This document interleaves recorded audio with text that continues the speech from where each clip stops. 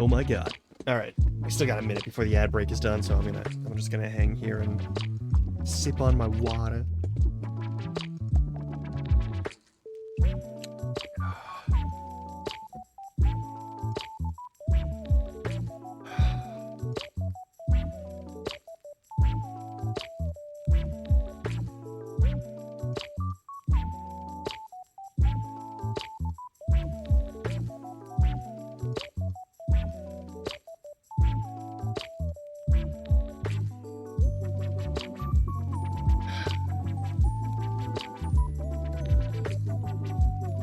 It's lovely outside.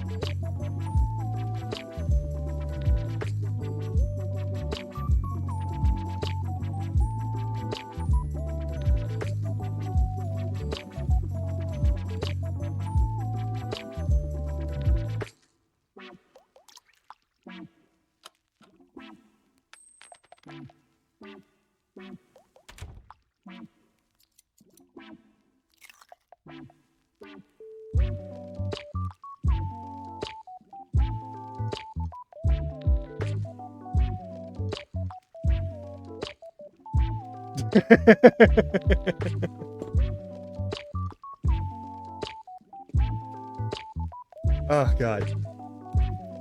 Okay, so it says the ad break is about to be done, so we can hop over. I'm gonna hop over a little early. Hey, hi there. It's great to see y'all. I am in a bit of pain today. I don't know what I did, but at one point last night, I sat back down in this chair, and there was a horrible pain through my right leg. And, I don't know what to do about it, so we're gonna hang out here a bit, alright? We're gonna hang out here a bit. We will be gaming today, or something. I don't fucking know. I'm sure we will. There's no way I have enough stuff to talk about right now. Also, I'm gonna sneeze a bit. I don't think it was a leg cramp, per se.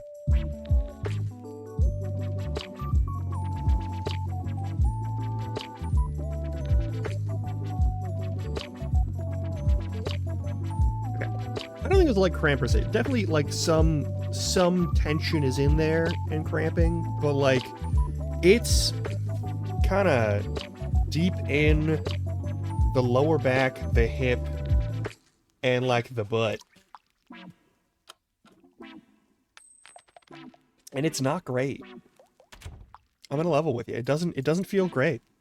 It feels pretty bad still. So I'm gonna keep working on that. Part of why I'm not immediately starting with the game today is I'm gonna be working on that while we do this, while we chat. I'm just gonna like, yeah, like it's a nerve or a muscle situation almost certainly. It's like I know my hips do things that they probably shouldn't.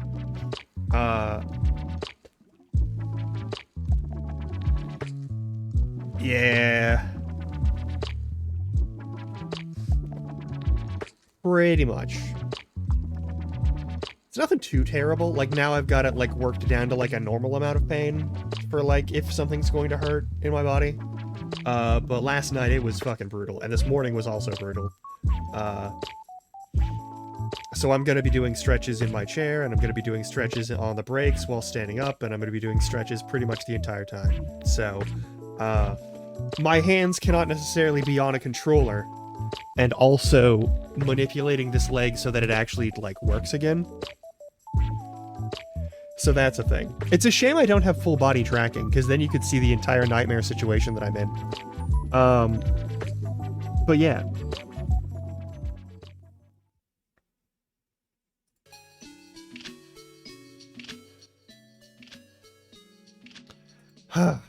Alright.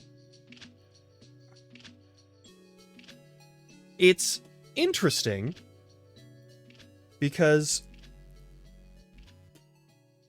if I'm being totally honest, it feels like it might be a cosmic punishment for turning my Morrowind character's bones to sand by jumping off of a building a bunch.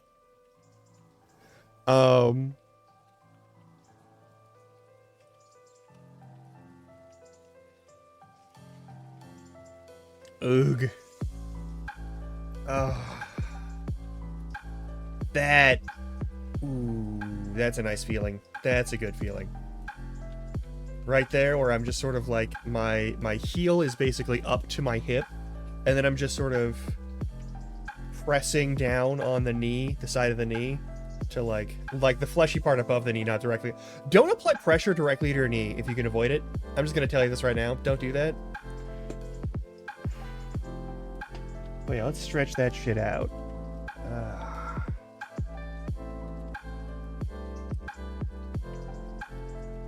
really should prioritize like a full body situation, but I don't have enough room to make it work well anyway. Yeah, don't break your knee and don't dislocate your knee, because it's a huge pain in the ass to get that to fit back together. Because it's not like a clean, like the hip is a clean ball and socket joint.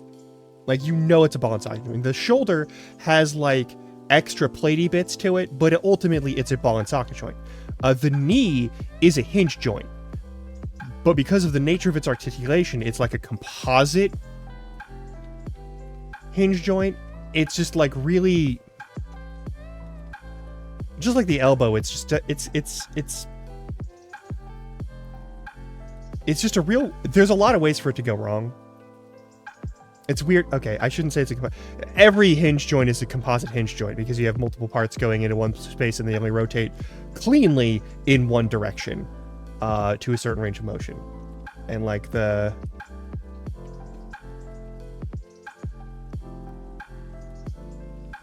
situation there is not really all that different from like the elbow. It is different from like the hinge joints in like quadrupeds.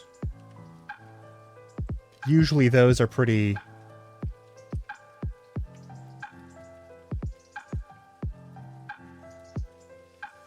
not a lot of... okay, so not a lot of like quadrupedal animals have like 4 bones plus a bunch of connective tissue in their like in their leg joints. Like horses don't have that, but that's also because horses basically run on the equivalent of fingertips, which is horrifying. Ooh. So one thing about being like slightly hypermobile that really sucks is that I never get to know if an injury is because I'm hypermobile or because I've done something unhealthy. I never get to know for sure. Because there's always going to be something where I wake up and something feels wrong. And like, I'm not super hypermobile. I can't like 90-degree my elbow or anything. That is so much better though. Ooh. Now for the other leg. Gotta keep them even. But yeah, like, I never get to know whether or not, like, an injury is caused by just, like, something dislocated itself and then, like, shunted itself back in because of ligament strength or whatever. Which, if you've ever had... hopefully you haven't. If you've ever had a joint dislocate before, it sucks. It hurts a fair amount. Sometimes it doesn't hurt a lot, but it always hurts like more than 0 amount, which is good because it means that, like, you know, you still have all the nerves connected. But it's not ideal when it happens with some regularity. Like, I don't have like the joint. I can feel the ball that's part of the femur. Like, I've never had something that bad, but like things tend to like jiggle around inside the body, and that's not... normally someone else has to do that to you for it to be a thing that you feel something jiggling around inside of your body, right? Like someone else has put something in you. Ideally in a consenting environment, right? Like getting stabbed, getting shanked is not a consensual environment, but like normally if someone's putting something in you, it's because you have asked them to, or they have asked you and you've said yes, right? Like that's...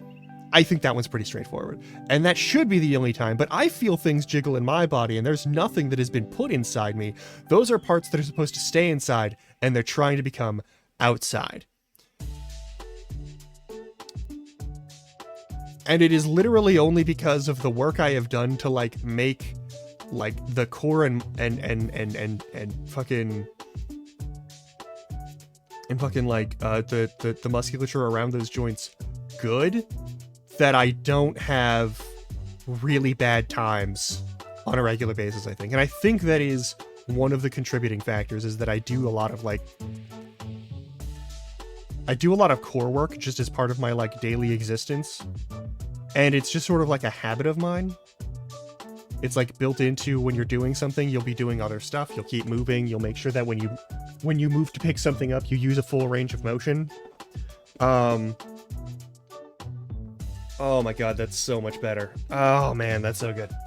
Alright, we're gonna have to do more of that, but now my knee hurts because I've stretched that part of my leg a little too far. That's just how it goes sometimes.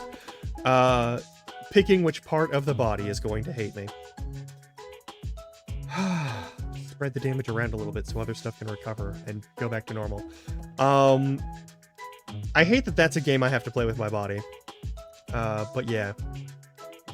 Anywho, so I'm gonna be doing that here and there. If there's a game that I can play where I don't have to have my hands on the controller the whole time, I'm gonna do that. So I might not... We might play Final Fantasy X because you can get away with that, and you don't have to be, like, constantly putting in stuff. You have to, like, put in a lot, but, like... Yeah, Bop It Internal Edition is good, is a good way to phrase that, actually. I don't like how good that is of a way to phrase that. I wish that was less accurate.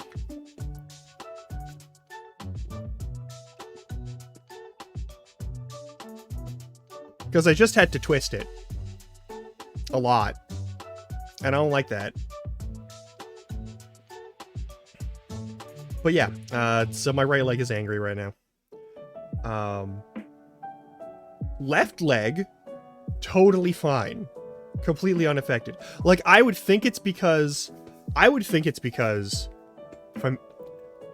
assume it's because I'm sitting too much. Like I threw out my back or something. But my back is like pretty much fine. I've checked. The only tension is right at the waistband, like right at the top of the butt cheek.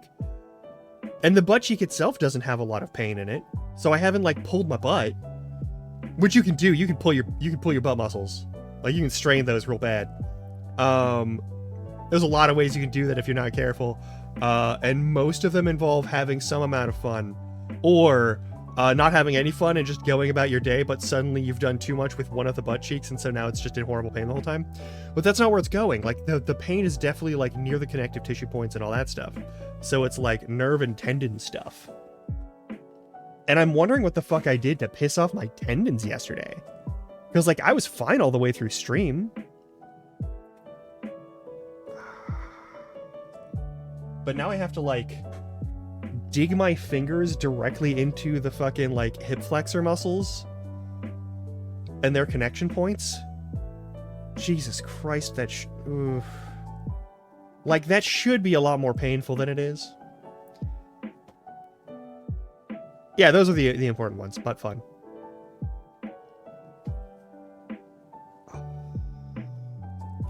Just sort of forcing things to go into a certain direction and just, like, realign properly. But, like, if I pull in any way on my leg, I can feel it all the way through my hip and my, like, and my hamstrings and my quadriceps. Like, something is fucked up in the leg and the hip itself. And I don't get to know what it was. I don't get to know. I don't get to find out. I don't get to understand. I just get to feel pain. And then do things until something works, kind of, to make it hurt less. Which is bullshit.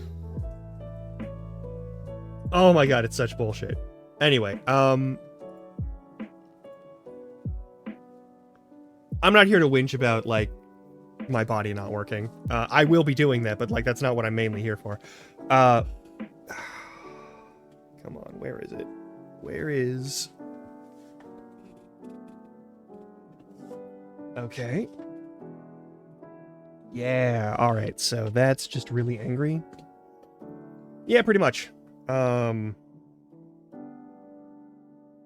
I really hate is people are like, yeah, well, you get old sometime, and I'm like, I've had these problems since I was a teenager. Don't hand me that. Don't hand me... I've had these issues forever. I've always had something hurting in my body for some fucking reason. You just get used to it after a certain point. Just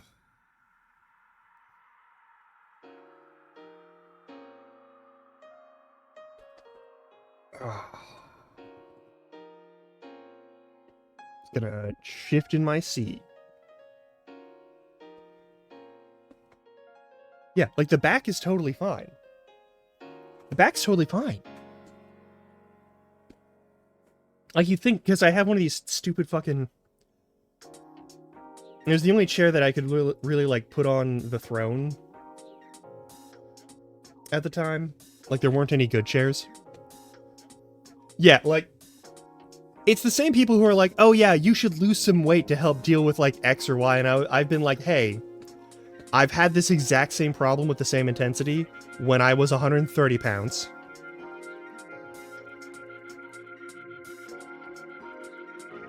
I've had it when I was like 130, 140, 150, 160, 170, 180, 190, and 200. Alright, I'm at 200 pounds right now. I'm actually a little over 200 pounds, but that's not the important thing. What is important is, like, I've been in every weight class, and this has always been a problem. The issue is not the weight. You can be a shitbag about it, but it's not for that.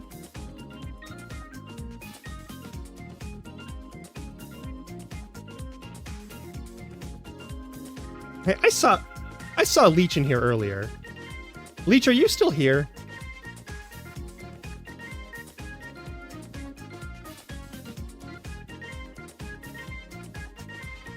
I need to ask you something.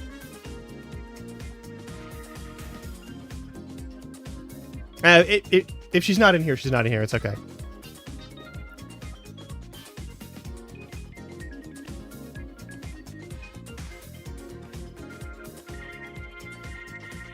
I can ask this in private. It's not a big deal.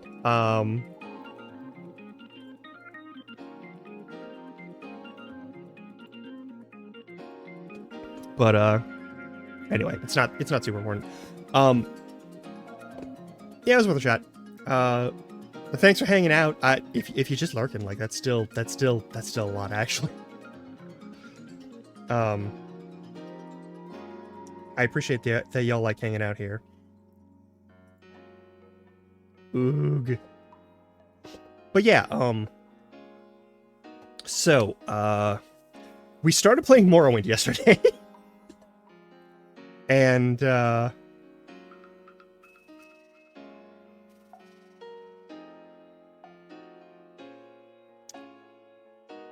so one thing I noticed, in the Knight class in Morrowind, for some reason, one of the main weapons they give you is Axe. They give you Axe as a Knight. The Knight class has Axe as a weapon in their major skills. And I don't... You get Longblade and you get Axe. But, like, Knights ride horses.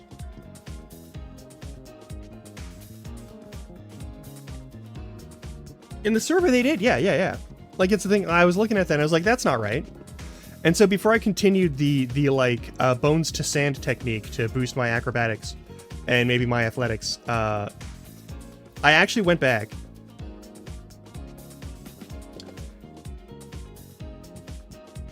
and I started the same fucking character, but I made a custom class and I just replaced Axe with Spear because Spear makes more sense for a knight to use. Like, Axe is the least knightly weapon. That's like, that's not a... Like, if you're talking about, like, the Dane Axe is like an extra long axe. That's a polearm. Like...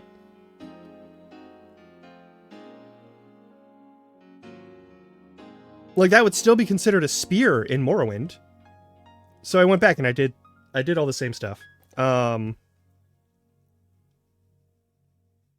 Only this time I also remember to pick up the limestone platter, because I forgot that you don't have to pick it up after you gain invisibility or anything. You can actually pick it up and throw it on the ground, and then it's no longer considered owned by anyone. And when they come up to you and are like, hey, yada yada, normally if you have it in your inventory, they take it from you. Yeah, I stopped pretty much as soon as the stream ended and we raided over to Howie.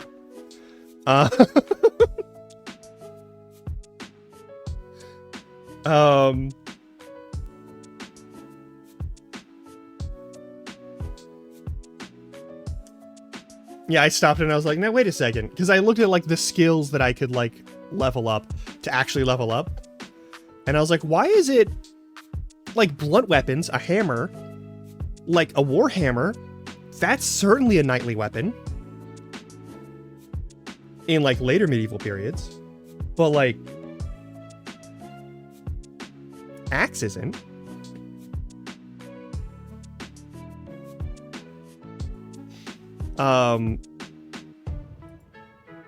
So I made the character a second time, and then yeah.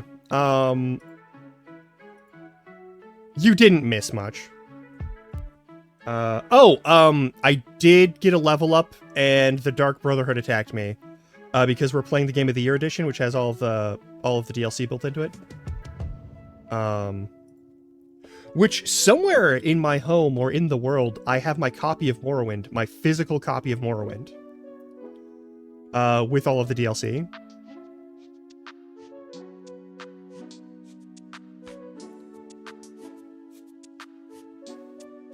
I mean,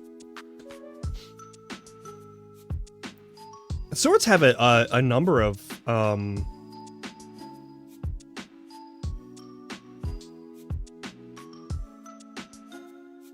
like, it really depends which sword. Like, there's classes of sword that, like, regionally they come from, like, one type of weapon that just sort of got built into a different thing. And then there's other swords that got built out of, like, just having a knife get longer.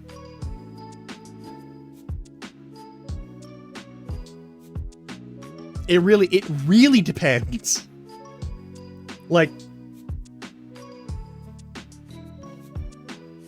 the Viking sword is a standard of a knife that just became a longer knife. But also there's the Anglo-Saxon seax that became sort of like it's the combination of, like, a knife and an axe. You have a stabby point, you have a hefty blade. And that certainly, like, led to other types of weapons that are more produced and more focused on good cutting edges and heavy weight behind them, like the scimitar and, like, that sort of thing. And the falchion. Especially the falchion. And, like, those aren't direct lineages necessarily, but, like, every culture at some point says, let's put sharp thing on stick. And also, when they get, if they do metallurgy, they're like, let's make knife, but metal and longer. And then, if they use oils in any capacity in their cooking, they're like, let's fry things in a bread-like object. We get dumpling, we get sword, and we get pointy object on stick. It's not always arrows. Like, Australian indigenous folks have the boomerang. They didn't really make bows. I'm pretty sure they still had, like, pointy object on stick, though. Like, they still had stabby stick. Because spear is everybody's weapon. God. Yeah, no, thank you people of the past for making dumplings happen. Fried bread thing with stuff inside. Always good. Always good. Excellent choice on humans. Humans love fried bread with thing inside, and I really appreciate that for them. I love that for them. I love that for us. We've gotten really good at making fried thing in bread object.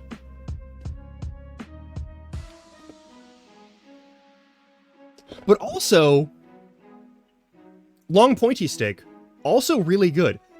Frankly, the spear has a higher body count as a class of weapon than, like, any other weapon in the world, including arrows, which are just spears you shoot at people. So technically, I'm just saying, like,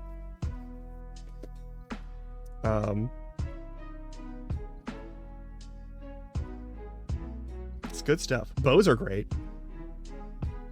So many cultures developed the bow. So many cultures developed bows. Bows are like bows and spears are like the oldest weapons that almost every single culture has produced in some fashion or another. You get bow, or you get spear, or you get both. And of course everyone gets club, stick with heavy thing on it. And everyone gets knives because, like, small thing you can use to, like, carve stuff. Like, old school materials are just varied. Old school weapons still stay as, like, good weapons for humans pretty much throughout the world up until, like...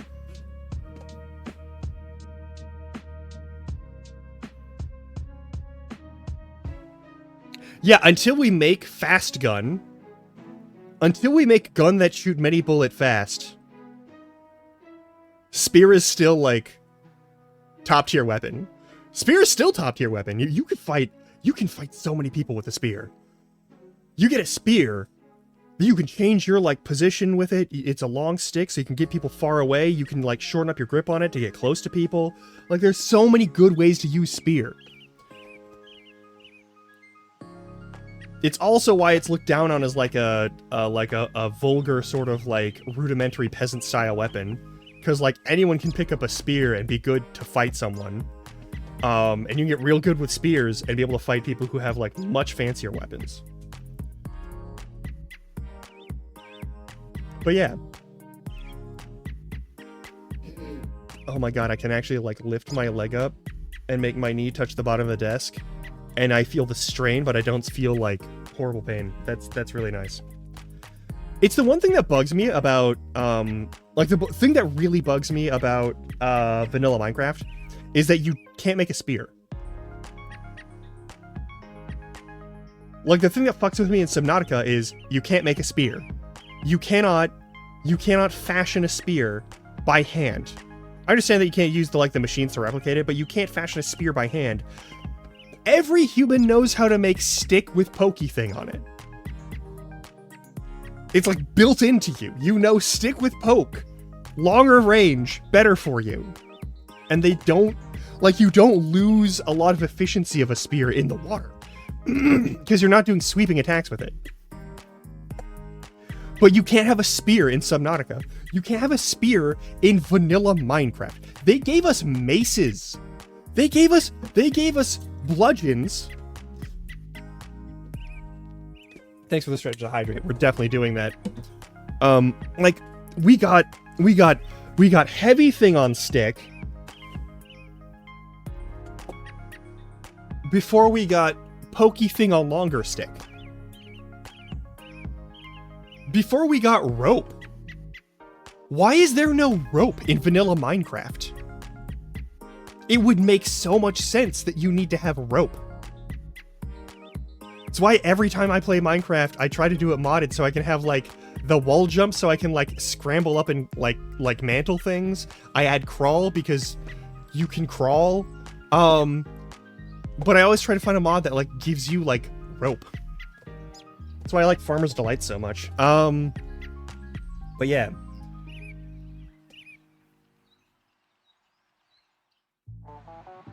It's so fucking important. Also, backpacks. Like, basic... You don't need super fancy just basic backpacks. Something that has a little more storage on it, so you can fit more stuff in your, like, pockets. Like, these are things that should be in Minecraft. They should be in vanilla Minecraft. They should be a basic Minecraft item. Like, one of the things I love about Valheim is that you can make a flint knife and a flint spear. Two of the oldest, most basic weapons that humans made, and you can have them in that game, and they're good because, funnily enough, a knife, no matter its material, if it's able to be used more than, like, once or twice before shattering, is good. A spear, even if it's just made out of the most basic shit, is still good. Because in real life, they're still good weapons. They're still good tools. Like, we got fancy metal maces before we got any spears in Minecraft.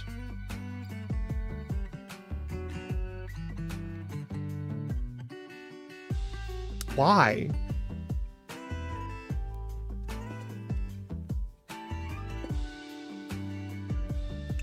It makes zero sense. Anyway, while I was watching Howie play Minecraft, I kept thinking about that. I didn't chat very much. I feel bad. But they'll be fine. They don't need me to, like, tell them how to play a game. They don't. That hyena is perfectly smart enough to deal with these things. But some of those mods... Some of the mods for Minecraft get really weird. I don't know how I feel about all of them. Like, I think if I do, like, a... If I'm making myself a mod pack, I'm not gonna add... I don't think I would ever add, like, super technology stuff as part of a mod pack on my own. I don't even know if I'd necessarily add, like, any sort of technological boosty things. I don't know if I'd add, like, super big magic stuff. Like, I don't know if that's, like, a... I don't know if that's a thing that I would care about. I don't know. Some people complain about the things that Minecraft is changing. Like, they've added, like, the trial dungeon things or whatever, and they've added, like, other... all sorts of other, like, little animals and that sort of business, and, like, those are all fine. Those are all good. I like that shit. People complain about, like, oh, they're turning it into something that isn't Minecraft anymore, but, like, one of my friends, like, over a decade ago, when Minecraft was still brand new, was like, Minecraft is barely a video game. Like, I don't even think that Minecraft is really a video game right now, as it stands. Because you don't have a distinct goal. This was before, like, the end showed up or, like, any of that stuff. Like, there was an actual, like, thing going on, and they were like, hey, there's no end goal that you're going for. It's certainly, like, in the strictest and broadest sense, it's a video game, but, like, it's not like any kind of, like, completed thing. It's like half of a game that you can fuck around with. And at the time, I was like, yeah, that's part of the fun of it. That's part of the goofing off fun part of it. They have a bunch of mechanics and things, and they don't really have any specific goals, so it lets you, like, yeah, it's a sandbox. You get to goof off with it, and it's good stuff. And as it's progressed, I've never asked him about, like, any follow-up opinions about this fucking thing, because, like, I'm gonna be honest. 2011 and 2012 Minecraft wasn't a complete game. It wasn't. Even when the end showed up, it wasn't a complete game. There was a goal, but it wasn't like a... There was a lot that was, like, missing in terms of, like, processes, mechanics. There wasn't a lot of reason to explore beyond, like, find two things. You find a woodland mansion. You find the stronghold. You don't even need to find a village. And they've never fixed how villages get built, which is a huge pain in the ass. I hate that. I am still mad that villages can spawn in such broken, shitty ways, and there's nothing they care about doing to actually fix it. Like, make your fucking villages make sense for the land that they're built on or into. You know? Like, have separate rules where, like, X number of chunks are... Like, also that, like, villagers should be able to do stuff. We shouldn't be the only person building things. And I get that would be a lot of, like... If I'm being totally honest, one of the best things about Java being the main method through which Minecraft is experienced by most people, who are on PC, is also the thing that keeps it from doing a lot of things, because Java is not the most efficient engine to do things with, but it's very accessible. It lets people learn how to do things. It's a great training wheels programming language. And I do not say that with any sort of condescension to the notion of Java, because Java works everywhere. Java is used everywhere. Java is actually good and functional, and when you don't need to worry about, like, super high security endpoints and that sort of thing, Java is great. When you don't have to give a shit about, like, something getting networked, Java is amazing. Like, you can do all sorts of shit, but like 8 billion processes in Java are going to use up 8 billion processes worth of data all the time. And like, it's going to be a thing. And I'm not a programming expert. Most of what I'm saying is sort of stuff that I've heard actual programming experts get like parrot out at me. And now I'm saying it here. But like, from what I understand, from what I've done of like Java, which also I want to be clear. Oh God. Java is not the same as JavaScript. Those are two different things. Okay? But Java, as a thing, it's solid. I love that Minecraft has Java, and that we still have Java Edition. I know that Microsoft would love to just delete Java Edition forever, and they would burn all of the goodwill with everyone who loves Minecraft the second they do that. Because Java is actually an important edition. Like the Windows and Bedrock and all that stuff, that's good stuff, but you can't... You have to let people mod Minecraft. You have to let people fuck with it. It has been an integral part of the game since its actual full release. It's such a big part of it that you can like tool out and like change up so much stuff.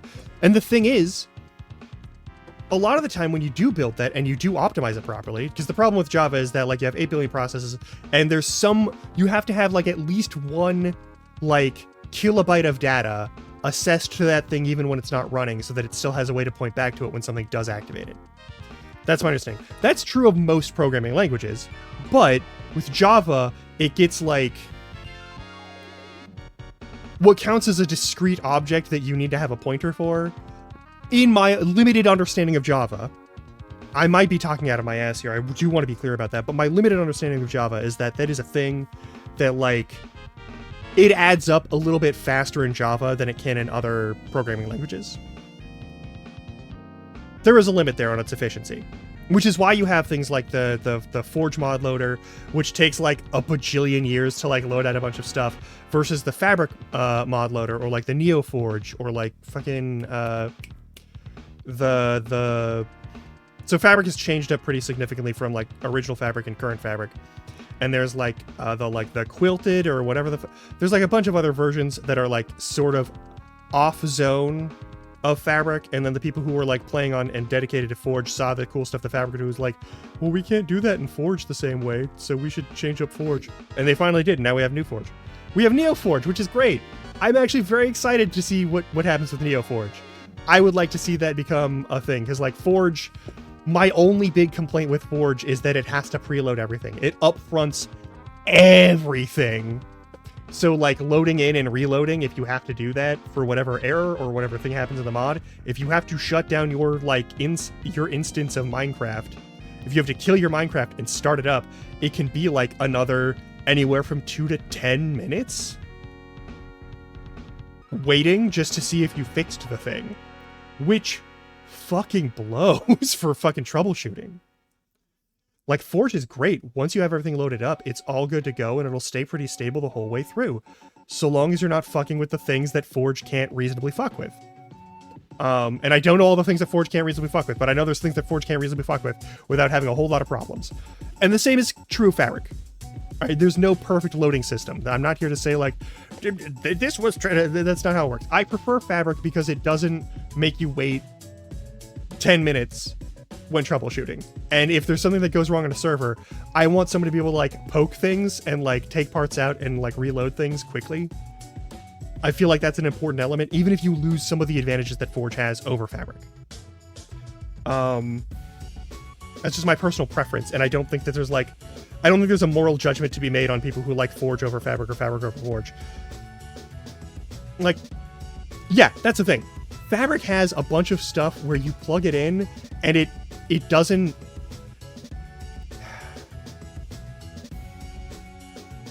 It is a lot more end-user friendly. Just for someone who doesn't know a whole lot of technical, like, specification stuff. It's a lot more user-friendly. Like, if I run a server, it's probably going to be a Fabric server. Because... If something causes crashes, I want to be able to, like, pull that out. But yeah, like Forge has all of the old school mods. And like the great thing about modern Minecraft is that you can get all this, but I still think for all of the mods that Minecraft brings into play, there's a bunch of stuff that should be in that game that just isn't. And clearly it can be put in the game. Like,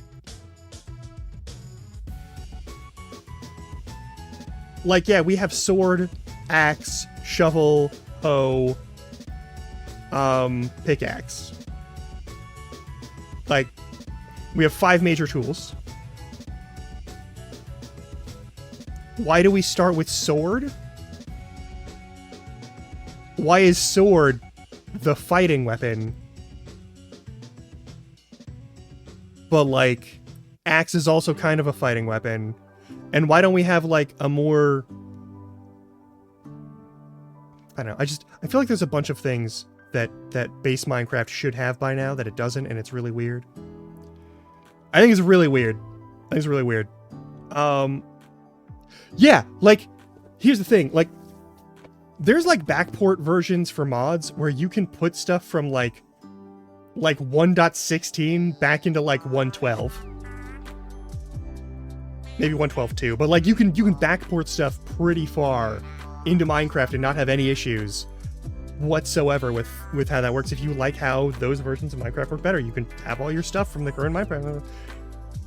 It's doable. It's getting a little more complicated as they revise and rebuild and renew, like, code structures from back when fucking like the original Minecraft code was actually a thing. But, like, I don't know, this is not a very focused rant. I should let you know, like, I took my ADHD meds like right before I finished setting up for stream. God. Just doing a good, like, piriformis stretch on my leg made that so much better. I'm gonna do that more later. Jesus. But yeah, like, there's tons of good ones.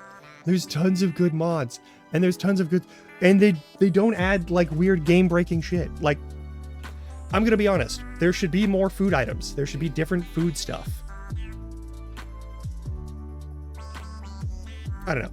One of the things that I really like, I love Valheim. Valheim is one of my favorite games that I've ever gotten to play.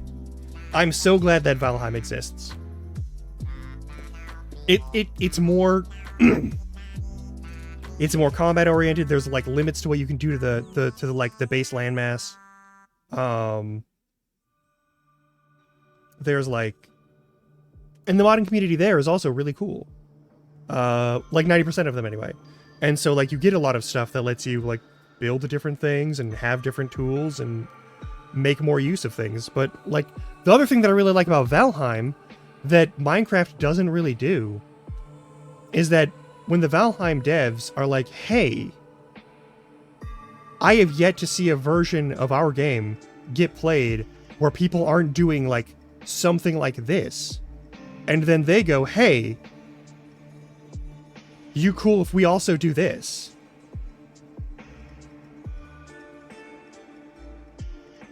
Like, Slowfall was sort of like a test mechanic that they had, and then, spoilers for Valheim if you've not gotten to the Mistlands, they have magic. And part of magic, I mean, I don't think it's actually spoilers, because, like, it's in every bug patch. It's in every patch for that game. They talk about magic and how that works and how things do. But, like, there's a cape now that you can use to slow your fall speed so that you don't take fall damage, which is really fucking good. I'm looking forward to when they build more waterproofing for stuff, because that's a thing that everyone likes. Not necessarily as, like, a base mechanic where they just cut the water and, like, weather damage to things. Because I also understand why that might be a thing that someone values as, like, a realism thing. But, like, Valheim is a survival crafting thing. Does a lot of cool stuff, but they also, like, when they look at the mods and the mod makers of those games, they're like, hey, you're using stuff that was built into this game as, like, a spitball concept, and you're making it really cool.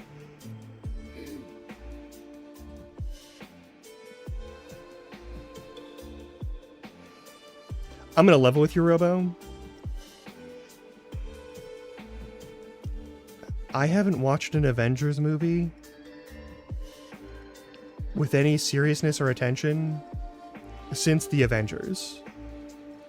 Any MCU movie? I don't know. Oh, okay, yeah. I've seen that meme where he gets blasted 5 million times. Yeah. But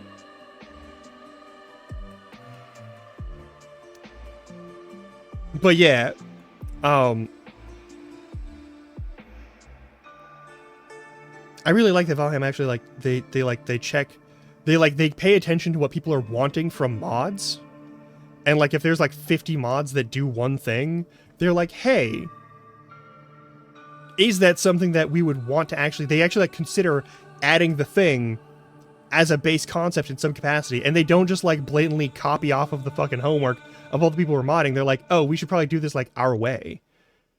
Which I don't know. I have a lot of respect for that, actually.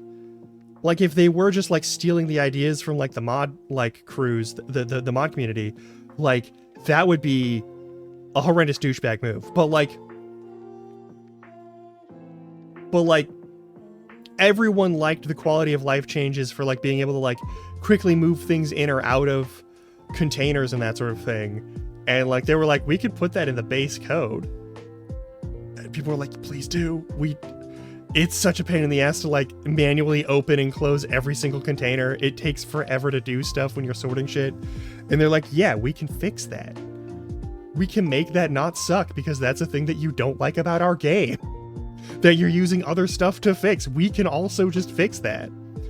And like, and they did it a different way from like all the mods that were doing it, which is a thing. And like, I wish Minecraft would actually, yeah, it's a good, they're actually like looking at, oh, this is how people are constantly like doing things because this is an issue that they're having. And like Minecraft, there's a lot of issues with Minecraft. There's a lot of things I like, but like one of the things that I don't like is like, one of the things I actually kind of despise about how Minecraft is set up on a base level is that you don't have any good way to build a map with like pins. You cannot just have a map with pinned locations. You can make maps, you cannot draw on the maps. You cannot customize the maps in game. You get like a section of chunk stuff for a section of a region on a map, right? But you can't mark anything on it. So even if you make a big map, you have to do like 50 other things in order to be able to like point at a section on the map. If you want to point at a part of the map, you have to do like this whole other fucking jump through hoop situation. And it's a huge pain in the ass. Like, I like having a mini-map. I like having entity radar. So like Journey Map and like Zyro's mini-maps. We've been gabbing about fucking shit for an hour while I do like other stretches and make sure that my body still doesn't fall apart. Which I appreciate you just hanging out with me on this. But like, the biggest, like one of the most downloaded mods ever is Journey Map, because it lets you pin locations. It lets you know where you are in relation to other stuff. And you can share that with other people with like a fucking like, what, an XML file or some shit like that. You just like pop your map over to somebody else. They can copy that file, throw that into their like config files for Journey Map or whatever, and they have the map. You can share maps that way. But you can't share maps like if you build a master map in your home base. Like you can't pin like, oh, here is where like a woodland mansion is. Here is where the stronghold is. Like here is where XYZ is. Here's where we built this like system, or like here's our farms. Like you can't show that shit. You can't make that a thing. Which sucks. Like, it sucks really bad. And that's a basic thing that you could make a map and then just have like some sort of way to like put it into the cartography table and then like look at it as a map and then like highlight a single chunk on it to make like a dot. Like they could do that, and they're probably never going to. Because like, I don't know. The thing that bugs me is like for the Elder Scrolls games, there's a bajillion mods. There's so many mods, right? There are so fucking many mods for Morrowind, Oblivion, and Skyrim just on their own, for Fallout 3, for Fallout 4, for Fallout New Vegas. Like all of these have a bajillion mods. And basically, because back in like fucking 2011, Skyrim came out and the mod community for that group said, these things are broken and we know better than to trust that like a hard disk game is ever going to get fixes for it. So we're going to fix it. Because back in 2011, games as a download thing still weren't the norm fully yet. You had Steam games, absolutely, but like you didn't have like game companies were still making hard copies of their games on a regular basis back in 2011. And so when you got Skyrim, right? When you got Skyrim, it was as is, and when there was a bunch of bugs and shit, like they decided we're gonna make this game work. It was the same with like Morrowind and Oblivion, and so they're like, fuck it, let's do this. And so what they did is they were just like, hey, we're gonna do this. Minecraft has never been like a hard disk game. It's always been like it was like a browsery game, and then it was just like a Java standalone thing, and it's been that way forever. And so like it's always been online, and so like they've always had the opportunity to change stuff and make stuff better. And a lot of the patches do genuinely make things a lot better. To this day, I still think phantoms are stupid. I do think phantoms are a terrible, like, concept. Because there's a lot of times where you play that game and you don't get the chance to make a bed because you haven't found any sheep and there's no way to make string into wool in, like, vanilla Minecraft. So you're just fucked, and then you have to deal with, like, monsters during the night all the time. It's just one more thing that keeps you from going out at night, and that sucks. And that's personal beef. Hate phantoms. Phantoms are shit. Phantoms were a shit move. I know a bunch of people advocated for them, and I know at least half of those people are like, phantoms were a terrible idea, and I don't know why I like this idea. But like, the issue was a lot of the Minecraft modding and a lot of the Skyrim modding, I think there's like a lot of like similarities, there's parallels to be made in like the culture of the mod groups there. Not only in like the weird gatekeepy isolationism, like elitism of like, yeah, you weren't here when we were first doing this, and like whatever, fuck that. There's a reason why I'm not active in the Skyrim modding community, and it's because they've been shitbags to so many people. And it's also why I'm not like an active person in dealing with like the Minecraft modding community, is because like I basically stopped playing Skyrim back in like 2016. And I played it like, what, once? Once I played Skyrim through up until like near the end of the game, and then we got some terminal glitches, and then I just sort of like said fuck it.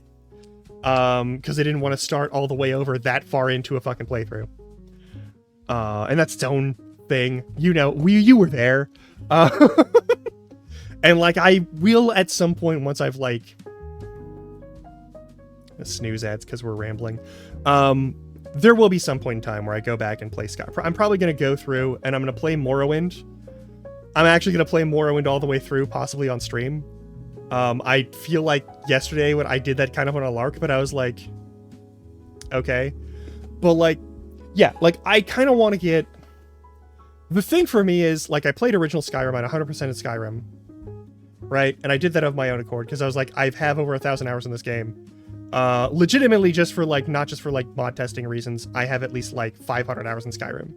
And then I have another like 500 hours in Skyrim where I was specifically testing mods and like doing Q&A and QA shit and like going and hunting down bugs and like helping people repo shit and like that sort of thing. Repro, not repo. Though Ms. Barini got me a repo, and I need to play repo with her. That's important. We should do that sometime. I keep meaning to do that, but yesterday I was like, my legs are very grumpy. My legs are very grumpy. I do not know why my leg is very grumpy. I need to fix that.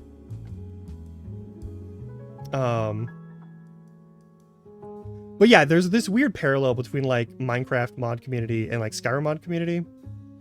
Because like Skyrim mod community started because there wasn't an online system through which you could get easy access to the game and fix all the stuff and patch it. Like Skyrim released a major patch, like released major patches for things. Only after like online versions of the game became like really commonplace, like on Steam. And like were like a major sale point. And there was an easy method through which they could like introduce that. And even then they were like really sluggish with it, and they still haven't fixed a bunch of shit that's wrong with Skyrim, even though they released it like how many times has Skyrim been re-released? And there's still like how many times has it been re-released versus how many actual like soft lock and game breaking bugs are still in the current versions and re-releases of Skyrim? Because they haven't fixed a single point of that game past like when they put out the Dragonborn DLC. Like, how many?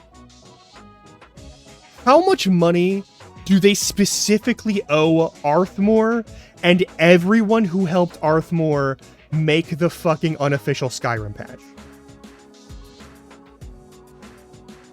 How much money do they owe me and all of the fucking, like, jackasses on the ground who are actually, like, doing shit with Arthmore and co. to make the unofficial Skyrim patch? Like, how many people, how many pages of fucking Nexus mods, back when that was the thing, like, how many pages of the fucking Skyrim Nexus? How much money do they owe the people in there for unpaid labor for making their game actually functional past a certain level?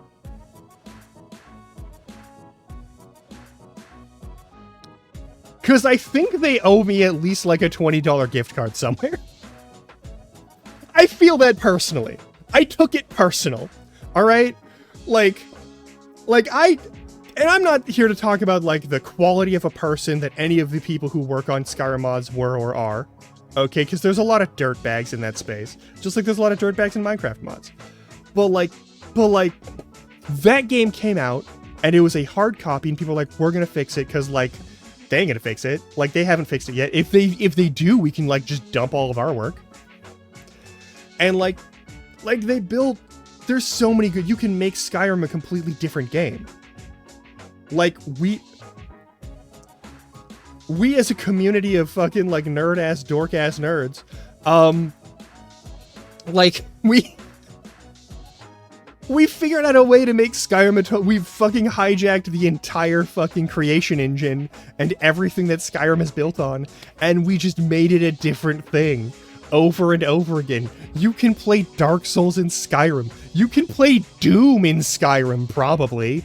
Like, someone's probably done that. There's so many weird fucking, like, 18 plus mods. You can make Skyrim a very not safe for work game. An extremely not safe for work game. You probably shouldn't, because there's a lot of ways that just... Anyway, you probably shouldn't just because there's a lot of ways that can, like, fuck up how the game works normally if you ever want to, like, play Skyrim. Like, yeah, you can do Doom in Minecraft, you can do it in Skyrim. Like, there's no... But, like, the concept of, like, they're not going to do it, so we're going to do it.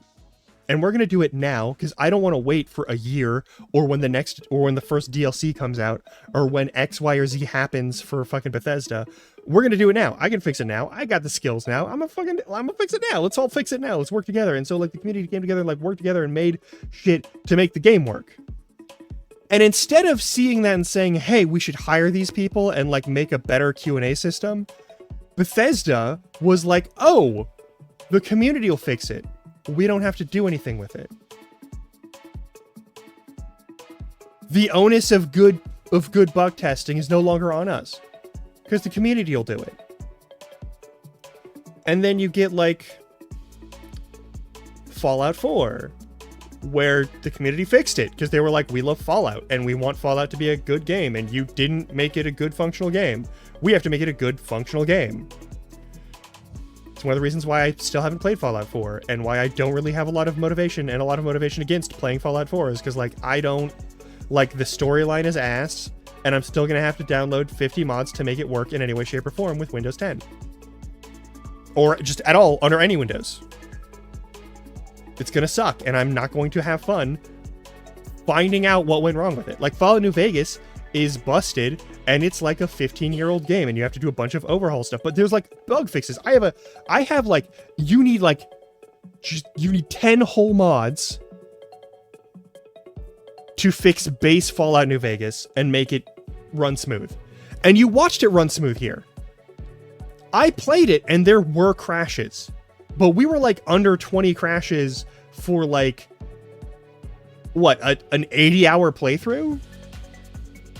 We had like maybe a dozen points where the game broke. But like, they're never going to get Obsidian to fix that because they don't want Obsidian to touch it, because they don't want Obsidian to be able to re-release anything or have any rights to it, because they don't want to give Obsidian any more money. Because they're assholes. Because Bethesda's just a bunch of money-grubbing assholes. And like, I'm not playing Starfield.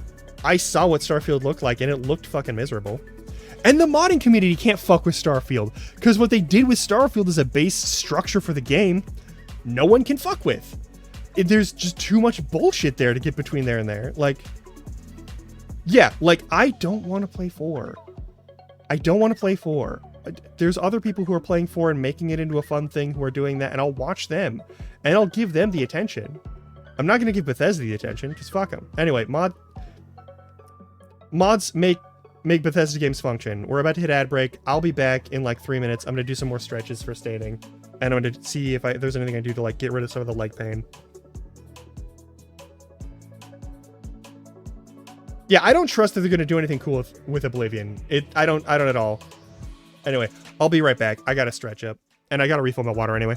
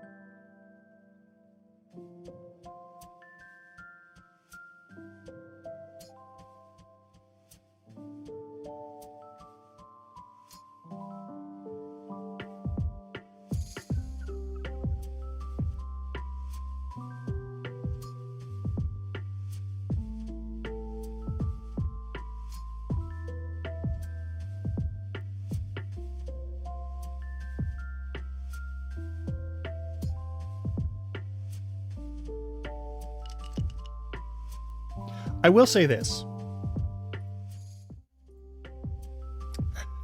I'm not gonna buy the Oblivion remaster on the release.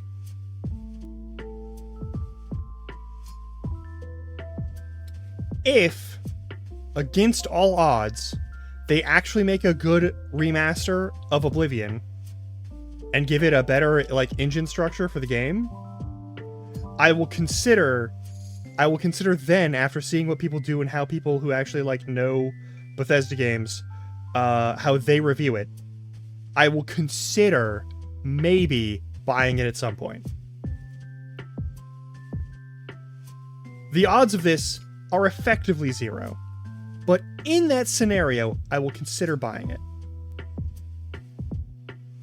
If people who actually know what's up with like those games says, hey, they actually did good on this remaster, they actually did something that is faithful to the original and has like a bunch of like fixed bullshit and like has other good things, if they do good on that somehow, I will consider buying it, but I'm not buying it on release. I'm gonna be honest, if a game is $80, I'm probably not buying it, period. I'm just not buying that then. Like, I don't make that kind of money. I don't make money. Like, I'd love to make money, but I don't make money. So like,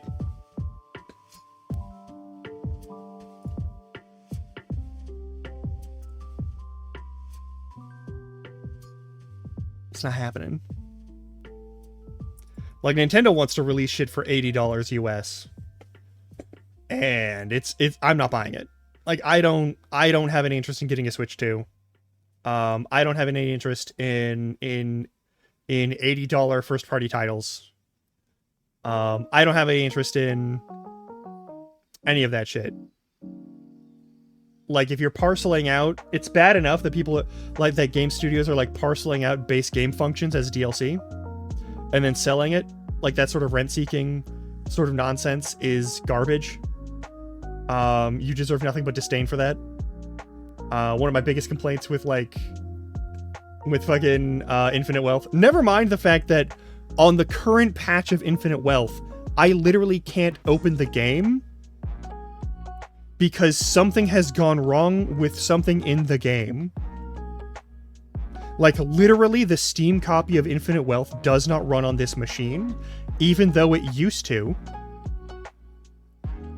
With no change to anything that I've done, something in the patches for Infinite Wealth, and probably also, like, NVIDIA graphics cards, make it so that that game won't open. Yeah!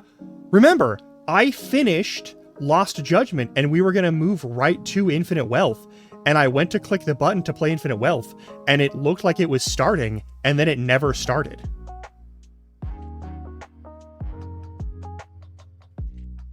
Oh, you got a job coming up. Hey, congratulations.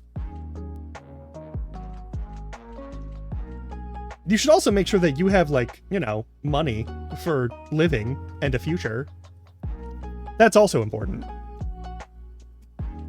But, like, yeah, Like a Dragon Infinite Wealth. Like a Dragon Infinite Wealth does not work on this machine anymore. You watch me do a full playthrough of it on stream, and it worked then. It doesn't, no hardware has changed in my computer. I had never uninstalled and reinstalled it since that point in time. I went to play the game. It did not run. It will not run. I'm not the only person having this problem. There's a bunch of people who are just constantly having crashing issues with the game. None of the supposed, like, in big air quotes fixes actually fix the problem that is whatever is the actual problem with my copy of the game, or like my system and the relationship between there and there. You're totally fine. But like, the game ran smooth, flawless, no problems. I played through the whole fucking game. It was great. I loved so much of that game. I had like 2 complaints about it. I had 2 complaints about that game. They've really gotten to the point where they have like too much shit going on. They got too much shit in that game. That's a good complaint to have, I'm gonna be honest. There's too much shit in that game. You don't have to do most of it to even get like end tier anything. I don't think there's any sort of like if there's like anti-cheat or whatever the fuck for whatever reason, or like DRM protection in that game, none of the mods that I ran for it seemed to do anything to like set it off or piss it off.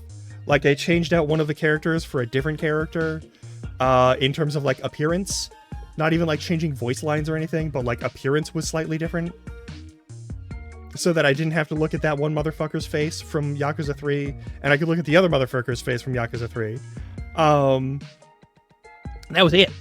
I was like, the main delay was like better portraits, because DNC was like, hey, better portraits, you should use those because they're better. And I was like, you're right, they're better, and I want to use them. And I had that, and I had like change out what's his name from Mine from 3. And I think there was also like remove doors from the dungeons, so you're not doing like 50,000 door openings. And I think those were the 3 mods I had. It was 3 mods, and like everything else I just sort of like did. I didn't do a lot of the Dondoko Island because I appreciate Animal Crossing for what it is, but I didn't have it in me to play an Animal Crossing at the time. It's good, it works well, it's fun, it looks funny. There's like a bunch of good stuff in it. There's just like there's too much weird random stuff to plug in for you to make things happen, and there's always like unskippable tutorial stuff, and you can't just skip the tutorial portion of the stuff, which is even on like New Game Plus playthroughs, which is it's like on New Game Plus you should be able to skip it. You should be able to skip it on New Game Plus. That's the thing that'd be nice, but they didn't. Like that's my main gripe about Sega, is that like they made New Game Plus like a DLC thing for that game, which is fucked up. But like I can't play that game right now. Like I click the button to play that game and it does not play. I uninstalled that game and reinstalled that game like 3 or 4 times now, trying to like figure out what I did wrong. And like I've deleted various files that they say, oh yeah, the config here is gonna fuck it up, or you need to change like where it's displaying, or you need to yada yada yada, and like none of that did anything. None of that changed anything for how the game worked. I was completely unable to get that game to function at all. It just didn't happen. And so I can't continue my legendary playthrough of all the Yakuza mainline games because number 8 doesn't run on PC. And I'm salty about that because I was really looking forward to it. I was genuinely excited to play that game again. And now I can't play it until they do something to fix it, or someone does something to fix it. And I've been keeping an eye on like Nexus mods. I've been keeping an eye on Steam discussion boards. Like I'm looking around to see when someone figures out how to fix this problem. I haven't found one, which sucks. But yeah, like I have no faith in Bethesda to do the right thing, or to oh, I didn't grab my water. One sec. I'm gonna grab my water real quick.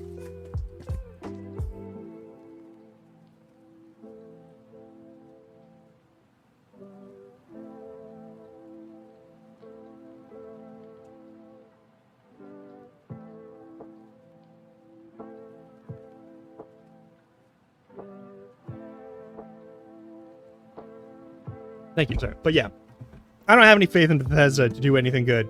I've kind of lost faith in like game companies as of late. I don't know if that bitterness has sort of like shown up on stream very much. It's definitely shown up once or twice, but like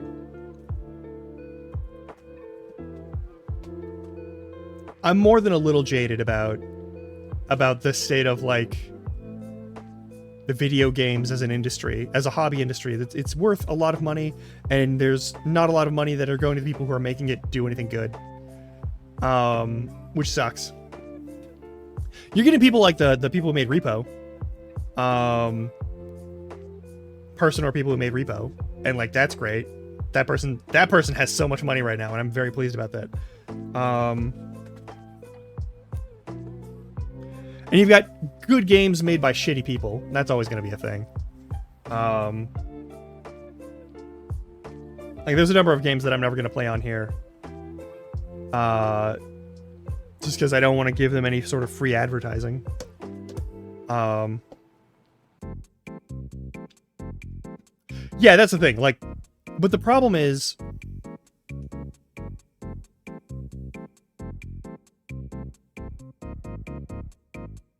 I have a five-fold issue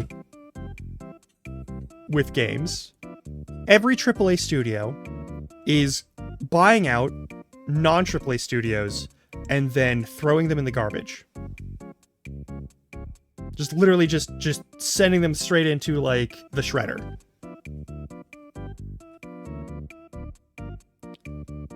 You've got, I love that Girlfriend of Ipanema is playing while I say this, but like you have AAA studios buying out non-AAA studios and throwing them in the shredder.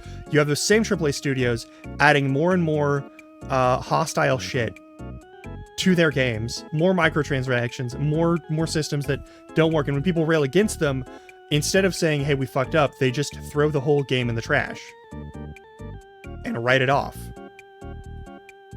We've had winning studios who made blockbuster games that like sold like crazy and did amazing work, and then the studio gets shut down because it would make them more money to shut down the studio. Like the fucking Hi-Fi Rush is a great example of that. That was a studio that did great work. That is a great game. I can't buy that game because that game will give money to someone who never even did anything for it other than fired everyone who ever made it. Yeah, like Zaum Studios, which fell apart because like corporate bullshit and like the corporate trust system that was there. And also just because like all the people who made Disco Elysium were fucking like weird high ego motherfucking like hipster artists, which you have to have someone who's like mildly insane and has a bit too much ego to make a game that up its own ass, but also to make that game good. Like, I'm not here to pretend that anyone from Zaum was like cool people on the day-to-day. Yeah, we could have played as the biggest asshole in that game, and I would have loved that. That would have been perfect. But like the company that runs that shit fucked them over, and I'm not here to say that those were wonderful people who did not deserve to have anything bad happen to them. Because every time I read the interviews from the people who were from Zaum Studios who like were part of that like artistic collective, the fact that they're like a pretentious artistic collective was kind of part and parcel with the way they would make that kind of game. They were gonna be douchebags. They did not deserve to get the rug pulled out from under them like that. I'm not here to say that. They didn't. But like, they weren't amazing. They weren't amazing people. They were kind of dicks to each other. They didn't really like each other. It is equally likely that even if the studio itself hadn't pulled the rug out from under them and fucked them all over, that they would have like bickered themselves out of being working together. Abso-fucking-lutely, 100,000%. That is very much a possibility. That could have happened even if there wasn't corporate shittery like at play there. But the corporate shittery happened. And now we have no way of knowing if there would have been anything, if there would be a cool follow-up to that. The world building was amazing. The art style was fantastic. So much cool shit was in that game. Even the ideas they threw out were good. Like even the ideas they threw away because they didn't have the time and weren't willing to like put them together that way. Even those ideas were good. That's great. All right, when you have like good stuff that's like they kind of works semi-mechanically, it's okay, but it doesn't like do the thing that you want it to do, and so like it's not top shelf, so we're gonna throw it out. Like that was what they were doing, and like that's fine. But like, yeah, they made something that is an amazing game, and I can't advertise it as a game that you should purchase. It's a game that you cannot purchase in any ethical fashion. Most of the Assassin's Creeds, like, are built off of shit from Ubisoft, and Ubisoft is kind of a shit show of a company. Like, the family that owns it are a bunch of douchebags, and the company that wants to buy it out from them is made out of the same soulless dog shit as every other AAA company that burns everyone to the ground. And it's one of those situations where I kind of hope everyone dies in some sort of mysterious explosion. In the situation. Just like everyone who works at EA on the executive tier, I feel should probably not work in video games ever again. There is no executive for EA, past or present, that I would trust with like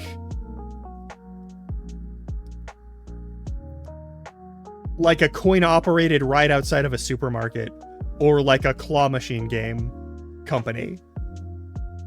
I would not trust them to make a horse that goes round and round. without doing some fuck shit to it, right? Like, some dog shit would occur because they are a part of the system and they demand that it goes that way. Like, that's not how it should go. And that's like every AAA company is doing that. Nintendo is now doing that. Nintendo has always been the poster boy for like, let's treat every community that likes our games like dog shit. Let's shit on every single project, every single fan system, every single community that forms around our games, because God forbid anyone own any element of what makes Nintendo games good that isn't us.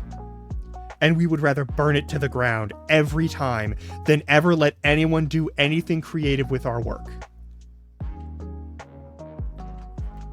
This is why Palworld was such a fucking contentious thing. Like, people thought that Palworld was using AI to generate all their shit, and it didn't. Like, here's the thing. Palworld did not use AI-generated anything in their work.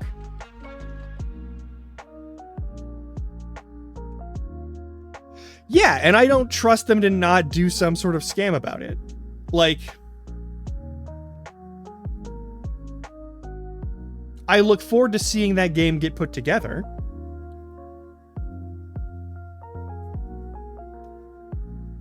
I look forward to seeing what they make, but I also look forward to seeing what crimes they might commit for funsies.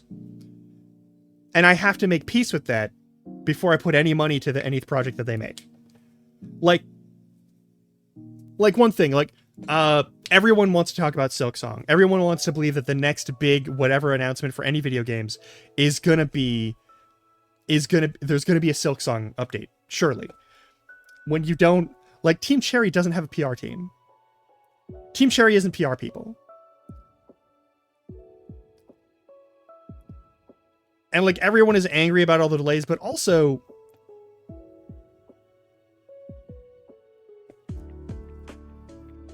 if I recall correctly, and I might not recall correctly at all. If I recall correctly, when Hollow Knight was first released, let me check this real quick. When was Hollow Knight released? 2017. Right? 2017, Hollow Knight was released. And you are asking a crew of like way less than 100 people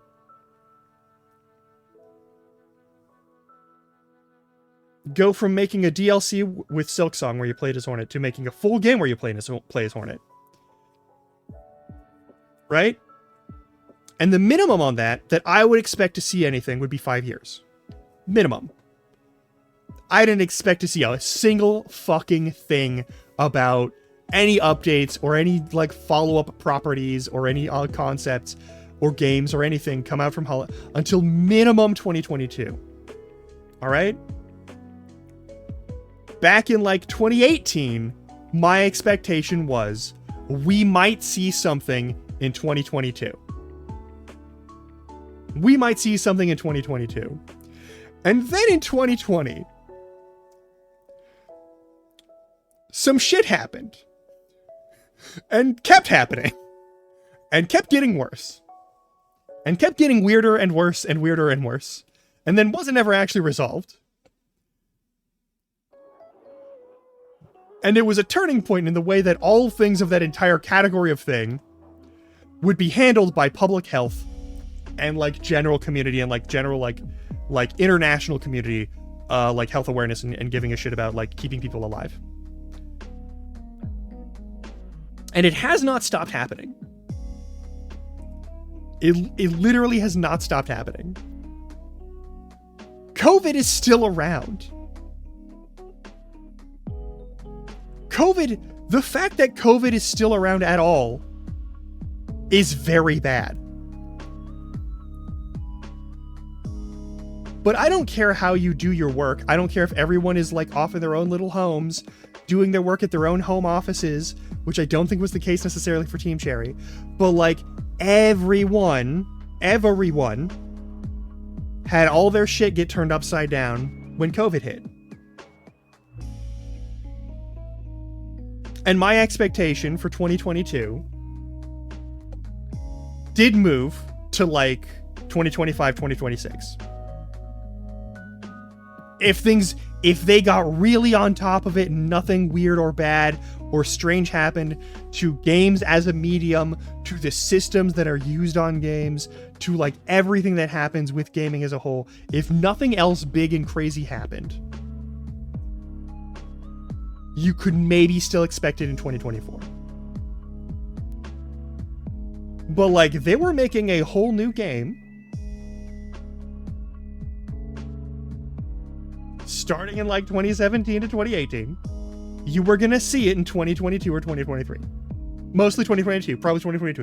In 2023, things went like really weird at some point. That's what I expected. I heard that, and people were like, they're gonna come out in like a year, because like, look at how many other like great games came out right after like the previous big game that was really good came out. Like, and they always want to mention things like Fallout New Vegas, which came out like just a number of months after Fallout 3, which is not a fair comparison in any way, shape, or form. It is not even remotely a fair comparison.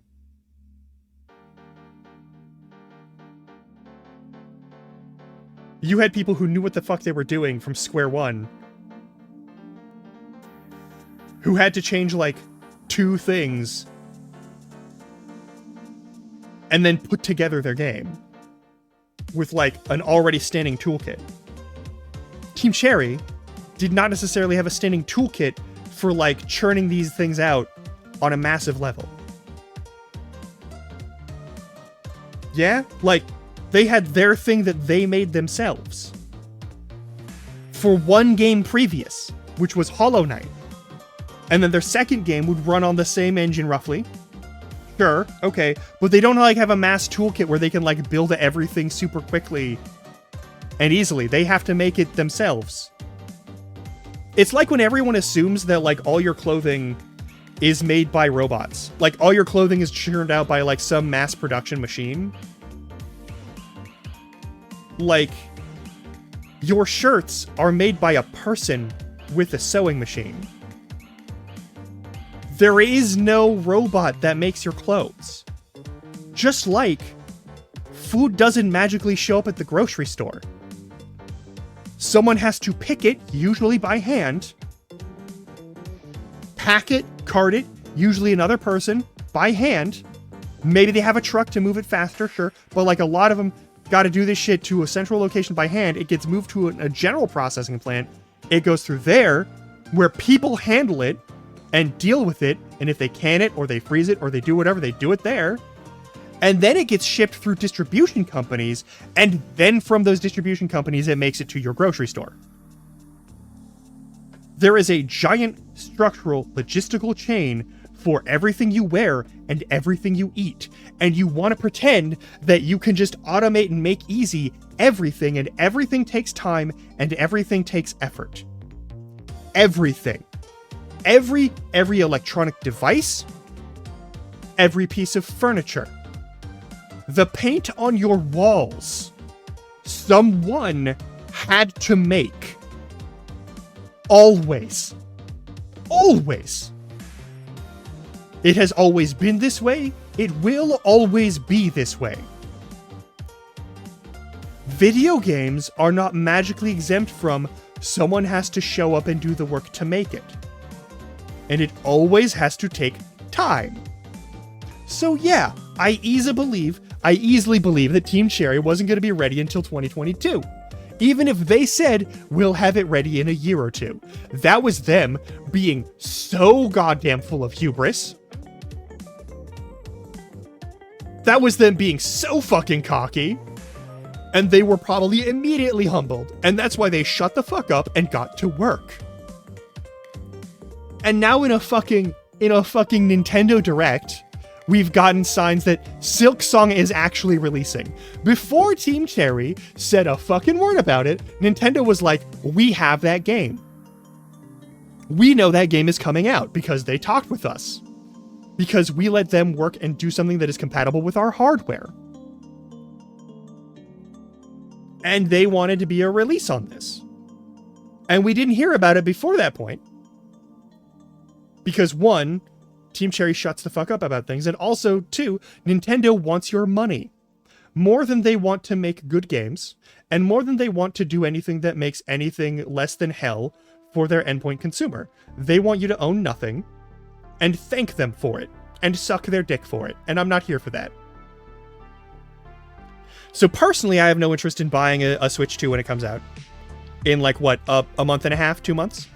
I have no interest in paying $80 for first-party games that are not advancements or improvements on the engines that those games are made off of, like Mario Kart and Mario Party, which are, you know, first-party games. That's a thing. And they're going to be $80 or $90. And that's not acceptable to me. They're going to sell, what? The fucking Breath of the Wild and Tears of the Kingdom for $80 too, probably?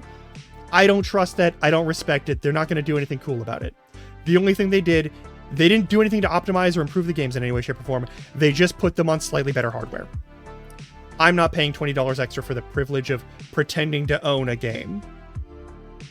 I'm not doing that. And when companies start putting things on Steam for $80 base with no extra DLC, and then it's $100 to $120 with the DLC, I'm not buying those games. I'm not. Not because I don't want to, not because I want to make a political statement about it, because, like, I literally can't afford that. I'm not doing that. And a lot of other people are not going to do that. Not because they don't want to, or because they want to prove a point, but because, like, I can't do it. Yeah, like the Duskblood game. If the Duskblood game is $80, I'm not playing it. If the Duskblood game is only on Nintendo Switch, I'm not playing it. I'm sorry. Not because I don't want to, but because I can't afford a Switch 2 and $80 per game. I can't afford that. And a lot of people can't afford that. And it's just going to price a whole bunch of people out of the entire genre of Nintendo game. And, like, the last time I saw any sort of graphical or conceptual update to any engine of any game that Nintendo ran off of was the Wii? Like, since the Wii, Mario Kart hasn't looked really any different or better. Wii Sports and all of the like the successive new game, like, console sports games and like the Mii's and that sort of like Mii-based stuff hasn't really improved. Like, the concept, the art, the design hasn't changed at all. They're not running anything new. They're not doing anything new. Why should I pay even more money when they're not putting in more work? Why should anyone pay more money when they're not going to do any more work? Like, the number of people I've seen say, hey, I guess I'm not playing Nintendo games anymore. I guess I'm not doing Nintendo stuff anymore. The number of people I've seen say that is almost as many of people who said, you know what? It doesn't matter if it's the same dog shit. I'm going to pay $80 for it, and I'm going to thank them about it. Like, there are people who seriously think that, like, the Mario Kart that looks the same as the Mario Kart that was on the Wii, and it does. You can pretend it doesn't, but it does. The new Mario Kart is going to be worth $80, and it's not. It's not. It's just straight up not.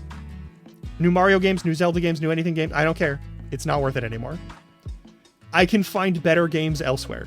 People are doing everything that Nintendo and Nintendo's properties and companies are doing better than they're doing it. And Nintendo's even getting mad about it and shutting them down. Nintendo shut down all of the fucking Super Smash Bros. Melee tournaments. Nintendo shut down all of the fucking Super Smash Bros. Ultimate tournaments. Nintendo shut down all of the fucking sponsorship concepts for any tournament that makes anybody money that isn't them. Nintendo considers Nuzlocke runs to be as insulting as ROM hacking a Pokemon game.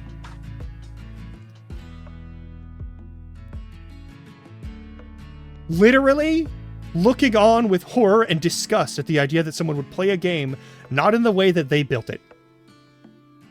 As the same as someone who is pirating the game or hacking and cheating in the game. You cannot have that kind of, like, culture or concept of your stuff and make good games anymore. I don't trust it anymore. Like, I stopped at Tears of the Kingdom. I have wanted to like Tears of the Kingdom the whole time I played it. But I'm gonna be honest, I can't really have fun playing Tears of the Kingdom. I just can't. It just doesn't feel good. There are games that feel better to play. This isn't even like the Depression talking where nothing feels as good. Like, I enjoy other games and playing those other games. And those games are, strictly speaking, better. Breath of the Wild was cool and did do new things for the Zelda genre. It didn't do new things for games in full, but it did do new things for the Zelda genre. And I think that's actually pretty neat. And that was worth playing and worth enjoying. And I played through Breath of the Wild a few times. I had a great time with it. I had an okay time with Tears of the Kingdom, but I don't ever feel the need to play Tears of the Kingdom again because I already beat it. And like some of the new Pokemon games have interesting stuff, like Legends Arceus, however you want to say it. Like that game has cool stuff that happens in it, and I would be willing to play that game on here. Despite the fact that I'm probably not going to play many more Nintendo games on here ever again. Just because, like, I don't have the money for $80 per a game that might go tits up as soon as the Switch 2 goes tits up. Like, I don't have that kind of money. Just burn and, like, be like, it's fine if I never touch that again. Like, that's a thing. Like,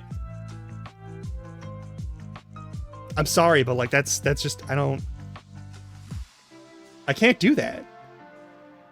I would love to be someone who had so much money I could just throw it in the garbage like that, but I can't. I got bills to pay. I got shit to do. I have student debt to pay off.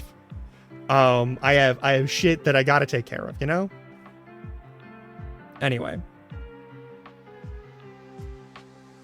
And like to lead this back to our previous main topic, because I just went off on a Nintendo hate rant.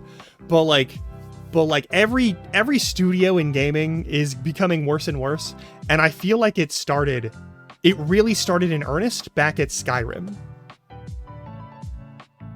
where Bethesda, a game company, said we don't have to do QA testing anymore because the players will do it for us. And they'll fix it, and they'll put out the patches, and we'll just let them do that, and we don't have to care. We can just do whatever the fuck we want, and they will pay us millions of dollars, and we don't have to put any effort into it, and we don't have to care. And then we can shuffle systems, and we can sell off assets, and we can fire people to save money and boost our stock price forever and ever, because that's the only thing that matters to us.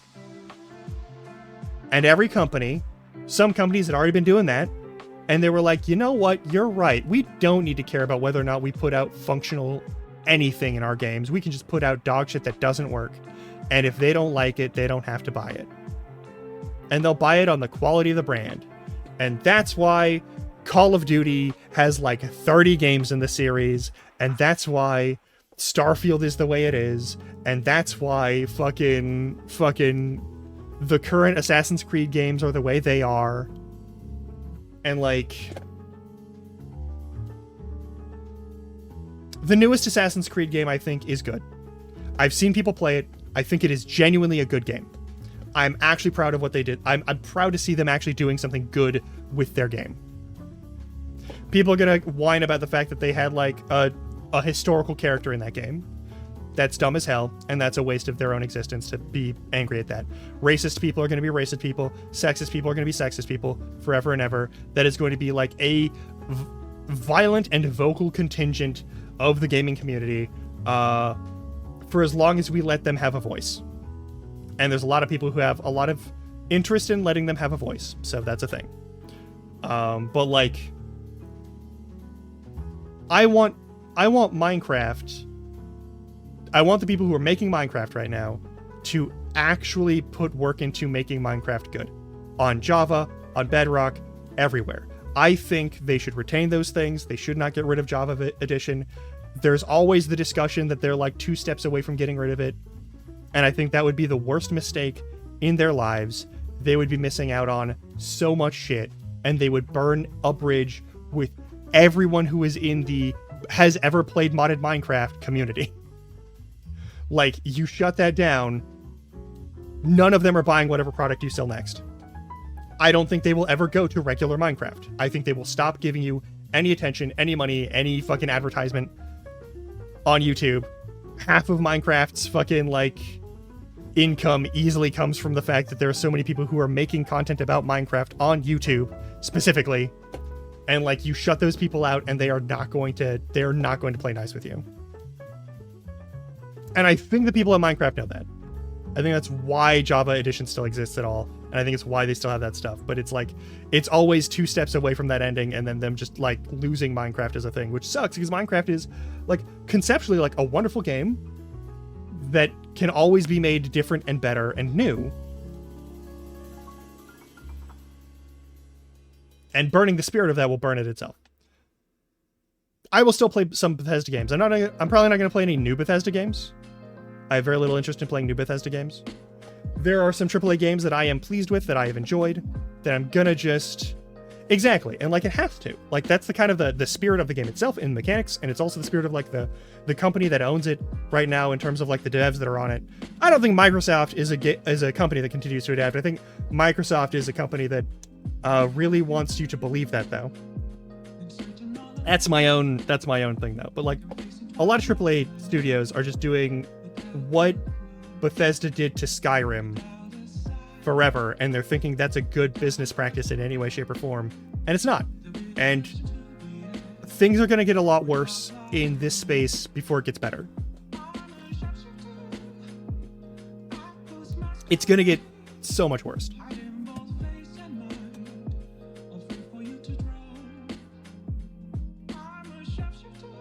Yeah, that's the thing of like, they want to like, I think the first mistake that all of these companies do is they think that they have the right to your money.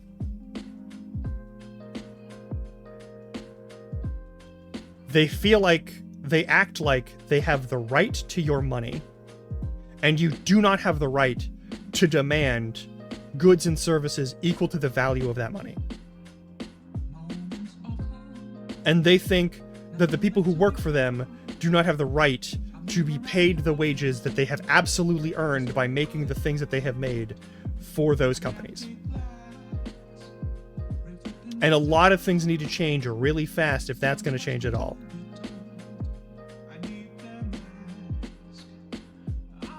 And this is unfortunately one of those situations where, like, if everyone would just, and no one will just. Like, not everyone is just gonna. But it's gonna be to a point where eventually video games go back to being super niche, overpriced things that are like boutique items that no one actually does anything with. And I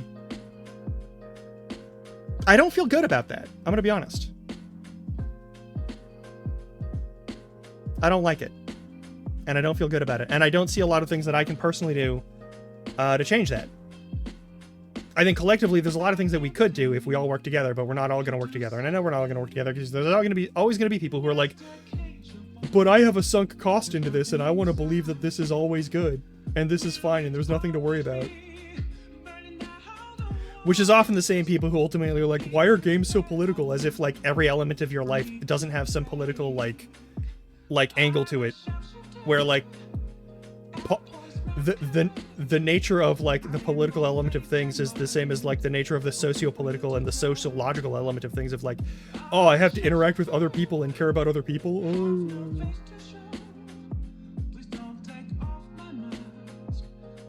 And then we could go into a huge rant about like the horrifying elements of like American cultural hegemony in societies across the globe and how like the weird hyper-individualism and like me first and me only elements of a lot of parts of like Americanism just sort of like destroy people's ability to work together at all. And it's a very strange, very artificial like thing. Like this isn't a natural element of humanity. It is a very carefully and very violently enforced element of like a specific piece of the human coping mechanism that is built into everyone's brain when they deal with like traumatic, horrifying shit, is to like shut it away and not look at it, and to develop a habit of that. And thankfully, that is not a majority of people being forced into that. We're not trapped in that system, but like, there's always going to be someone who's trapped in that system for as long as we allow it to be maintained in any capacity, and we're not destroying it actively. And we have to destroy it actively. And unfortunately, all of these things are connected by the fact that, like, humans are doing stuff. And if your version of politics is like, humans are doing stuff, then obviously it's not gonna work. When you think that, oh no, there's politics in my games because there's a historical black guy in Japan who was a samurai and they depicted him, that's just being racist. That's just being a piece of dog shit, actually, as a human being. No! It's not historically idiotic to say this is a Brit. Remember, the people who founded America were, by a significant majority, people who literally got kicked out of Britain for being too racist and too religiously extremist.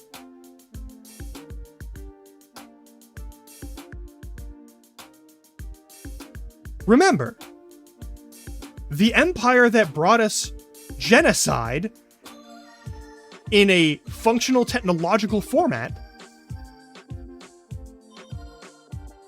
said these fuckers are too bloodthirsty and too fucking weird, and kicked them out of the fucking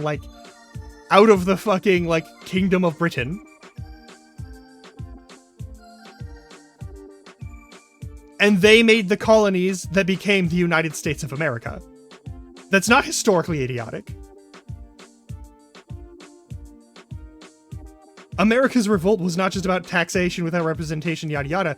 It was about the fact that Britain wanted to make treaties with the indigenous Americans and honor them. They wanted a legitimate set of territories. Yeah. You don't like them? We'll kick them out. We'll send them across the globe, and it's not going to be an issue. Because it won't be our issue. Like, the same people who made the United States were the people who were like, but I just want to kill the indigenous people and take their stuff. And also, I want to make slavery be a thing that we keep forever as an important part of our society. I want to dehumanize humans as much as possible, and you have any resistance to that, so we are going to violently revolt against you. That is ultimately the core element of what makes the United States is, fuck you, I want to do horrible things without consequence. That has been a key element.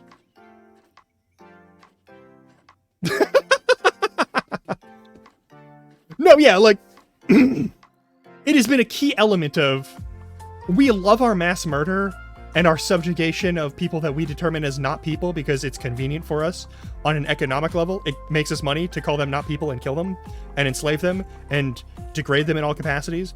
But these people are also making it weird. And then also, we have a bunch of people that we could send to the American colonies, but they're prisoners, and those people are making us more money. We should just disappear them off to an island that is so far away that they'll never be able to come back.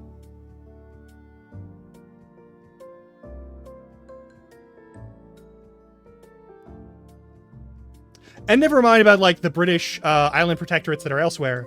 And let's just, openly ignore the giant elephant in the room that is, Scotland and Ireland. And Wales. And the Cornish. And if you go far back enough, the Pictish.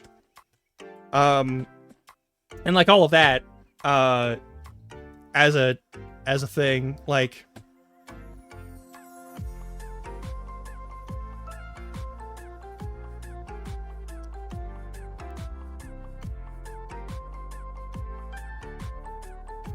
I don't want to be clear. When you live in an imperial nation, the blood is on your hands. A lot of people...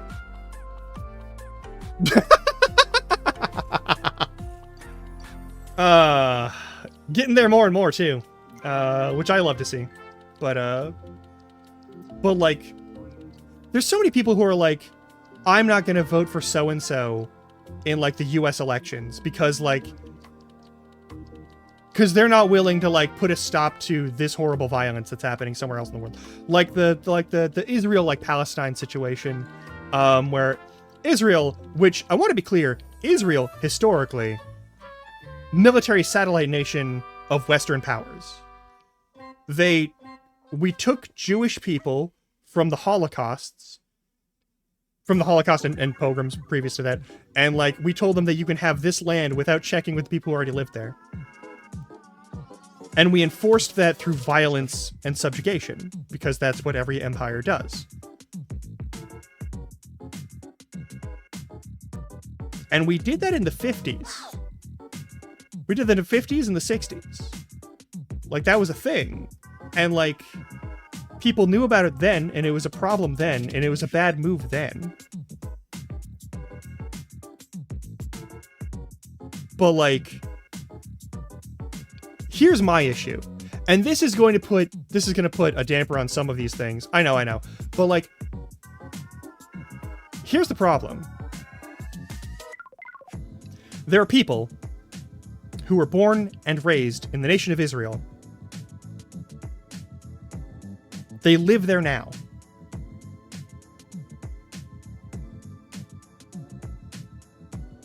There are people here in the United States, born and raised here in the United States, most of them, who live here now on land that was taken from someone else.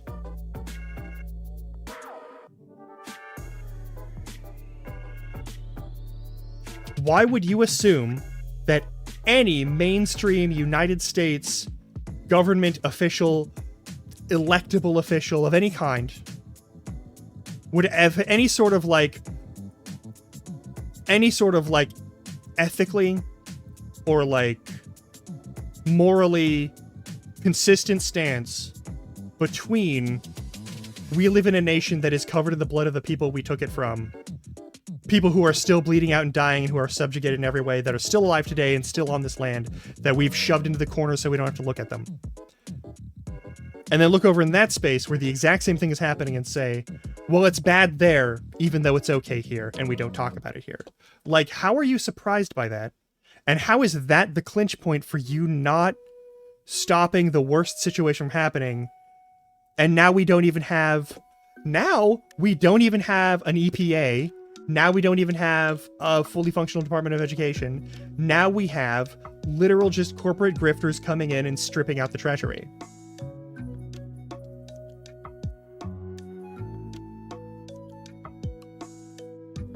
And you knew this was going to happen. You saw this happening, but because that thing happening far away would happen no matter what, you decided not to vote here.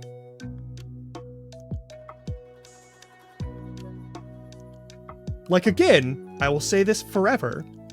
When you live in the United States, when you live anywhere that has any sort of, like, high industrialization, when you have any sort of, like, economically based government structure,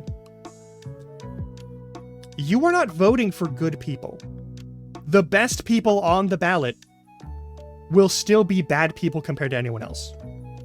There is no way to be a politician in a nation that has an army and also have that politician be a genuinely, objectively good person.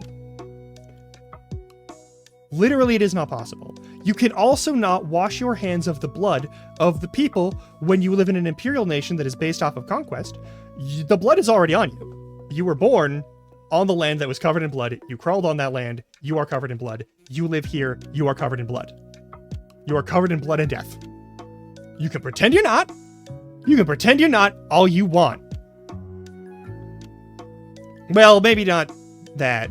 Like, I mean, you're not in the US, you can say that, but I don't know if I can condone that one. There is no president who's ever been, like, just a good person objectively.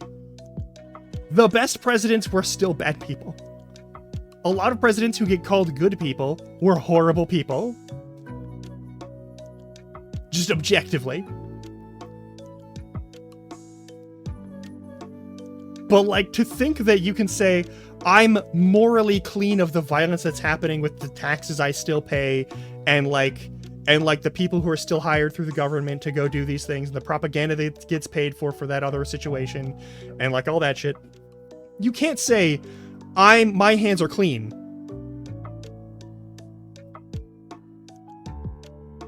No, even those ones are bad. Even those ones were usually bad people. And either they got killed because like someone disagreed with them, or they died of illness. But they were still doing bad things because they entered the highest office of one of the biggest imperial nations in the world. Even if it wasn't the biggest empire at the time, it was still building itself toward that, and it's still doing a lot of murder that didn't need to be done. Like, there is no way to live in the United States and not be like, it's not even a matter of like willfully complicit. Like, I am not here to say that like anything that the US military has done in the last like 50 years was in any way justified or necessary at any point in time. There was no point in time where these things needed to happen. There was no point in time we needed to send people to kill other people. In like the last 50 years, I can't think of a lot of situations or any situations where like that was absolutely necessary that we do. None. And anyone who wants to say otherwise probably bought into some propaganda that was said at the time that the thing happened and the military was sent in that location. And they are invested in that propaganda for some reason. Or they just got duped by it. I don't care. But like, I'm not voluntarily complicit in the murders that the US has done, but I still was born and raised and still live here.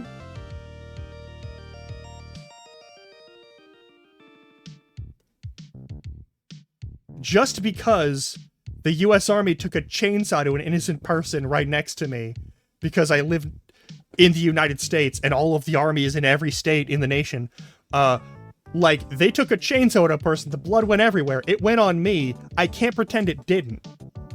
Right? Like, that still involves us? There's stuff you gotta do. And like, just because you vote for the person who's gonna do the same thing as the other person doesn't make you better or worse. When you are voting, you are always choosing your opponent to anything in terms of social progress, justice, or equity. That is how elections work in empires. Forever. There's a whole rant I said on Blue Sky where, like, the people who refuse to vote, I don't think you're a bad person for saying, like, I don't want to be complicit in a process that ultimately chooses which face is put on the, like, which signature is put on the things that get people killed. But, like, getting to choose your opponent is an advantage, and you are throwing away an advantage by not choosing the easier or more predictable opponent. Like, we could have had someone who is just an asshole, who's chill with, like, signing their name to a bunch of murders. We could have had that. And I'm not saying they did themselves any favors with the way they handled their shit, because they didn't. They fucked it up real bad. But, like, we could have had an easier fight today, and yesterday, and yesterday, and we could have had an easier fight for tomorrow, and tomorrow, and tomorrow, and we don't. And part of that is because a bunch of people stayed home. And didn't put their name to anything to, like, give the people who are usually negotiating to fight that. And if you never vote, and you're never gonna vote, then there's no reason for any politician to listen to you. None. There's already barely a reason for them to listen to you when you have a vote. And the fact that that goes from 0 to 0.02 or 0.01 reasons for them to listen to you is still huge. Anyway, I'm done ranting about all this shit. We're gonna go on break. I'm gonna grab some food maybe, and we're gonna play a game. All right? I think I'm gonna play. I don't know what we're gonna play, but I think I'm gonna try and set out to play something once I have food. Anyway. Yeah, voting is anywhere that you live in a nation where you're able to do a vote, you should do a vote. You should vote every time. You should vote anytime there's a thing to vote on, you should vote on it. You should also go to anytime there's like general meetings and stuff. That's neither here nor there. I'm gonna go. I don't want to get like super political here right now. But I'm gonna go. I'll be back in a bit. All right. Enjoy the game, chops.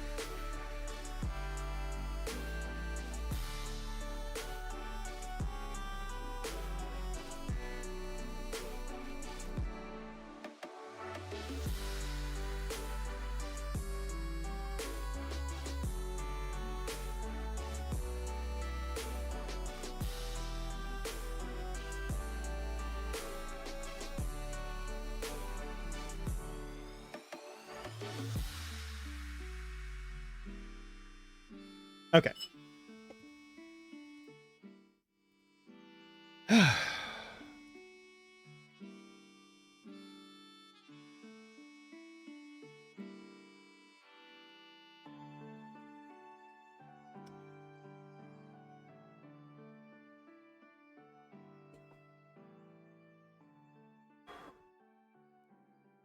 Rich, don't mind me. It's all good. Thank you. So anyway, no worries, no worries. We were having fun with Morrowind. I think I'm gonna...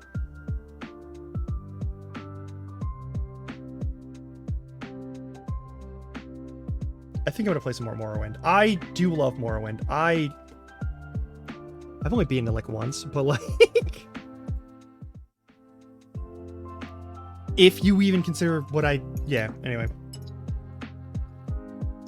I've never done a whole playthrough and then also got to the end of the game and did it the right way.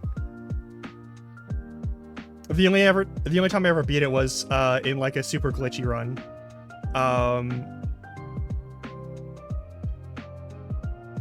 And I don't really consider that the same as like playing through the whole game. I've never played through the whole game.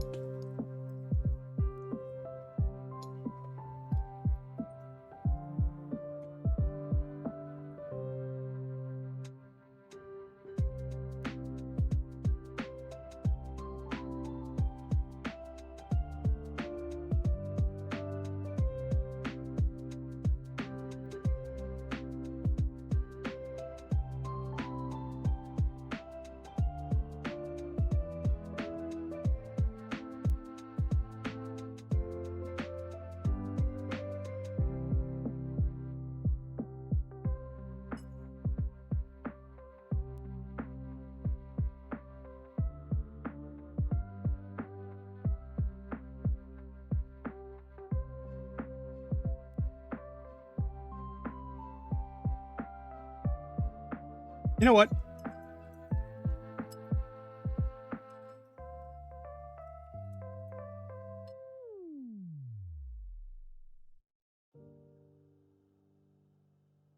I'm gonna do this in an incredibly stupid way. And I'm very sorry.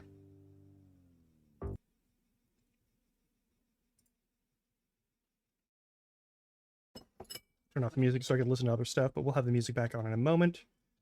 I just need to go over here so that I can grab that and move it to the corner so that I can actually see chat.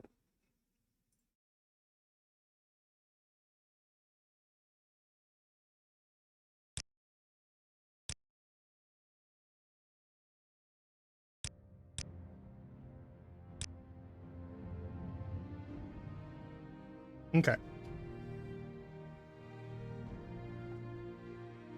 So we're going to do a bunch of goofy shit.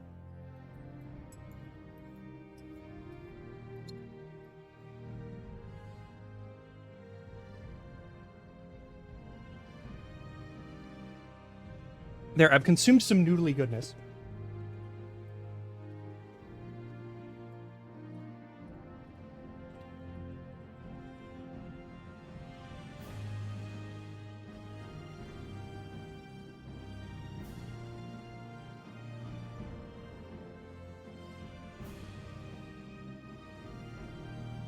Hopefully this will be fine. I might do some more mods on this just to mess with some stuff. But I think also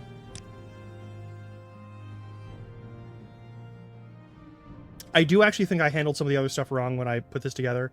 I also didn't do like more than like, I'm gonna be honest, I didn't do nearly as much like, I didn't do a lot of the like run and jump grinding. And I'm not going to do it this time either. I think that's really actually boring, and so if we have to move a little slower, so be it. But I think I want to do this the right way. I'm going to skip that. Stand up. There you go. You were dreaming. What's your name?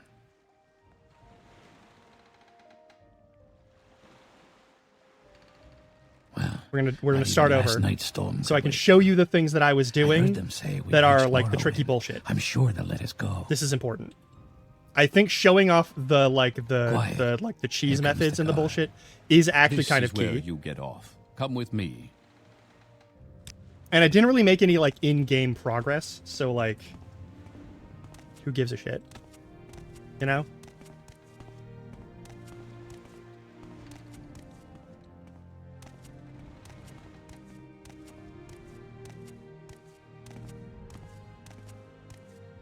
Get yourself up on deck and let's keep this as civil as possible. This is where they want you. Head down to the dock and I'll show you to the census office. Cool. You finally arrived, but our records don't show from where. The other thing is,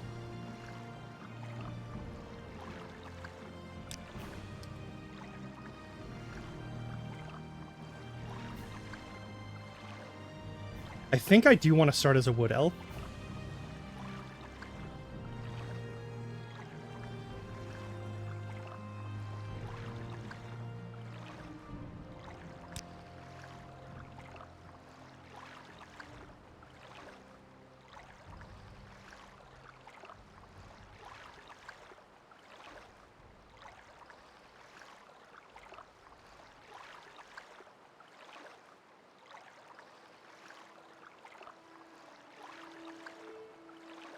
We'll do the same hairstyle as last time. I think I do want to start as a wood elf, and the main reason is I kind of hate dealing with diseases.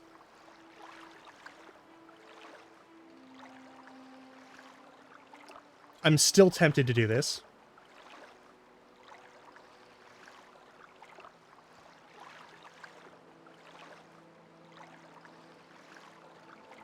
I am also largely by my nature a sneaky bastard in most games, and having an automatic 10 boost to sneak would be kind of nice.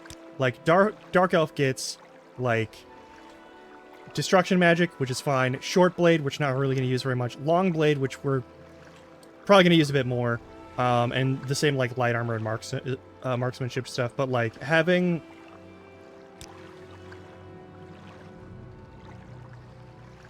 more acrobatics and having more sneak is actually kind of important to me. And I think I would like that.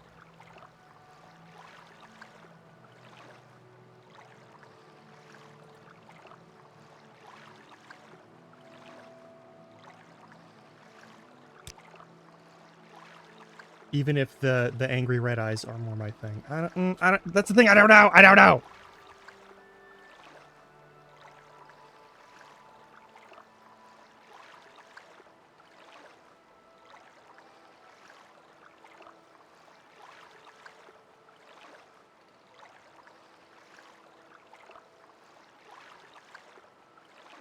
Because, like, I never really use whatever the, like, secondary powers are. Like, I don't really use Ancestor Guardian pretty much ever. I don't even know what Sanctuary does as a spell.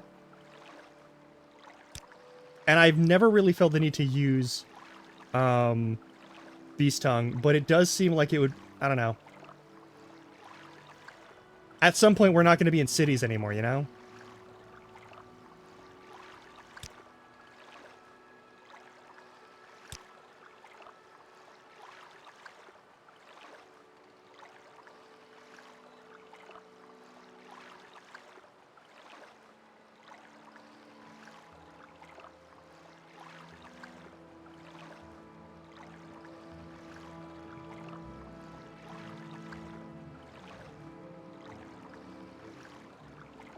Yeah, fuck it.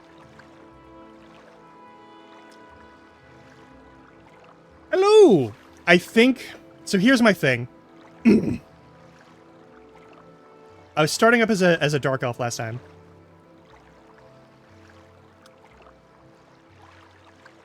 But I'm gonna be honest.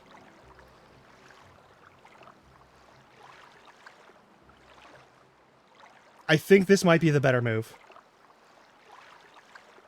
Being a Dunmer is fine. But I don't think they're going to see me as, like, someone from Morrowind, right? Like, I'm still an Outlander no matter what. And, like...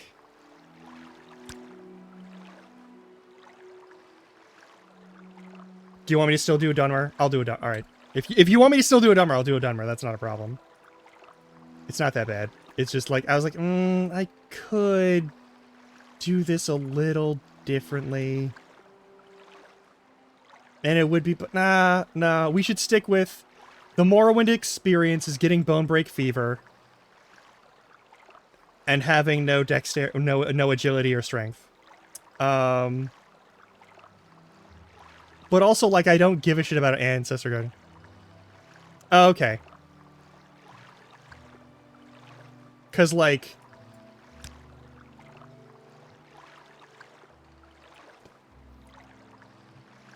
I don't know how much I'm going to use any of these skills, right? Well, okay. I guess...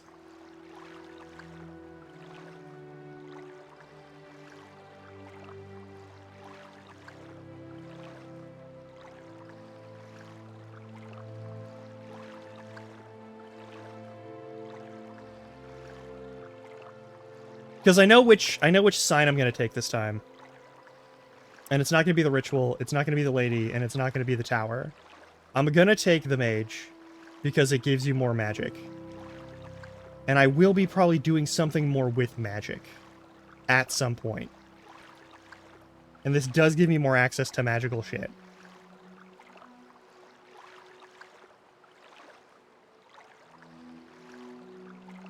Yeah, fuck it, we'll stick with this. Great. I'm sure you'll fit right in. Follow What? me up to the office and they'll finish your release.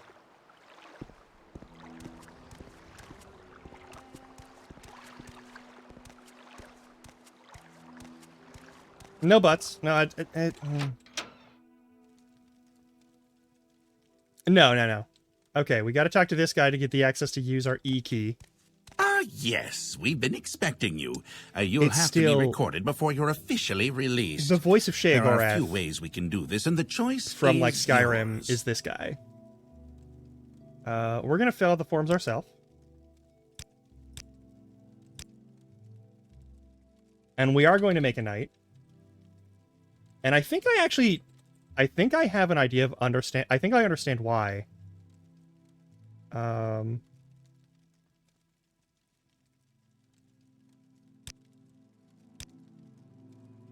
We'll click knight. So we have knight. All right. So you get long blade and you get axe, and both of those are strength. Speechcraft, heavy armor, block. So it should be like block, heavy armor, long blade, whatever else. And then I'm actually going to write this down real quick. Hang on. We're going to do this alphabetically, and we're going to see if that changes the lineup for skills. It probably doesn't, but I'm going to do it. Night Elf Mohawk?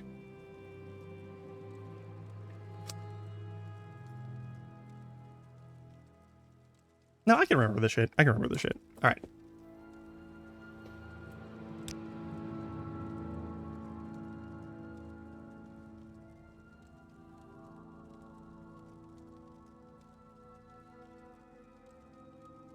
Or maybe it should just be something other than that. Is there like a... This is strength endurance. Not as useful. No, I want to be a knight.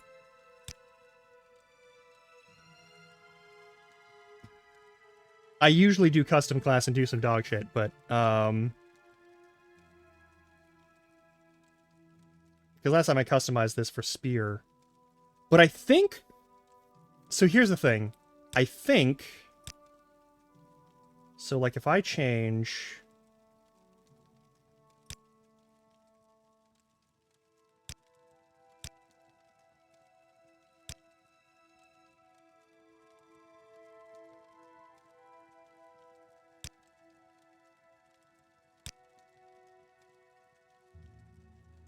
And what was the last one? Speechcraft?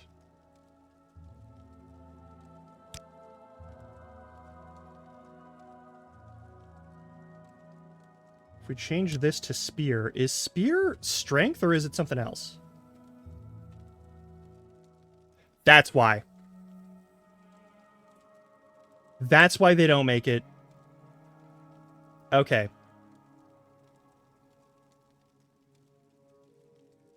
because they're focusing strength weapons, and spear's an endurance weapon. For some reason.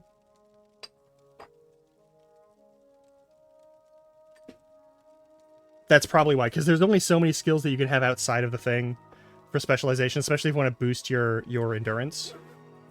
And they probably wanted to give you a weapon that you could level up without having to care about that.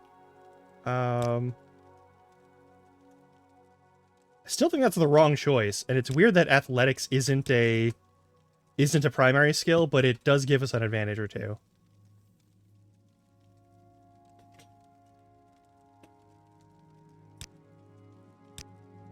Okay, we're gonna go...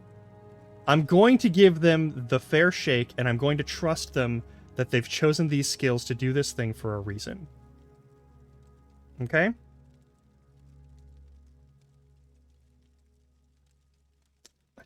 Don't know why strength is so big here, but it'll be fine. And we'll just need something better than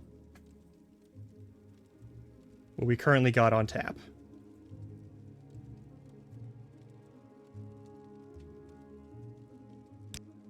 I'm gonna trust them on this. The letter that preceded you mentioned you were born under a certain sign.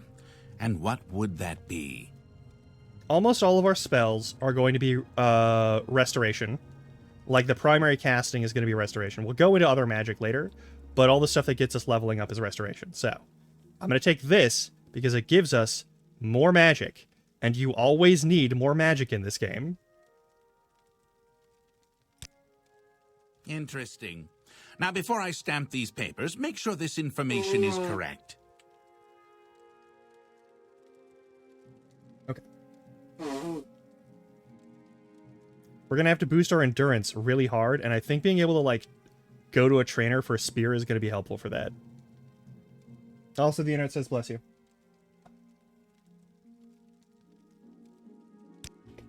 Okay.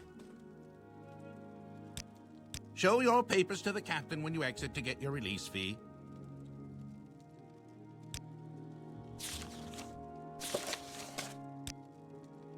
Okay.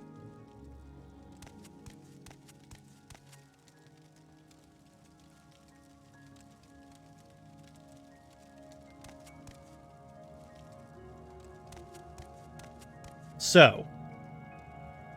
Continue through to the next building and talk to Sellus Gravius. There are some items we can steal from here that are worth a lot of money. And we're going to steal them. Do you take me for a fool?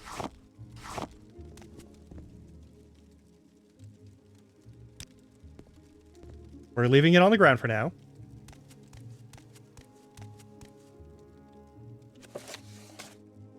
Do you take me for a fool?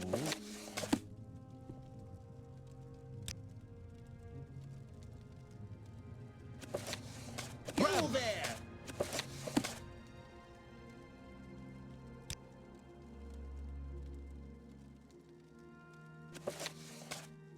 You've made your last mistake, thief. I think I lost that one. Oh well.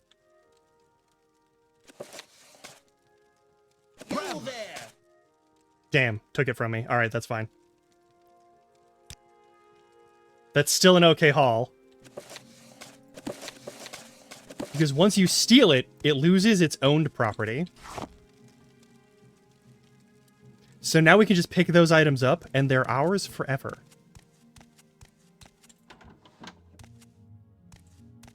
And now we have 750 gold worth of goods on us.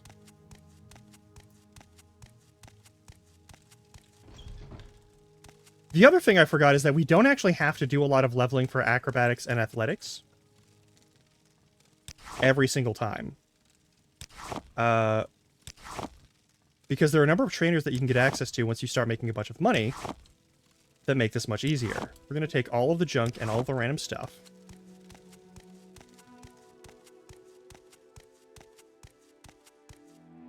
Yeah, there's a dagger. I'm going to take it, and we're going to equip it.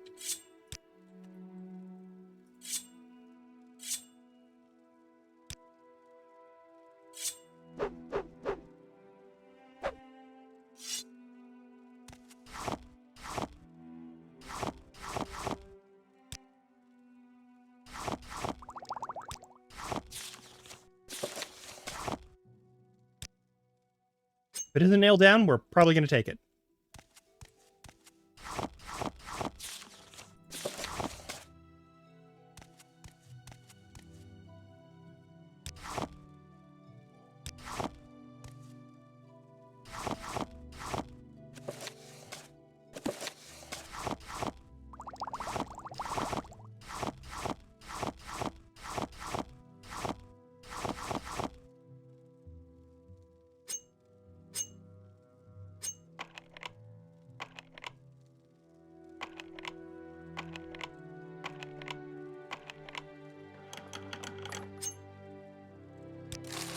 Boom, done.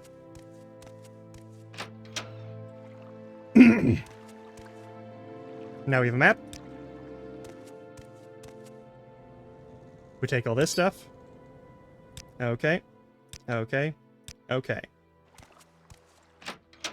Your papers, please. Now we could try and steal these candlesticks. They're not really worth it for the time and how much this could fuck us over. Nothing else seems to be really worth taking either, except for maybe the silverware plates. I don't think they are. Does this guy look at me the entire time? Don't know.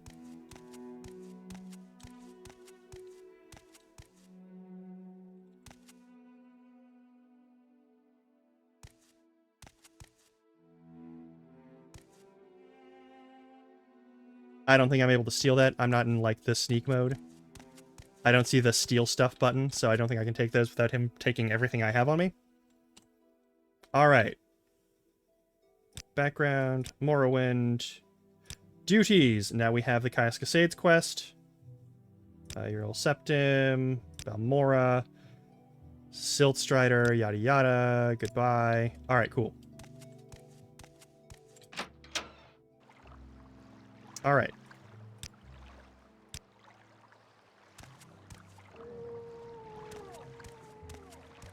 Bargoth's going to be here. We're going to talk to him. The ring. I do have it. Have your ring. We'll get that back later, and we'll sell it for a pittance, but that's fine. We're also going to go over Under here. sun and sky, Outlander, we greet you warmly. Keep moving. Now, last time I bought the medium and heavy armor, and honestly, I don't feel like the medium and heavy armor are super worth it.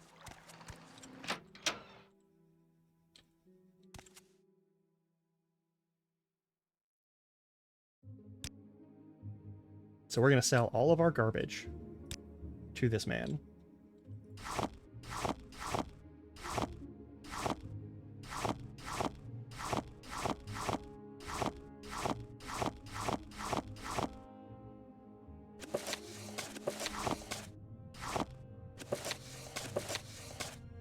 I also don't need directions to Caius Cascades. I also don't really care about most of this material that I've stolen. So even though we will do alchemy later, I feel like I can sell this and not feel bad about it, and it frees up a little more room and a little more weight in our stuff. Alright, we have 728 gold worth of stuff. I don't really need the dagger, especially if we're going to be stealing a different weapon later. And I don't need to do any fighting between here and Balmora. So all of that should be fine.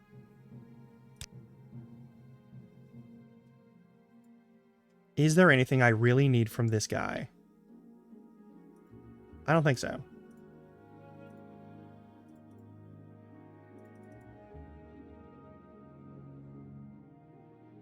Will you accept that? You will. Hell yes. Spells. Alright, I am going to want Hearth Heal. And I'm going to want Spark because it's a target spell. Got a couple of touch spells. We got Fire. Sure. That should be fine. Goodbye. Alright.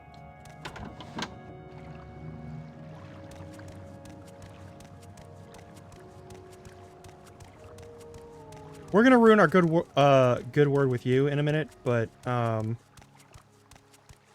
actually before I do this I forgot one other thing. We gotta talk to Hriscar so he'll tell us that we should go steal from him.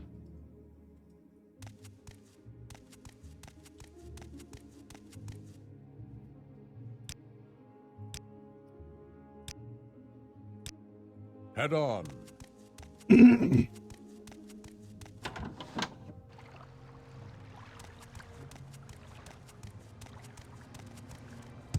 Exactly. They don't need to know that last bit. Oh, for Mage's Guild, though, I probably should have kept any mushrooms.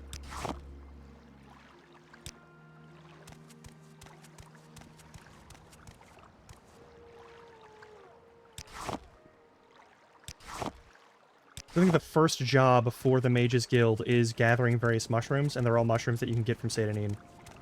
Or areas right next to Seyda-Neen.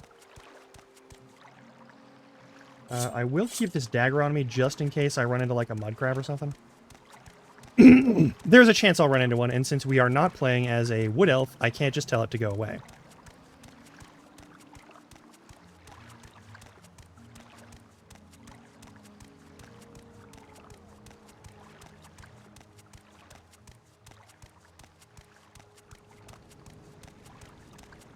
Yeah, no, yeah. Excuse me.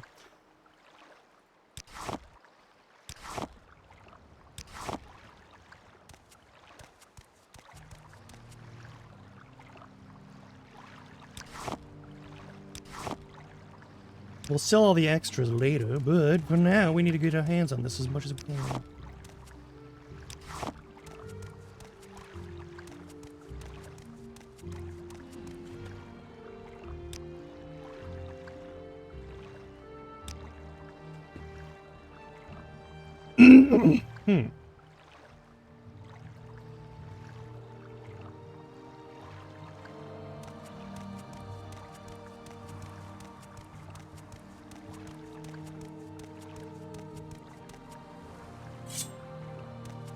There's the mud crab, by the way.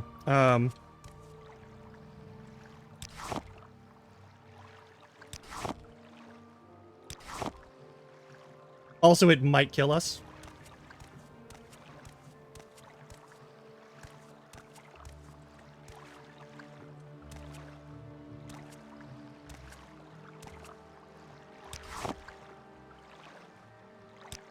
It depends on if we piss it off.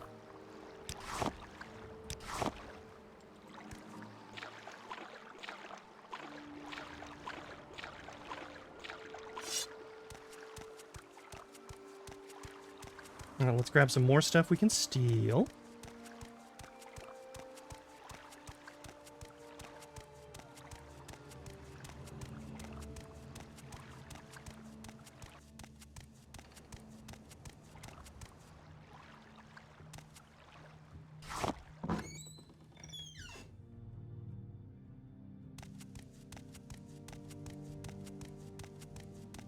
And then we're going to do the same thing we did last time, only we're not going to fuck it up this time.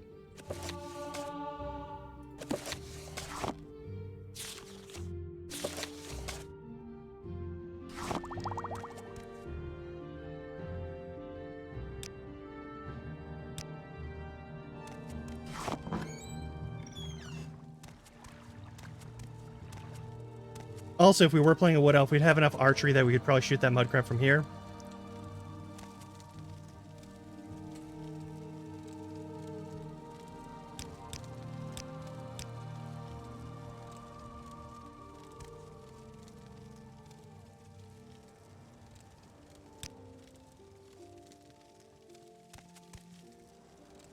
Where are you? Are you moving? No? Okay. There we go. Now he's sneaking. All right. So we just got to wait for him to do the thing, then we take the stuff, and then we don't talk to Hariskar ever again.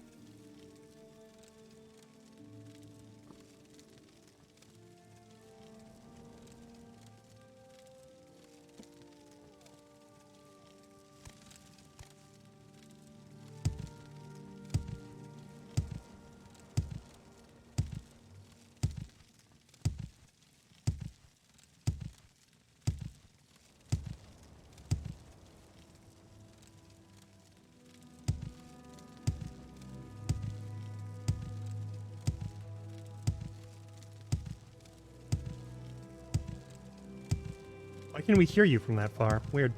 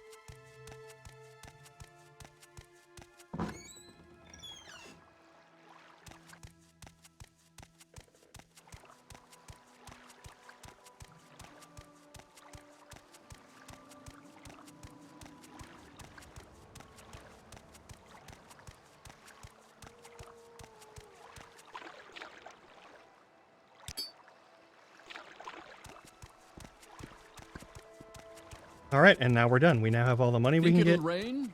and I can sell stuff to this guy to finish off that portion.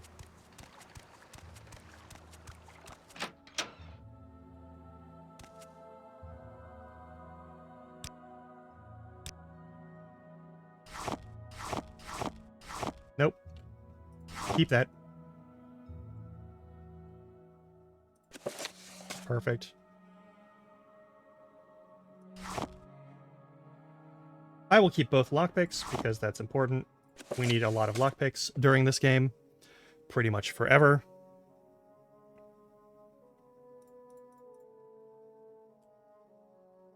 Alright, I don't need to buy anything from this guy other than what we just got, because everything else that we can get better over at Balmora.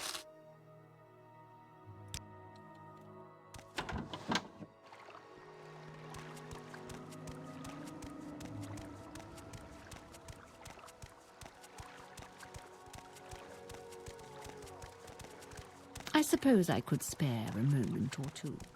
Mm-hmm.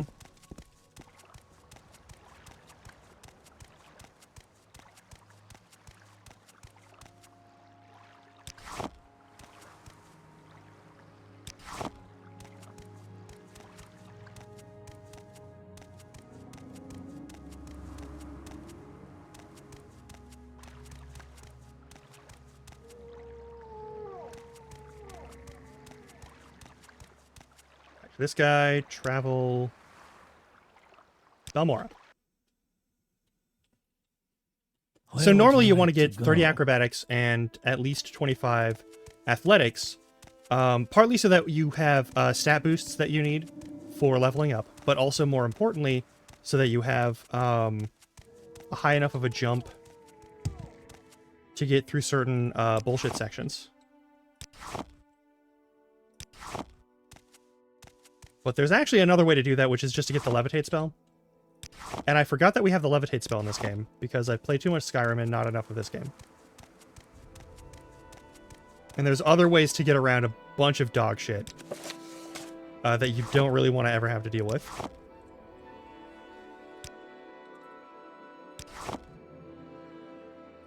Don't think I got all of the mushrooms that I need, so hopefully we get them from this.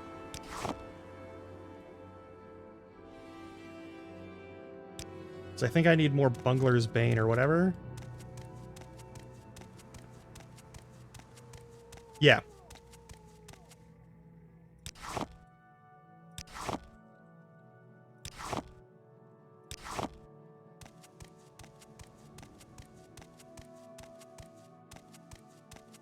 There also isn't a limit to how much you can train in this game, which is helpful.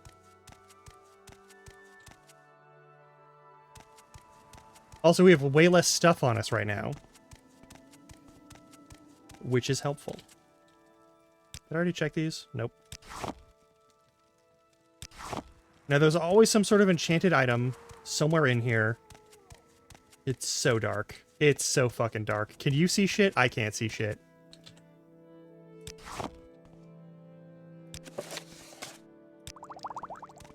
So the magic items are kind of a random roll, so you don't always get the same weapons in the same places. Like, today's is a mace. We aren't trained in blunt, so we're going to sell that.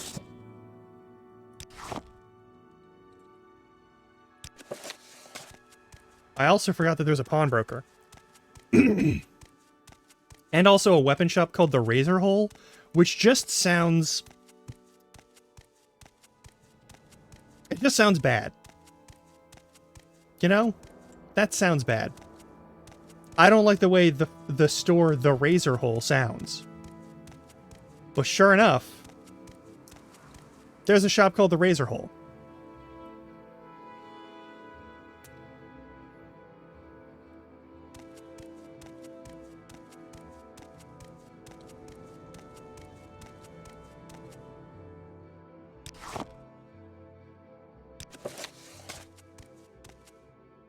We are currently at 3/5? A little over? So I think once we finish taking everything from this side of the town's garbage boxes, we'll be ready to Oh, that's fantastic. Alright, now I'll go over this guy. So, one of the silly things is that people don't go to bed in this game.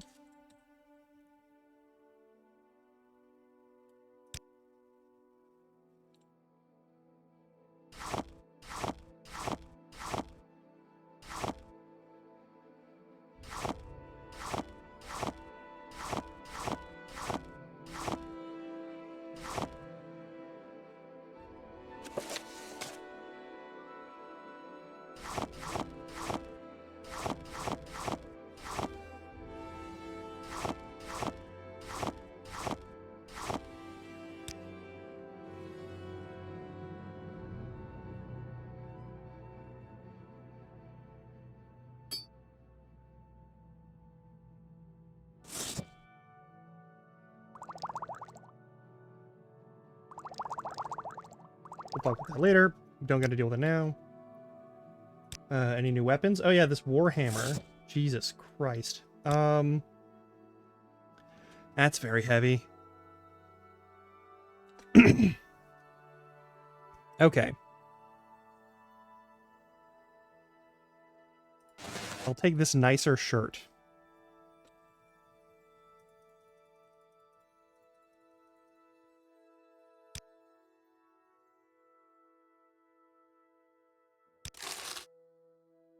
You wish to speak?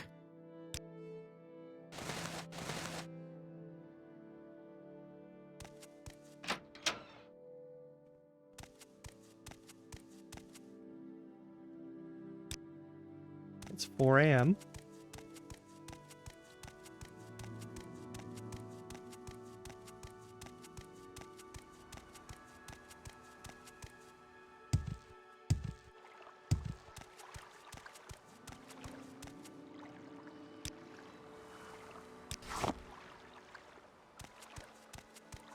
We'll go from the riverfront. Take anything from the trash boxes here.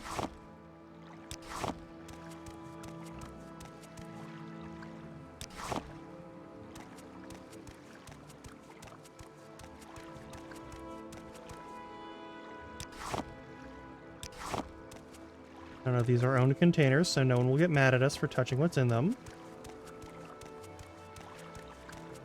And then we'll do the same thing on the other side as the day gets brighter.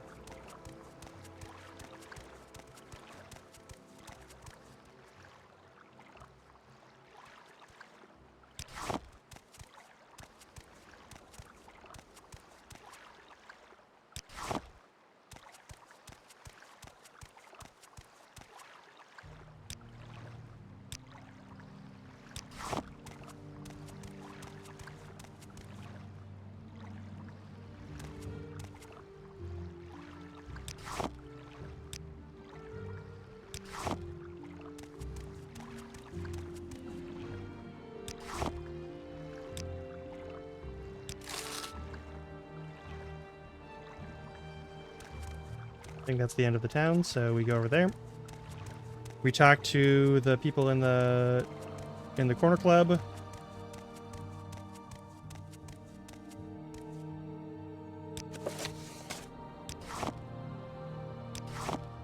I appreciate the random coins.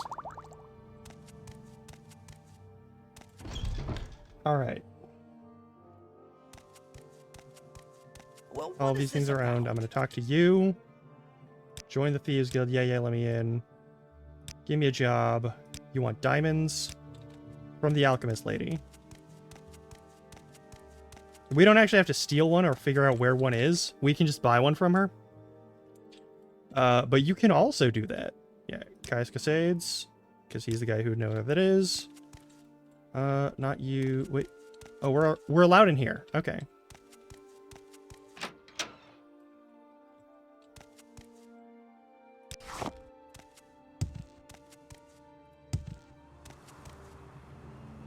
We need to get a little bit more. Basically, every point of acrobatics gives you like a pixel more on your jump. So it's still handy to have it raised up, but it's not really like required for a lot of things.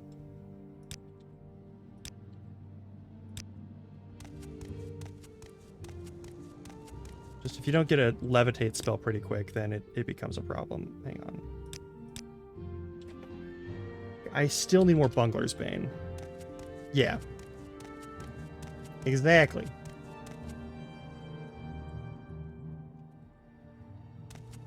And then we talk to Caius Casades. And he'll give us some money.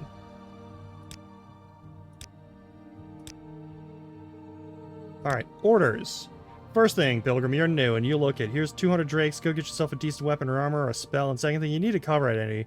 Or any freelance adventurer is a common profession, sign on with Fighters Guild or Mages Guild or Imperial Cult or Imperial Legion or anywhere else, advance the ranks, gain some skill and experience, or go on your own, do some freelance work, or get in some trouble. Then when you're ready, come back and I'll have orders for you. Okay. Do you want something from me? I'm not stealing your book from you. Why is your shirt over here? Alright, you know what? It's fine.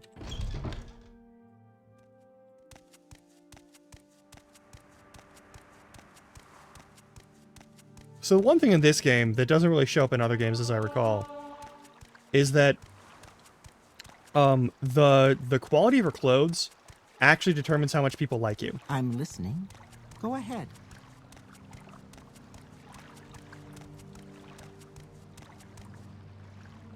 That's right. We gotta go. Do Here. I know you? Nah. Dunmer? So we're gonna join the Fighters Guild. We're gonna join the Mages Guild. We've already joined the Thieves Guild.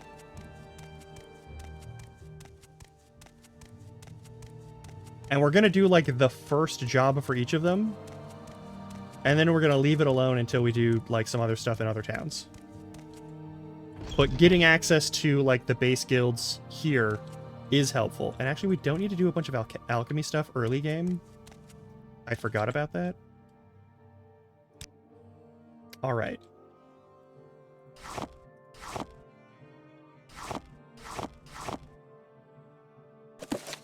You don't buy that? Okay, that's fair. 108. Do you have any diamonds in your pockets? You do. Nope, I only want one.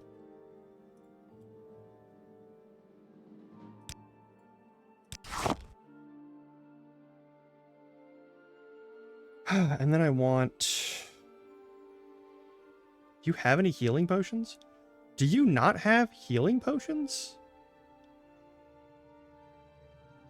Oh, that's stupid.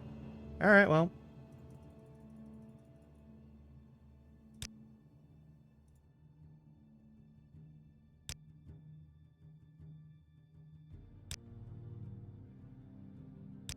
Fine, fucker.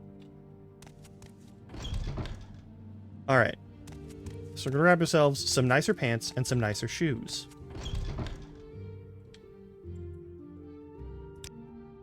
We could get these for free elsewhere, but it's easiest just to get it here. Expensive pants. Where are they? There they are. I want one pair of expensive pants. And I want one pair of expensive shoes. They are stupid looking shoes. I hate them, but we need them.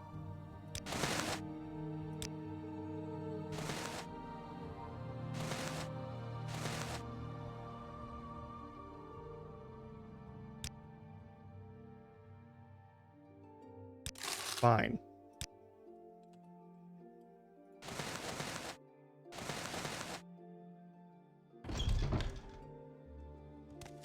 Alright, now people like us a little bit more. Which makes You've some got an idea, interactions a let's hear little it. bit easier.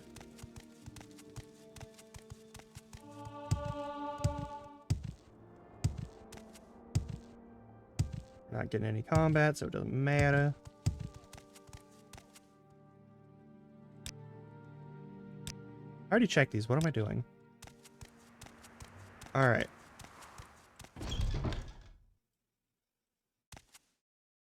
Join the Mages Guild. Yes, we can't steal from here. Duties, you don't have any for me? That's fine. Hey, look. A bunch of things that we can just take for free and then sell elsewhere.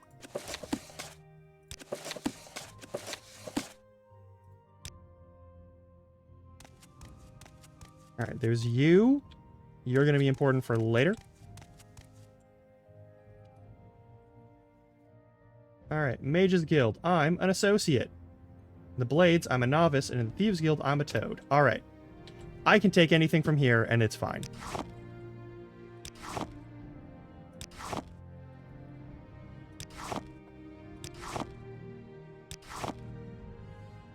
Be open that one. Alright. Which means more shit that we can sell for the cheap or for free. Now, we didn't get enough Bungler's Bane, I don't think. And that we didn't get any.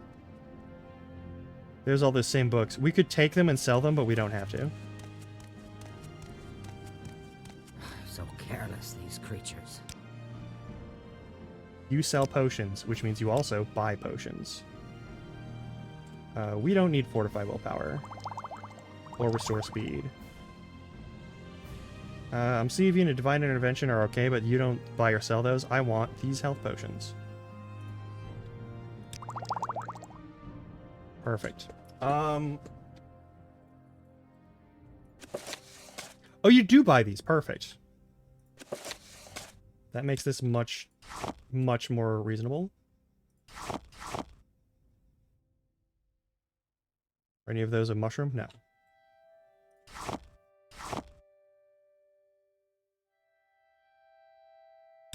Let's take as is. What are your spells? Cure poison? Yes. Cheap restore health. Good. Feather, which is helpful for later, but we don't have to buy it right now. Buy. Alright, what do you got?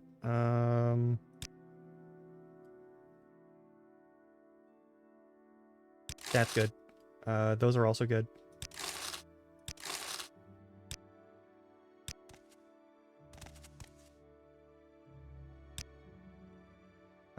You have base feather. That's really good. None of your other shit matters except for maybe one of these is a target. No, none of these are target spells. Okay.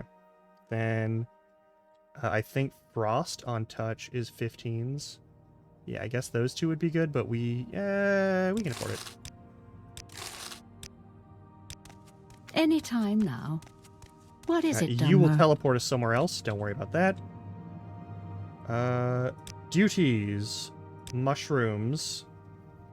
Need samples. Easy to be revoked until you see a wooden bridge across the river. Bungler's Bane and Hypophagia. Do we have at least one of each? I think we missed Bungler's Bane. We did.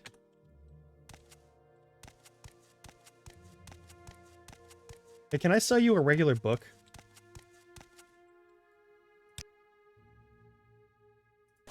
Nope.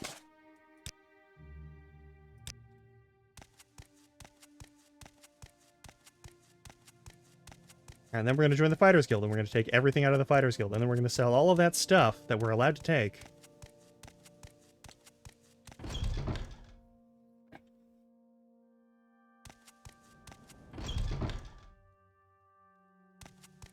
The loading speeds are so nice when you're Yes, on, like, what is it? not something that's not garbage. You don't... I talked to the lady upstairs to do this. I should probably wash up before heading home. Sign me up. Cave rats. Yeah, there's rats in a sewer or something. I don't fucking know. Today's your lucky day. Create own. So, where are you from? Take that. Take stuff from the bag. Take stuff from the bag. Take stuff from the bag. Alright, you have... Do you have a better bow? No, you don't. So we don't care. We're not even wearing armor yet. Oh, Outlander, did you want something? We're like a minute away from the ad break. It's fine. Rank Associate, I can open that and have what's inside, and no one will be mad at me.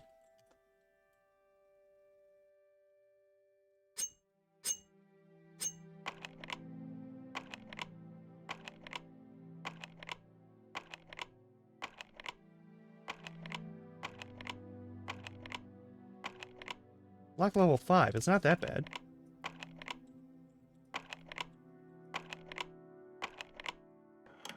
There we go.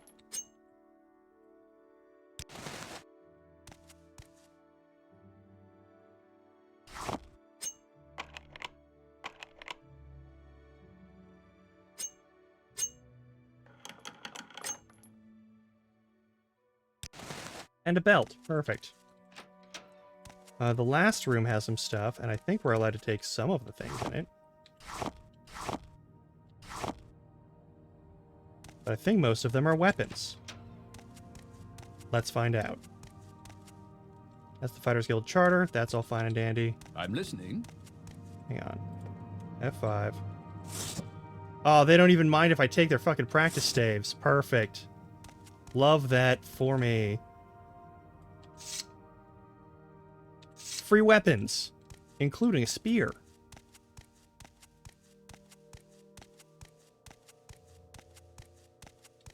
Alright, we're about to hit ad break, so I'm going to pause here. We're going to save.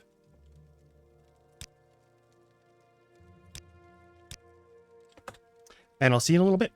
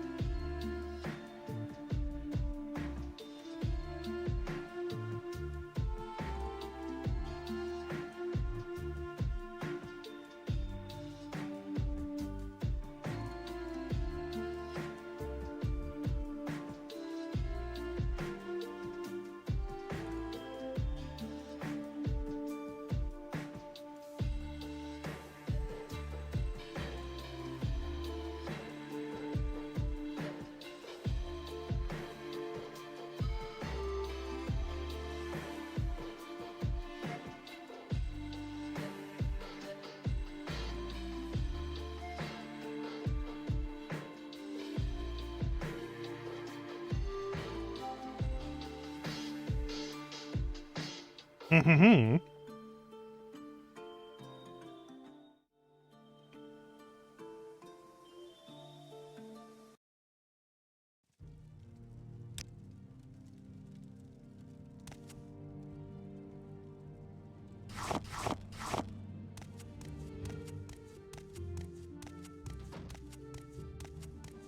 Well, thank you. What's your story? My story is that I'm robbing you blind. Don't worry about it.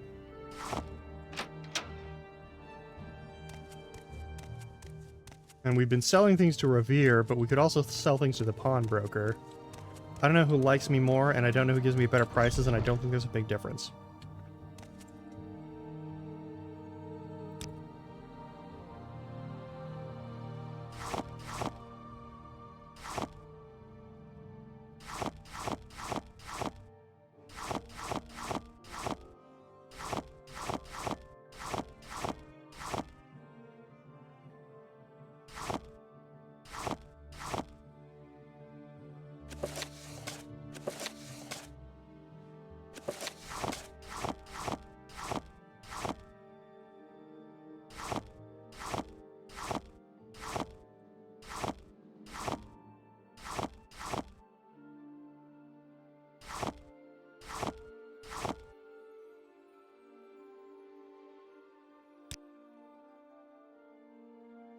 Do you have anything that fits my needs? I don't think you do.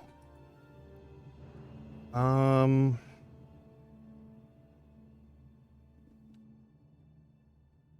I don't think you have. I think you have precisely fuck all. So, we're gonna just take something that I know will have some useful something or other for later.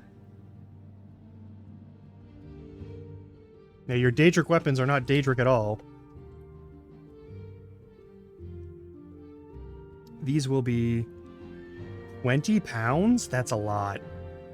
Yeah,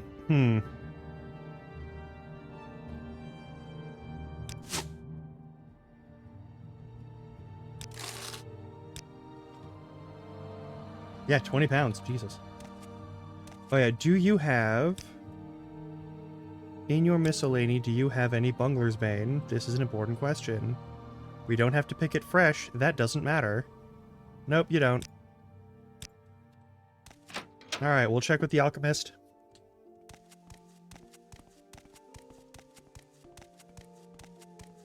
We'll also have to get our hands on the sword that's in the guardhouse, but we need invisibility for that. Also, we need to quick save a few times. That's important.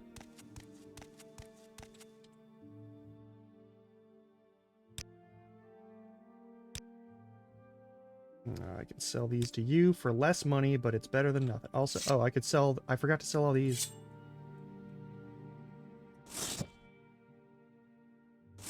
Well, I didn't... He was out of money anyway, so... I'll keep the spear for now. Nope. Give me back my pants. Selling the common shirt, and you know I'm selling the common shirt. Stop trying to take my pants. We have health, we have magicka. I never checked the fucking... Okay, hang on.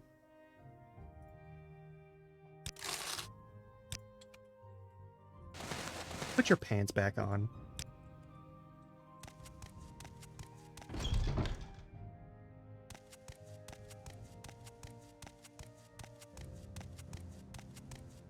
But I never did the... I never cleared out the Fighters Guild chest. Which I should have done. A little bit of ADHD zip zoomins. What is it, Dom? But, that's all mine now. I can technically wear the shittiest hat in the game. Do you want to see the shittiest hat in the game? I'll show you. Here's the shittiest hat in the game. Look at that god-awful hat. It's like they wanted to make a Santa hat, but they didn't understand the kind of textures required to make a Santa hat. So what they gave you is the head of a dick mixed with, yes, a gnome hat.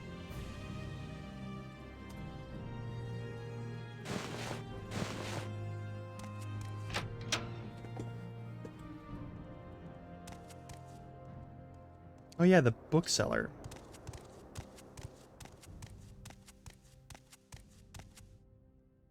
Yeah, we'll go to the armorer real quick. Because we can sell the hat to the armorer. Perfect.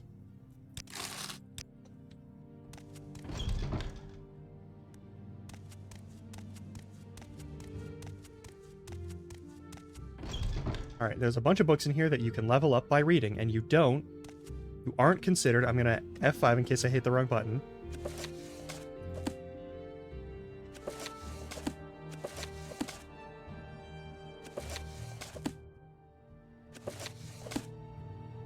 I don't remember what all of the level up books are, but I know they're worth a lot of money every time.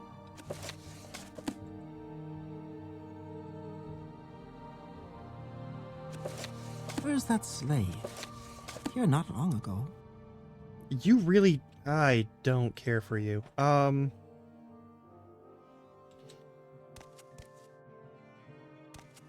Do I know you? Nope, not yet. And hopefully you never will.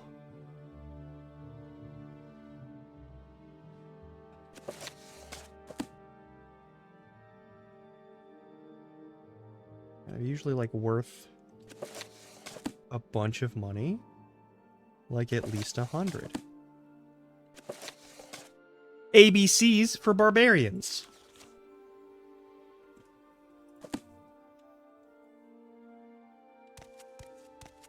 It only goes to C.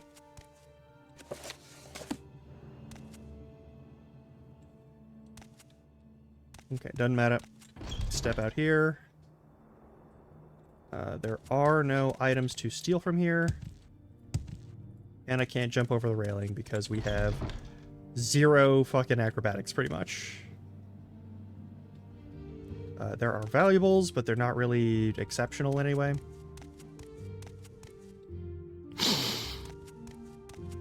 I hate this sound of that. What do you want? I want your skill books. Yeah, you're one of the people who likes me for my fucking nicer clothes now. You chump. Chronicles of the Chulift. So we would have to buy it because I can't find it. Is the only one that might be a skill book. Alright, well, we ain't doing that.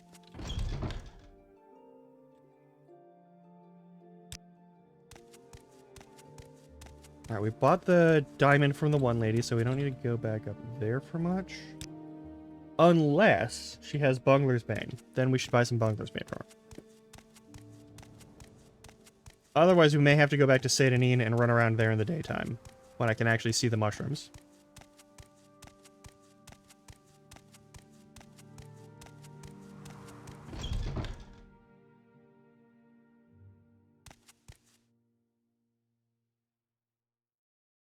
My patience is limited.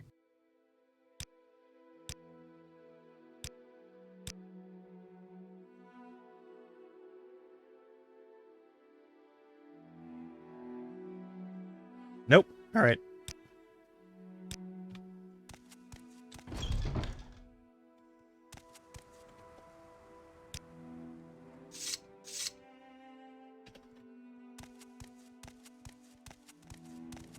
What's your story? I forgot that there's crossbows in Morrowind. Like, just by default.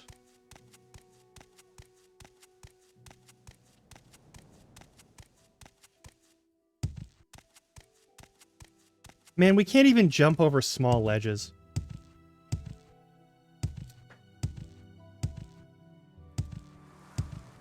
We gotta fix that.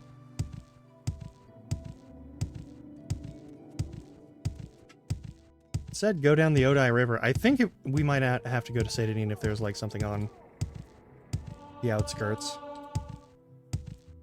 Oh, but also I have to stop sprinting. Because now we're in the wilds. And things can come at us from any angle.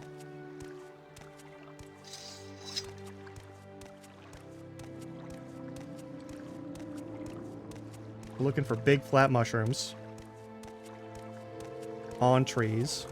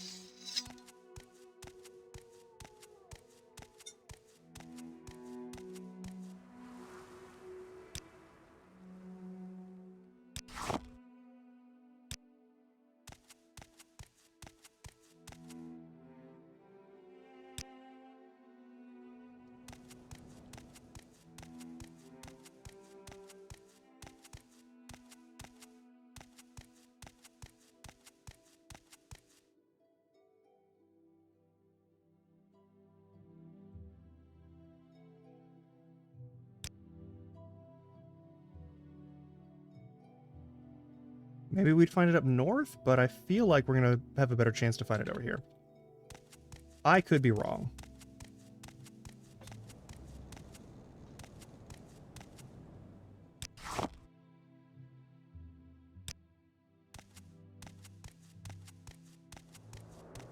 That's Fort Moonmoth. That's the Legion Fort. We could check out the Legion Fort. There's publicly available shit over there. Oh, no, that's not... That's Pelagiad. That's right.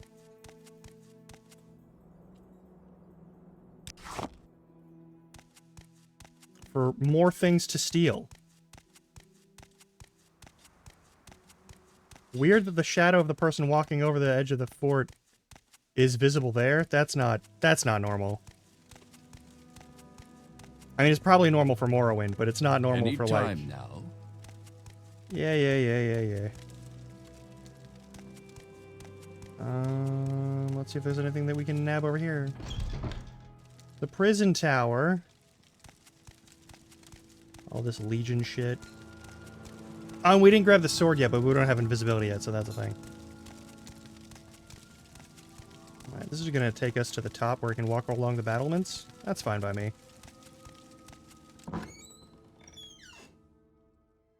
Oh, no, it's not going to let us do the battlements. Fine.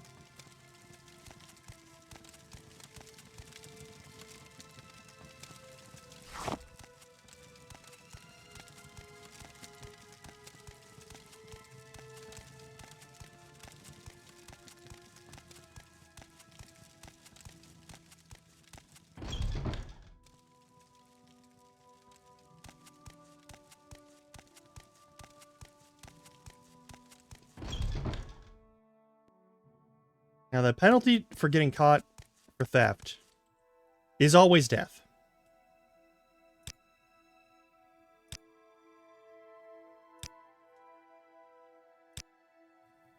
Do you have anything that I can buy off of you that isn't just, like, completely dark garbage? These cheap restore healths are yours. Got restore magica, restore health. Actually, I got 10 of each. I should be okay.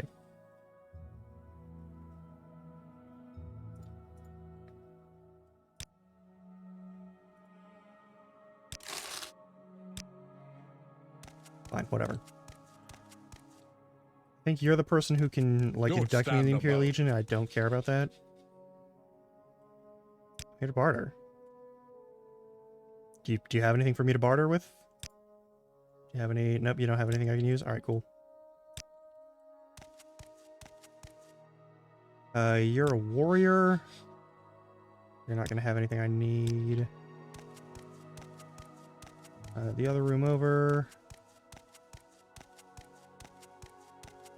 Oh yeah, is fast travel really even a thing? Thurigan might have some.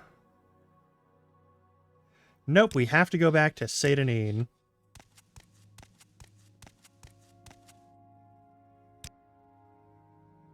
You're a temple person.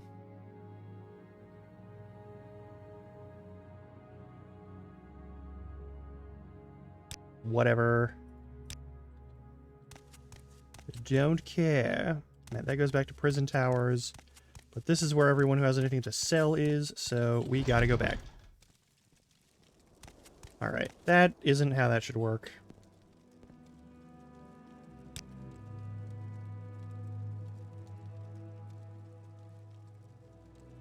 There is no fast travel, that's right. This is a pre-2010 game. There's no such thing as fast travel. I don't know what I was thinking. If we go this way, we get attacked by flying creatures forever, and I don't want to deal with that. Even around here, there's a possibility that we'll have to fight, like, dogs or rats or something.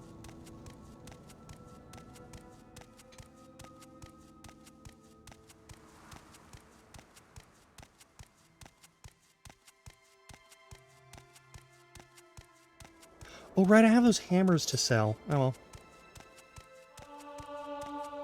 And our athletics is finally at 17.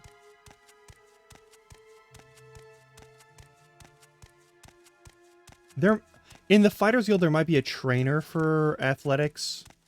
And in the Thieves Guild, I know there's a trainer for acrobatics. And sneak. And security, which is the, like, lockpicks and probes for traps and stuff.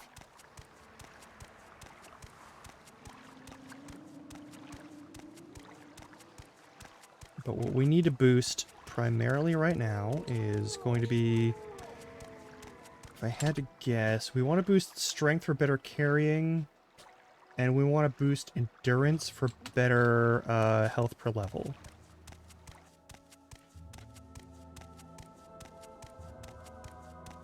Alright, so we gotta spend some coin to go back to Sid and need to pick up some stuff. That's fine.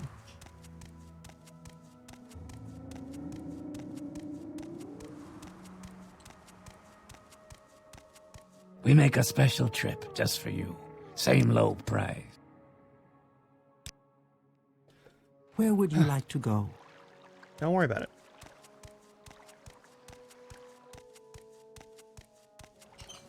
I probably only need to run around like one corner in order to get what I needed, but this is how it went. Actually, that's a good point.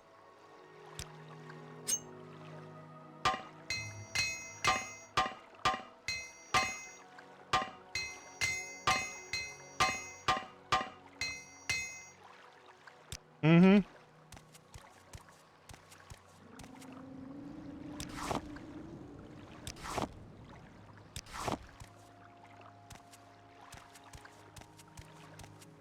Surely there's a tree nearby that has like Bungler's Bane on it, where there will actually be a sample that we can pick up. Surely. Surely I won't. I'm gonna have to fight that fucking crab. I'm gonna have to fight that fucking crab, aren't I? Probably gonna have to fight the crab.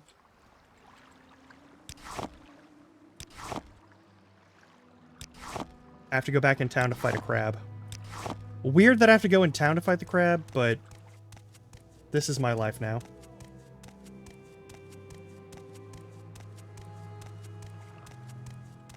Like, unless there's something on one of these big trees,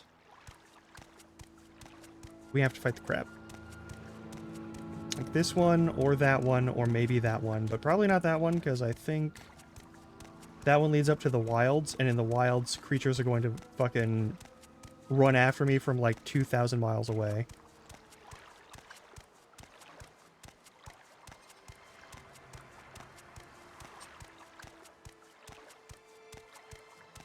Okay. Any time now. Yes?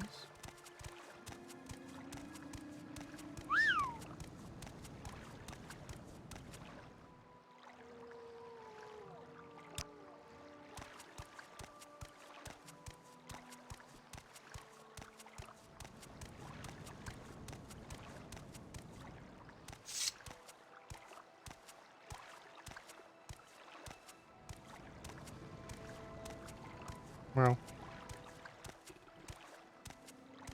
Hi. Appreciate you.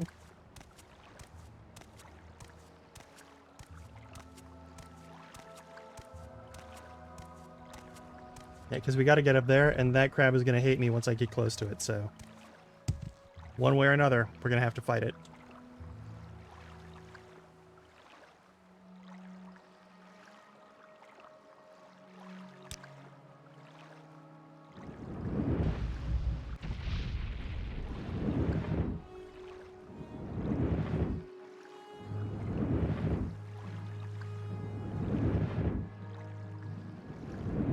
Watch it slowly approach. With my dog shit casting success rate. There we go. Oh, but we missed because it was near a rock. And we got some crab meat. Alright, cool. So dangerous. So deadly. Genuinely dangerous and deadly if it manages to get any sort of, like, paralysis on you. There's a couple of critters that can do that really easily here. Now remember, every mushroom is a potential inventory. So there's a bunch of Bungler's Bane.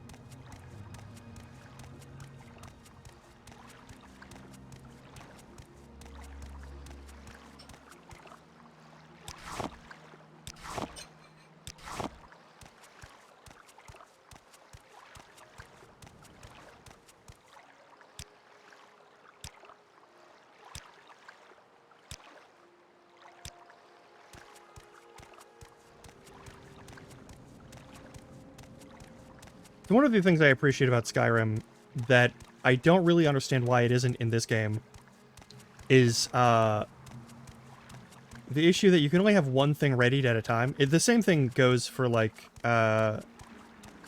Oblivion, where if you're not doing like a one-handed sword and shield, you can just sort of go fuck yourself.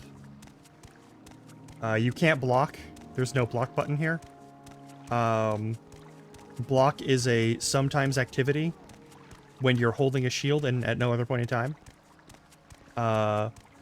Whereas in like Oblivion and Skyrim, it's a more of an active, you have to be holding the block button in order to block.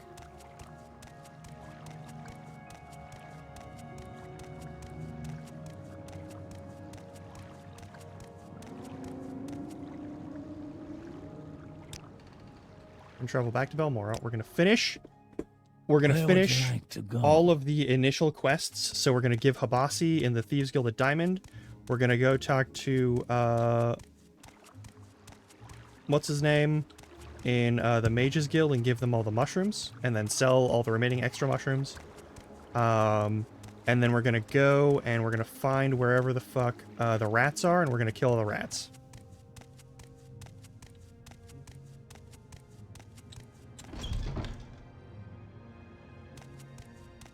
And we should be able to do all that without too much issue. I do have a diamond for you. Take the diamond. Okay, now we have exclusive invisibility, which we need to get a certain item. It's a very important item. I need it very badly. All right. Next up. Actually, we get the item here, so we can do this. This might take a couple of, like, quick save, quick load situations. We shall see.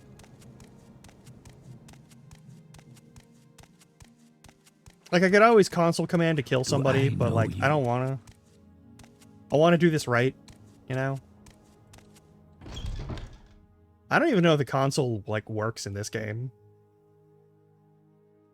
Real talk.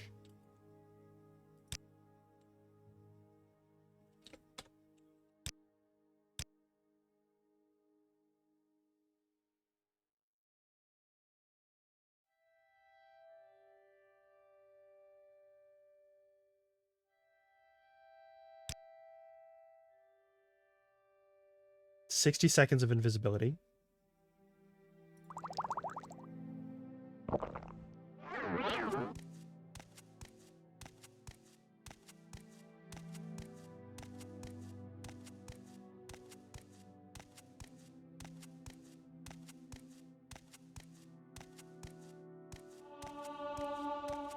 Probably nothing. I have the weapon. I have no bounty. This is the strongest early game weapon anywhere. Wealth beyond measure, Outlander. Don't worry about it. Don't mind me. I wasn't doing anything. We got that in one.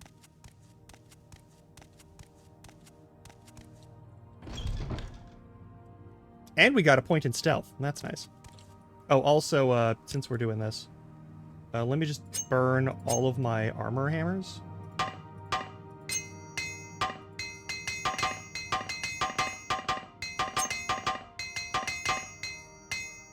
There we go.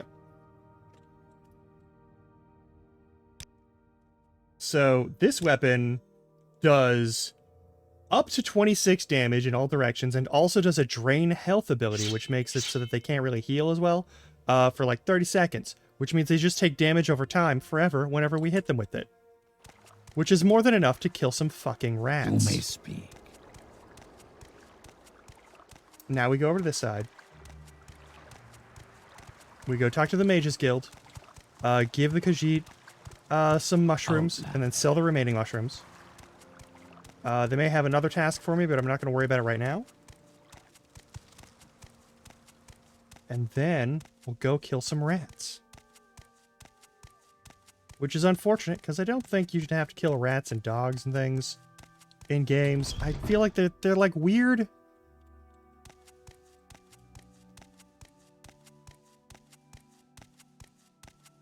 It's a weird thing that you always have to kill, like, wolves and rats and spiders.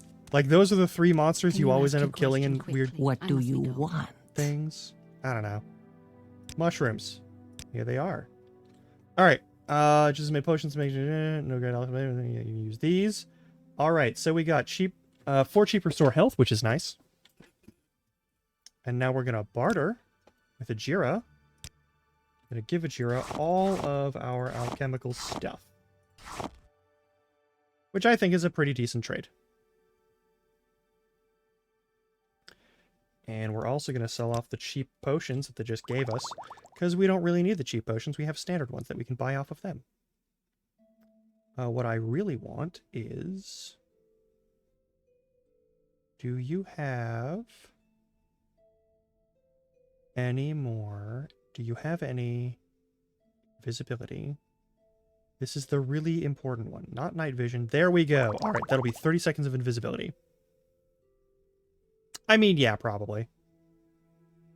Swift swim is not important.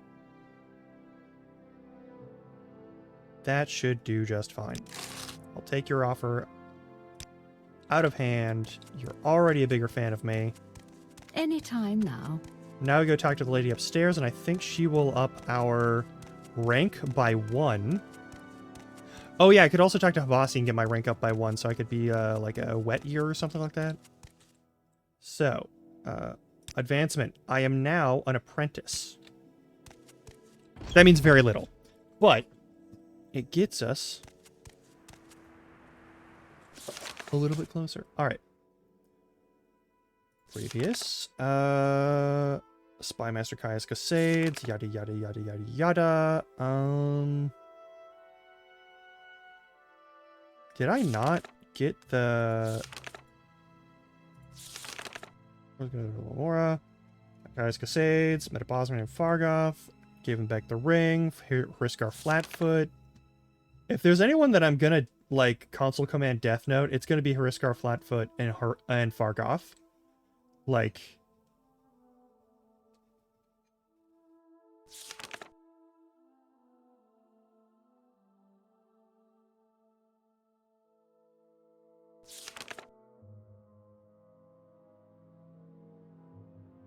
Alright.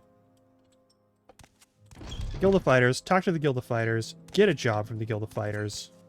Can you ask your question quickly? I must be going. Man, they're so rude all the time. Orders. I have a very simple contract and cave rats. Drarain Thelis' house. It's here in Balmora along the river on the east side. Rats are coming from. Kill the rats and get your payment from Drarain Thelis. Our apartment taking care of this. Kill rats. I take it you want something. Well, Why are you so What is grumpy it? at me? Alright, well, anyway.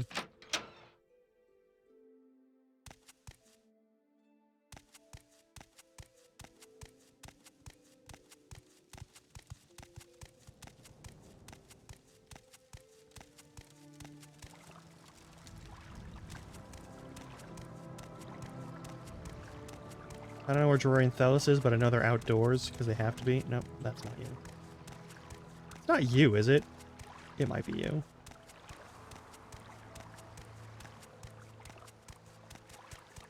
Nope. We're over on the east side. I believe it's one of the riverfront doors. Hesserind. Durlosa Athrin. Nope.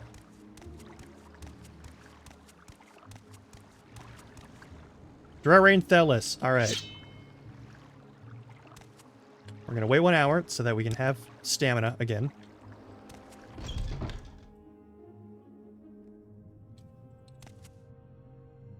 Yes.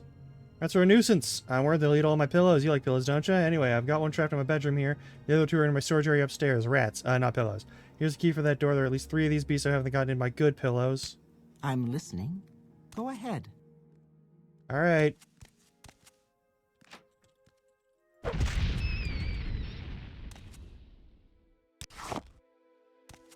They definitely got in your pillows. I'm sorry. Also,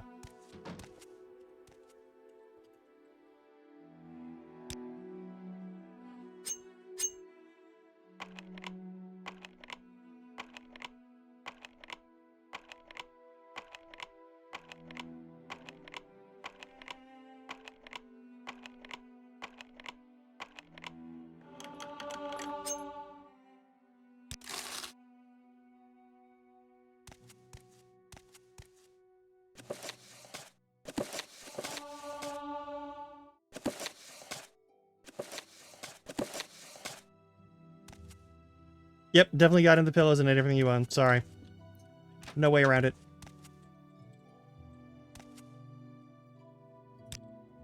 I'll go upstairs and kill the other ones. Poor rats. These rats don't deserve this. You know, like the bandits don't deserve it. Except for the weird ones that are like cannibals. Sometimes, I mean, those kind of deserve it. But like,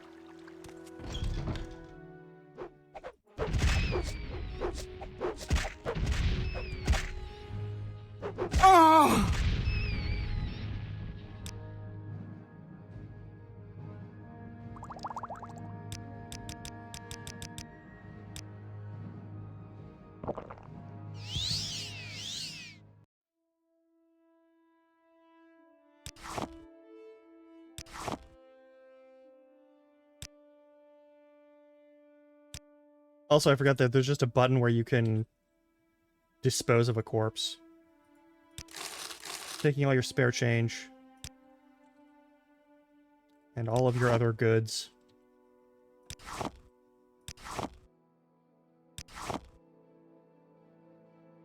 Here's the other fun thing. You can hold a lantern to give yourself more light.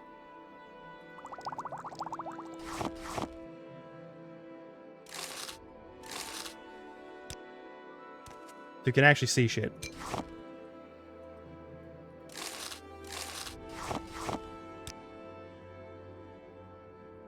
$25 pillows per basket. How do you fit 25 pillows in there? You don't have vacuum seal technology.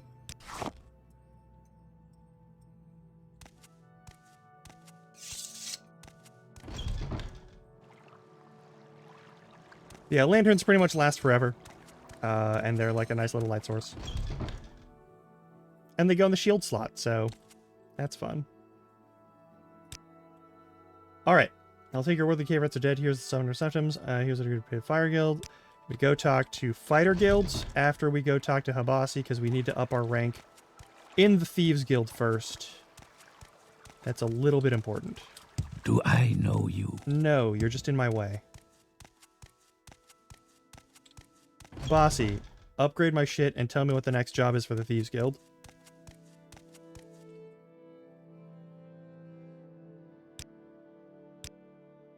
Alright, you want the key to Narano Manor.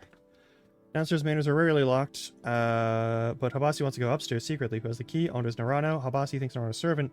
Sofor Trandal at the Council Club has a key, so we need to go steal it from Sofor Trandal. That is very easy to do, but we'll make it work. In a couple of fun ways. So we can either find Narano and steal his key, or Trandal's key. Doesn't matter. Now we go to the Fighters Guild. We talk to the person. We upgrade our rank to something beyond Associate, which is probably like going to be Apprentice or whatever. And that's all fine.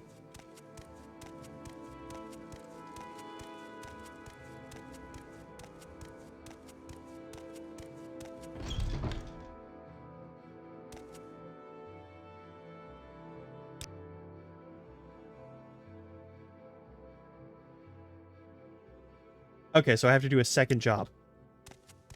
That should be pretty doable. The second job should be pretty straightforward. Let's unequip this. Because we're going to need to do something a little bit sneaky. Not very sneaky, it's not very difficult, but it's a little bit sneaky.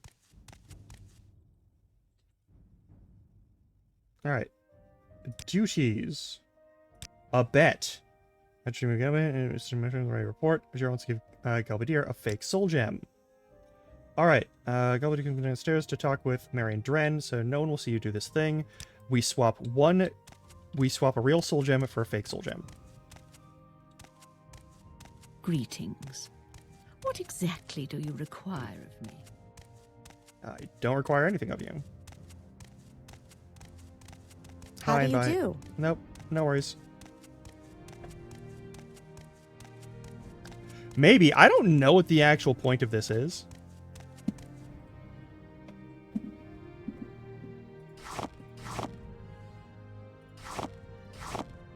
So now we have a lesser soul gem.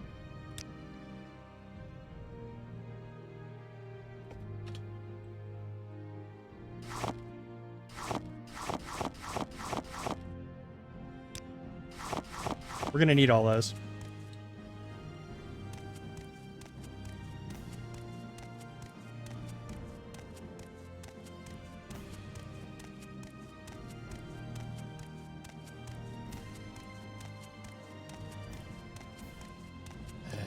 Greetings. What exactly do you require of me? Yep, done. Why is my friend here? Don't worry about it.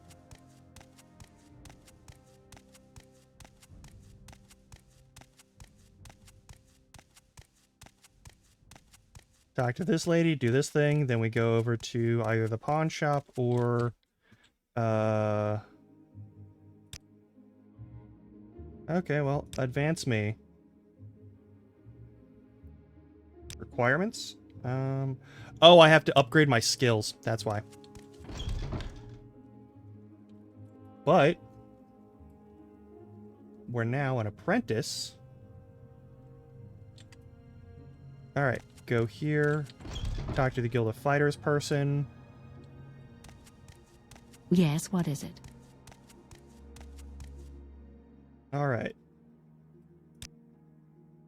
I'm now the apprentice. Perfect. Do you have any more orders? I already did that.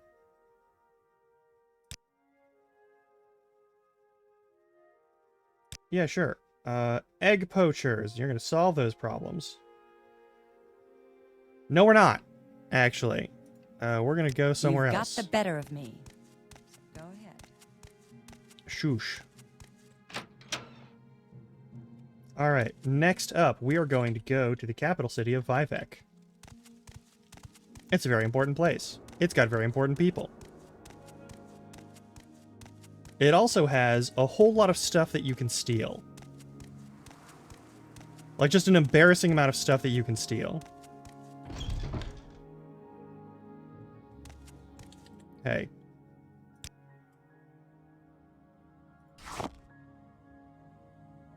Is there anything that you can give me that isn't a spoiled fucking potion, because that's useless to me? You don't have good arrows. You don't have good anything. You know what? I'm going to Revere, actually. Yeah, I'm going to Revere. What?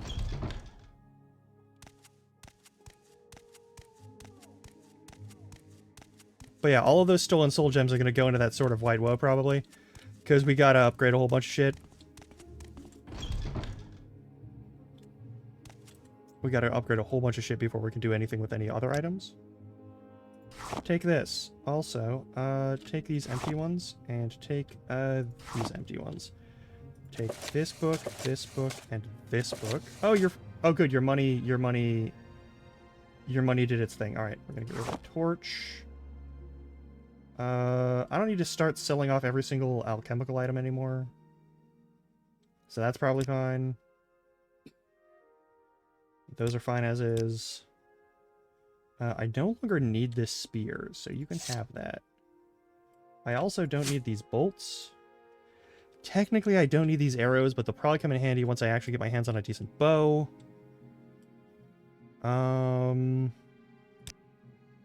Is there anything that I sold you earlier that I want back? No. Do I need armor? Maybe. Maybe at this point I should think about armor.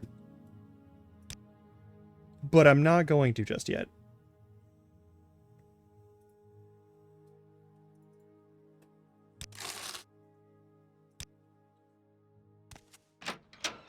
Speak up!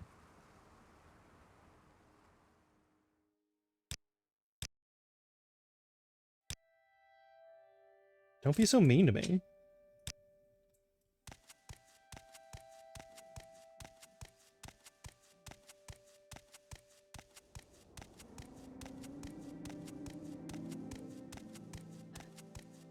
The Lucky Lockup. Sever Trandel. Council Club. There we go. Go ahead. That's Thanel and Velis. We just need Sever Trandel. You, F5. Alright. We have a little secret. Los Angeles Imperial Puppets says, hello, not the House Council. This morning, or Strand tells them. Strand is the Kamanatong Kingpin. Fuck's the Kamanatong? We're just a society business. Okay, yeah, okay. You're a fucking... Alright. Andres Narano, I work for him. What else do you want to know? Wait a minute, that's where I work. Okay.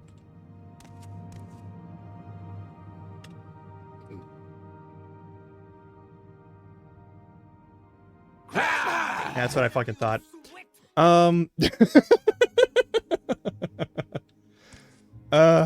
okay. Speak quickly, Outlander, or go away. How deep does this place go? Who are Speak you? quickly, Outlander, or go away. Oh, you have training in a bunch of shit. Alright, cool. Well, we're not gonna talk too much. I'm gonna go somewhere else. Speak, traveler. All these people want to talk to me, but I don't want to talk to them.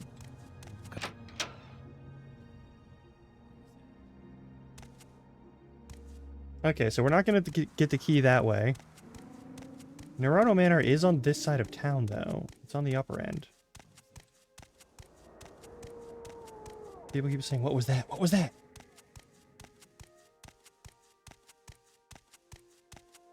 How close are we to... We are 1 of 10 away from leveling up.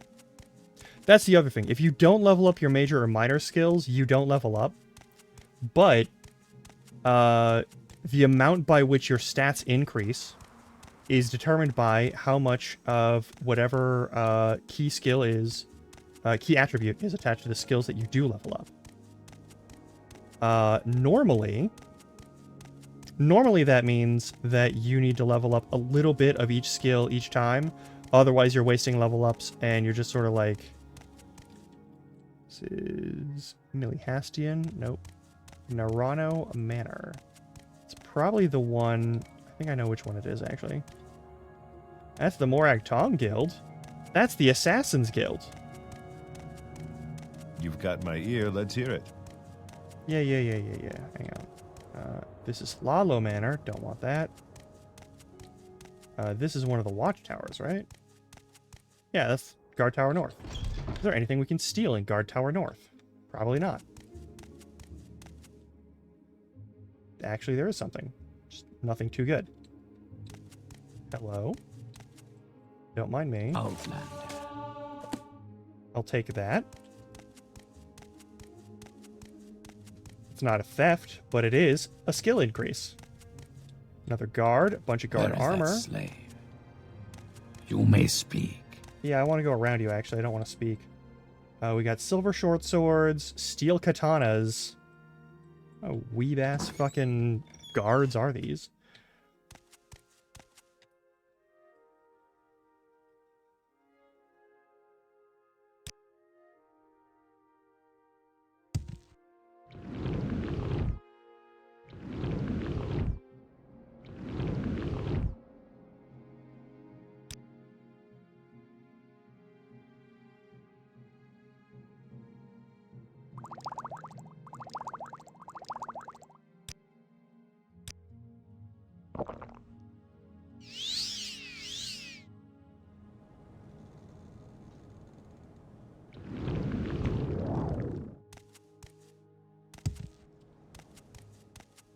There we go. That's Halalo Manor? Alright, cool. Am I just not allowed to leave here until I either cast Levitate or... Can I take that? I cannot take that lantern. Damn. I really backed myself into a corner.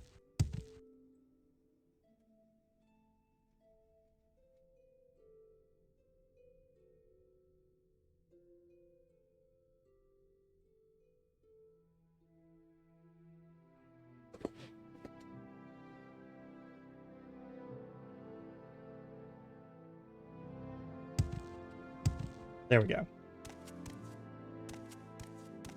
Okay, where the fuck is Narano Manor?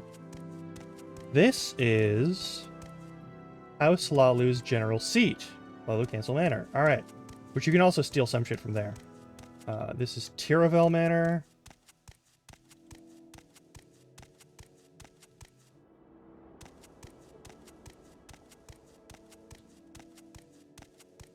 Is it this? Is this Naruto Manor? This might be Naruto Manor. Hang on. So to get our hands on the Naruto Manor key... Yep, Naruto Manor.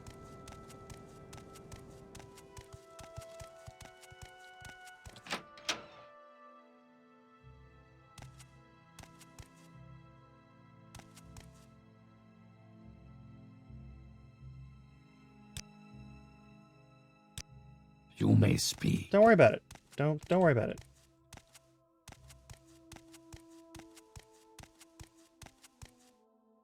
Your servant is somewhere else. Don't worry about it.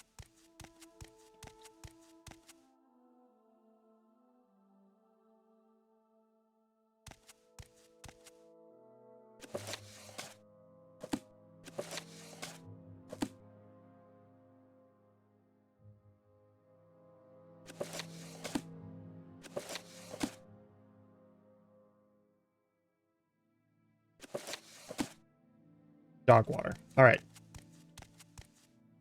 And that's the locked door. And that's also a locked door.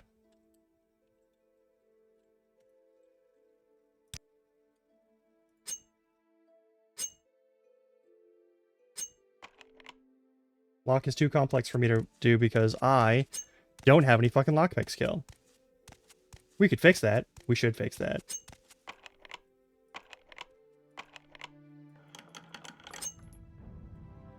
Some cork bowl root, sure. I'll take that for my trouble.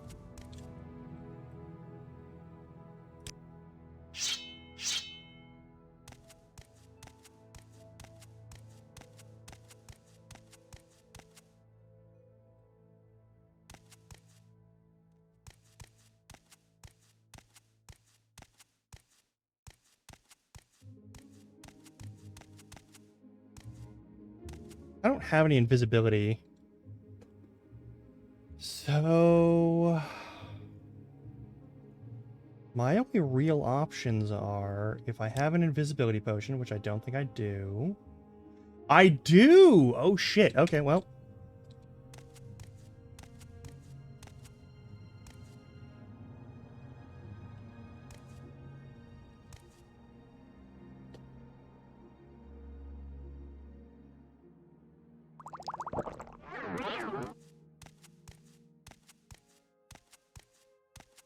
My pickpocket is dog shit, though, so he'll probably notice immediately.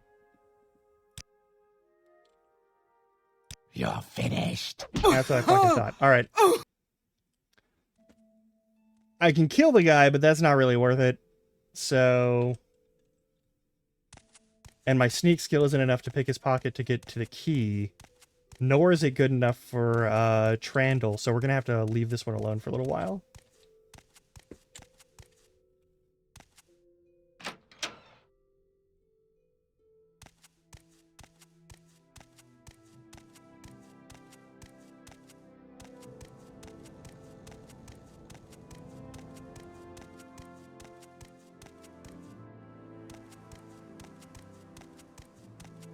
Okay, what other things can we do here before we head out to Vivek? What do I need in the city of Vivek? There's a lot of things. There's actually like a lot of stuff that I need to get to the city of Vivek. Oh, I need to go to the Mages Guild and I need to pick up Levitate. 100% I need to do that. That is not optional. We need to have a Levitate spell. Yes, Outlander. What I do need you want? ideally an invisibility spell and a Levitate spell, but if I can get a Levitate spell, that's good enough to start. We can find potions and shit. I robbed you, How don't may I mind me. help you? Don't worry about it. You already have, you just don't know it. Do you have... you have Strong Feather, which is a slow fall spell. Don't need that. Dispel might be good. But the odds of me being able to successfully cast it are very low. Until I get my mysticism up. There Okay. is much to discuss, much to learn. No.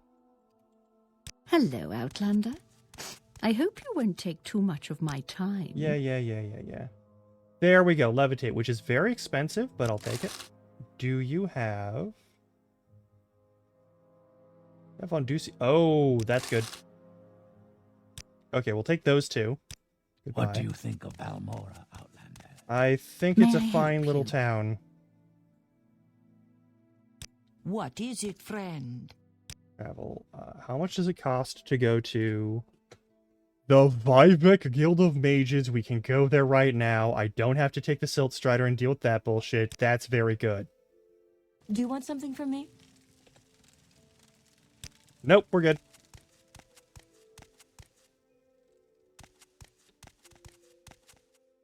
I am Archmage Trebonius, Guildmaster of Vivek. Archmage Trebonius shows up in a number of books. He is Yes, madame. a big fucking deal. What is it? These are all owned, and if we take anything, they will absolutely kill the shit out of us because these are Wealth beyond measure, expert mages. This is not a mage guild where people are like, oh, I joined the guild, so I don't need to practice. No, these are people who are actually good at their fucking magic. These people know what the fuck they are doing. Spells. Nope. All right. Duties. These archers, guild stewards, and all their involvement. Yeah, because we're too low rank. Go that ahead, doesn't matter. Outlander. What do you need? No, don't mind me. Don't mind me. Don't mind me. Rank associate to open the small chest. It's also trapped. I'm listening, please. Go ahead. Do you have anything to buy? That is invisibility. Do you have invisibility? Marisen Cuirass gives you restore fatigue. I want...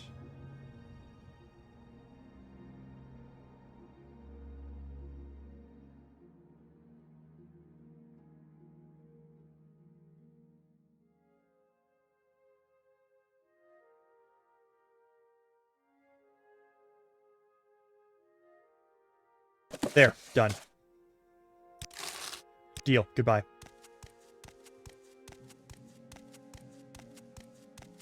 Alright, we're already out of our fucking everything. No one will notice if I take these, right? Fancy clothes. Alchemical humid.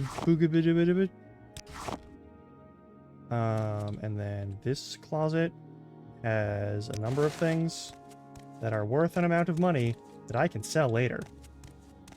In this very town, just not to anyone in this building. Go ahead, Outlander. What do you Hey, need? rank associate. A bunch of free fucking shit. Don't mind if I do. Outlander, what do you want? Goodbye. You are very rude. Alusaran Smith. Maybe? What's your story? Tidings.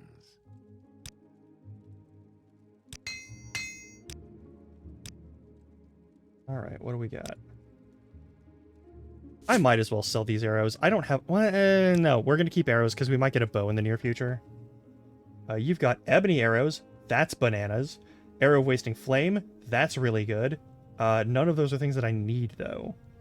I already have all the sword I will ever need for this... Pretty much this entire game. Is there... You don't take any of these, do they? Yeah, no, you don't. Goodbye. Oh, and we're about to hit another ad break. Can I take... Is that cool with everyone that I take things that are indoors? All right, cool. So What where are do you you from? want? Don't worry about it. We're watching you. There's the Fighters Scum. Guild. We're watching you, scum? Rude. Okay, we're gonna enter the Guild of Fighters after this. I'll see you all in like 3 minutes. It's about to hit ad break, so. Boop. Ba-doop-a-doop.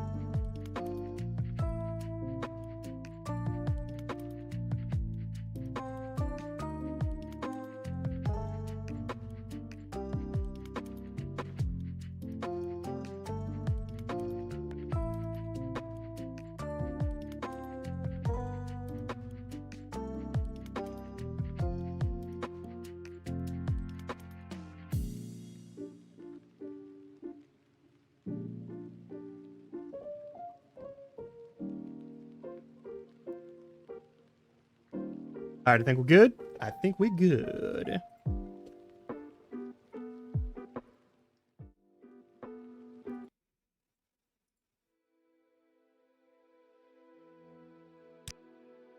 All right. To the Fighters Guilds. There will be another friendship chest. There we go. That's a bunch of stuff that we can sell legitimately without any issue. Services. If you're with an Imperial Guild, go to Foreign Quarter, which is where we are. Great House, Hlaalu, Redoran, or Telvanni compounds. Oh yeah, in case you don't know the geopolitics of Morrowind, we're on the actual island of Morrowind. There's also just the entire region of Vardenfell, which is what Morrowind is like referred to as alternately, I think. I'm never super sure on that part, but like the Vardenfell district is a part of mainland Morrowind. So at the very least, that is a thing. But what you have is... Anything I can do for you? No, there's really not. So what you have is a bunch of noble houses. You have 3 major noble houses. Hlaalu, Telvanni, and Redoran. I'm listening. Yeah. Can you train me on anything? Nothing I care about right now. Weird that you have sneak, though. I appreciate that. No, that's owned. Faction-owned Fighters Guild. Nothing I need to care about there. This guy's cool. Greet you as a friend. Sheep restore healths. I don't really need them. Don't really need that either. So you have these 3 noble houses, and they're all Dunmer houses, because Morrowind is the realm of the Dunmer.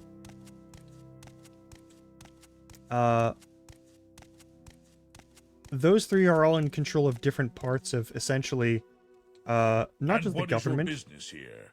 How may we help?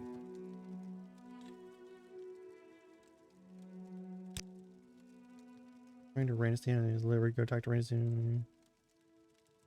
I'll do that later.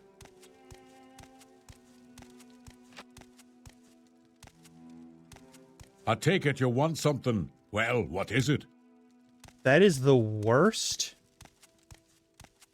Scottish accent I've heard in so long. That was the most half-assed Scottish accent I have heard in ages. Oh, hey, nice.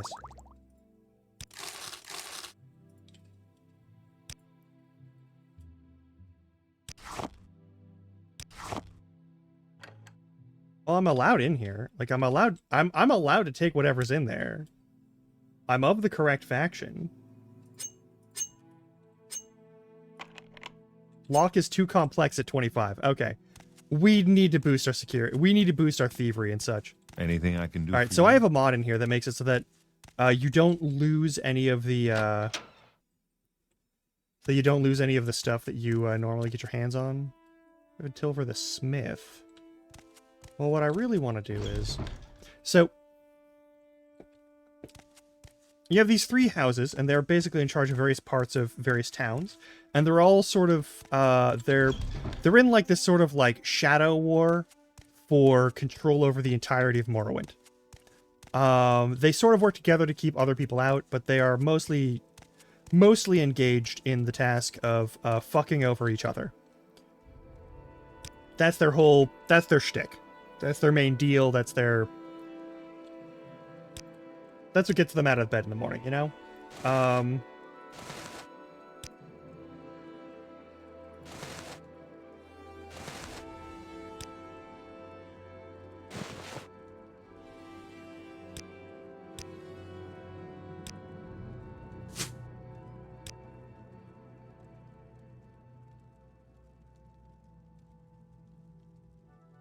I need levitate. I don't want spoiled anything. Don't give me your fucking rotting potions, you dickbag. Alright, well.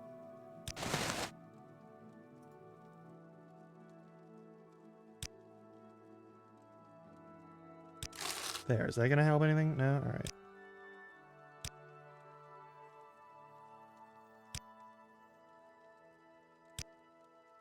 Alright, well you hate me now. The one from far away has too much talk. I look forward to murdering you. Do you... Oh my god, Mark and Recall are actually so important. No. Detect creature might be good, but I don't need it right away, and it's not super important to me.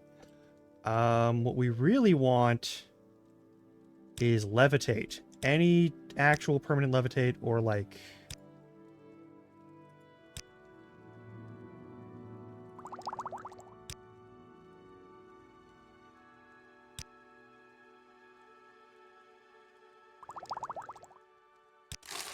There we go. Anywhere I can get the actual levitate or, like, invisibility would be really good. It'd be real nice to have those spells.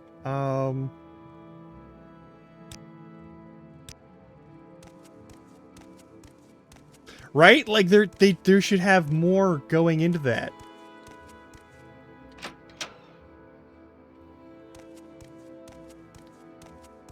So while you have these 3 noble houses that are basically fighting amongst each other in order to get control of each town and everything in those towns, you also have the Triumvirate, which is Vivek, Almalexia, and Sothasil, who are each imbued with an element of godhood. They are not great people, and they're pretending to be full-on gods. In this world, that is kind of a heresy, but they're strong enough that no one can actually oppose them on it or naysay them about it. And they can imbue divine magics and whatnot, and they can do miracles, and they're super powerful and whatever. But the main thing that you gotta worry about is the fact that, like, they are very interested in making sure that no one ever gets anywhere near the volcano in the middle of this fucking mountain. And the reasons for that are explained throughout the story in this game, which we don't need to worry about too much right now. But what you do need to worry about is the fact that they are very invested in not letting anyone get anywhere near. Hey, do you have anything that I can buy off of you? No? Okay. They're very invested in not letting anyone do that. Because if anyone gets there, they will, 1, probably get hit with corpus disease, which is this disease that is essentially, it turns you into a zombie and makes you, like, rot where you Outlander, stand. what do you want? I think I kill you later. There were 7 victims here in Vivek, all their throats slit. When there's just a few Outlanders killed, the Ordinators weren't making much fuss, and I had 2 other end people slit throats. Seemed very concerned at the Hall of Justice. Here the Office of the Watch is quiet, looking for some special help. Anything that can kill 2 Ordinators before they draw their weapons sounds like it will need special help. Can you ask your question quickly? Yeah. Hang on. So, like, you have these people who don't want you to go there because it's like this horrible wasting disease that is pretty much incurable. And they're totally sure they don't have any way to make any kind of headway against that. That's less important than the fact that the source of all of their power is hidden in that volcano. Which is, it is the heart of a being. And it is guarded by a specific dude.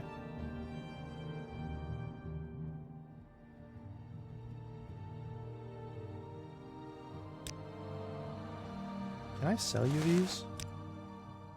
I can sell you these. Easy customer store. Annoying fool. Seems you entered is that Marcel Morar, and outside my shop he stands all day selling ridiculous wares. I would like to, Lucy's within his rights, but I'm gonna find a way. I will try and make him leave. Okay.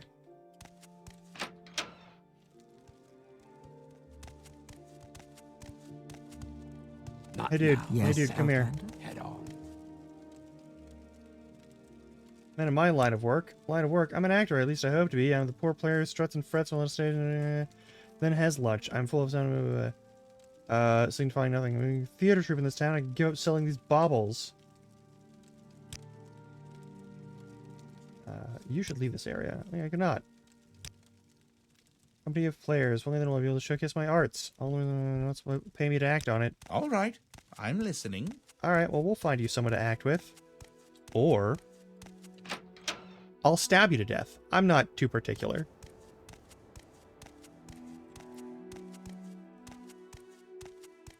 Now, if you've played later games, they talk about this.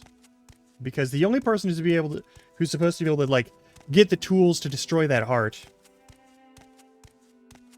is a guy called Nerevar.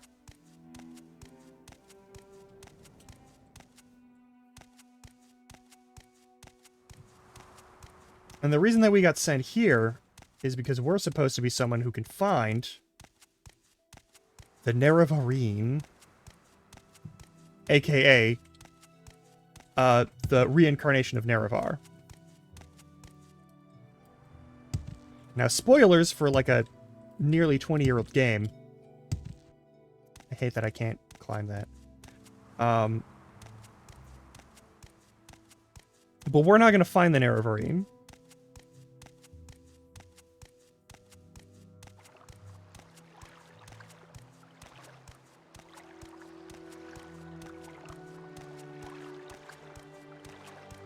That's just not gonna fucking happen.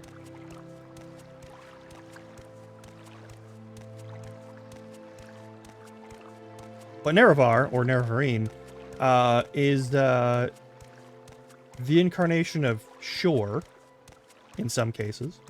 And is a weird sort of like god that serves the mortals. Or works alongside the general interests of the mortals more often than not. House Redoran. House Redoran might have something for me. What I really want to find... Hang on. Nope, that's not what I want. Go to the map. Go to the local map. Okay, this is the foreign quarter. So what we're looking at is foreign quarter, Redoran, whatever the fuck. What we want to find is...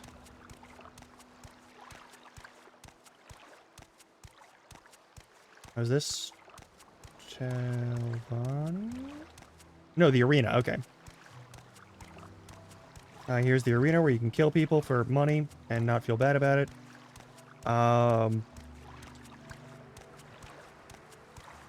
But yeah, each of the noble houses would love to get control of the Nerevarine or Nerevar. And also, the Triumvirate, which is Vivek Al-Malkli and Sotha Sil, would love to kill that motherfucker as quickly as possible. Because if Nerevar comes back and destroys that heart, they reclaim their sort of like St. Olms, Canal North 3. I'm not going to the canals. The canals are full of monsters right now. I don't want to go to the canals. We have one sort of okay weapon. This is St. Olms Canton.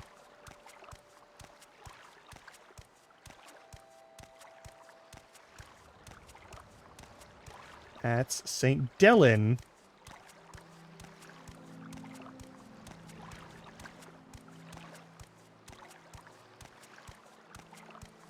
Now, I don't remember if the issue is that each of the saints of the triumvirates sort of like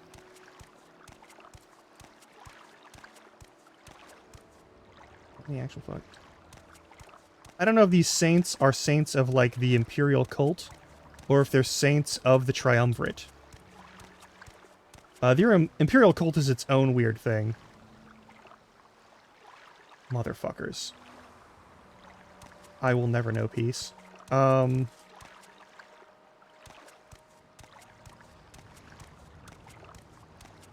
have to forgive me on that, but it might be that the saints here are saints that were potential incarnations of the Nerevarine who are killed for the purpose of, like, upholding the Triumvirate, or if they're just some random folks who got sainted, aka killed for the Imperial cult. I don't remember which.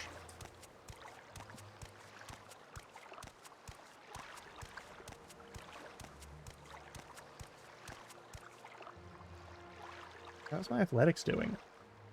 Cool, my athletics is almost to 20.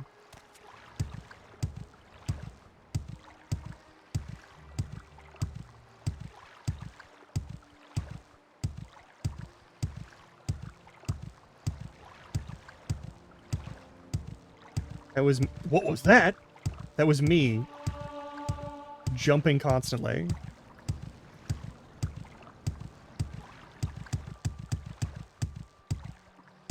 But yeah, our goal here is to find the Nerevarine.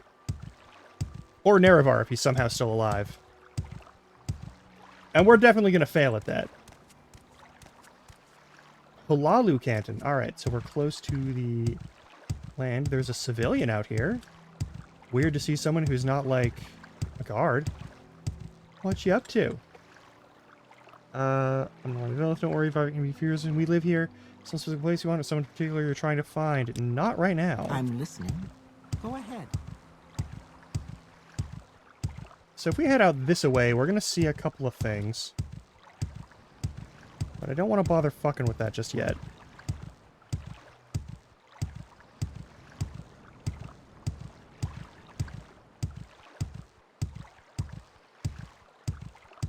There's going to be a number of creatures out there in the wilds who are very unkind. Yeah. I think I went the wrong way. The fuck are you doing showing your hands?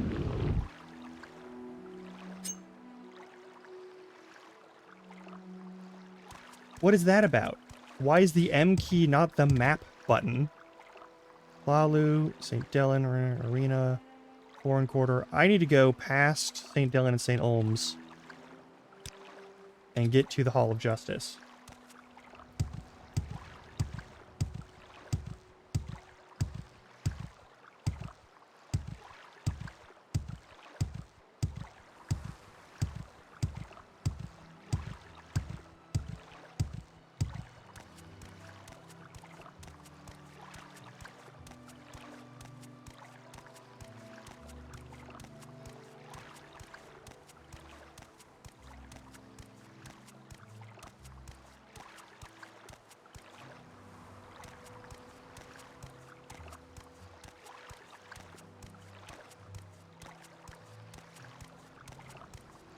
Oh yeah, one of the other handy things is that you can't level up any of your skills. So each skill has a key governing attribute. You can't level up your skills over your governing attribute. So you have to max out your attributes before you can max out your skills. Now I am tempted.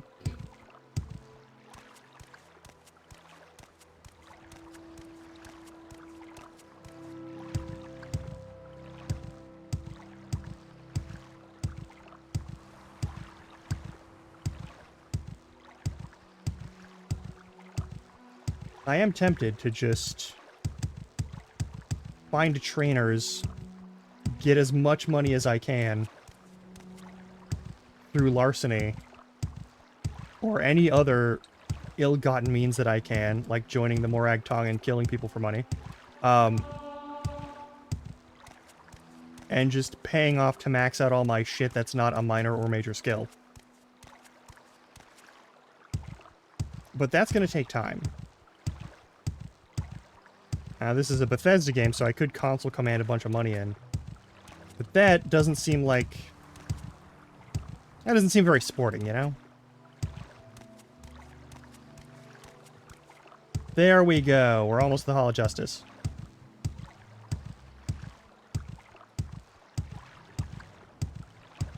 So that floaty orb... By the three, my rights and duty. Yeah. These guys are a little... They're gonna be a little gun-shy. Yeah, here we're here for like shenanigans within the confines of the game. There's the Hall of Wisdom, which there's going to be a wizard or two in here that we can talk to. There's the Hall Underworks, where we can go if we want to get infected with a bunch of like blight and corpus disease, which we could do. We don't wanna, but we could do it. The Library of Vivek. Here is what I've been looking for in this fucking town. If you're here for trouble, you'll get more than you bargained for. I'm looking for books that are worth a lot of money so that I can read them for free skill points.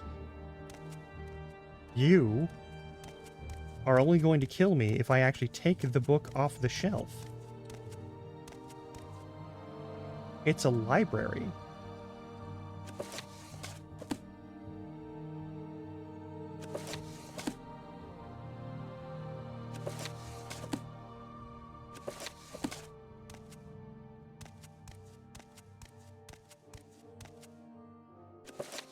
Changed ones. Well, the Atata who wanted to learn Trinimac was the... Yeah, okay. Fuck that. There's a bunch of, like... There's, like... 8 million names for everything.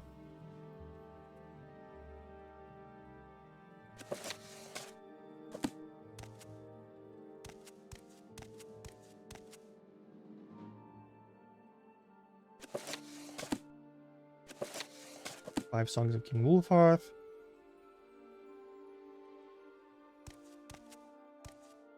Deed to Indrel's house.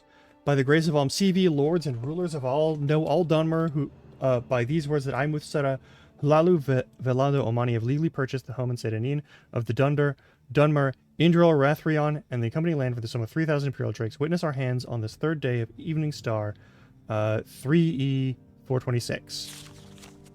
We're gonna steal that.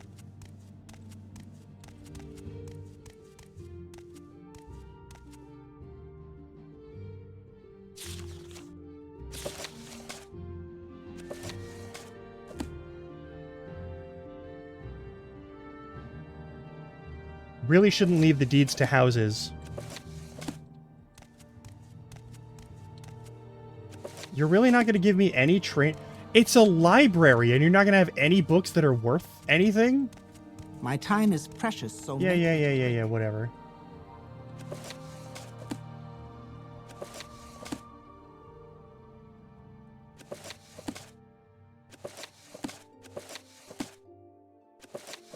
Really?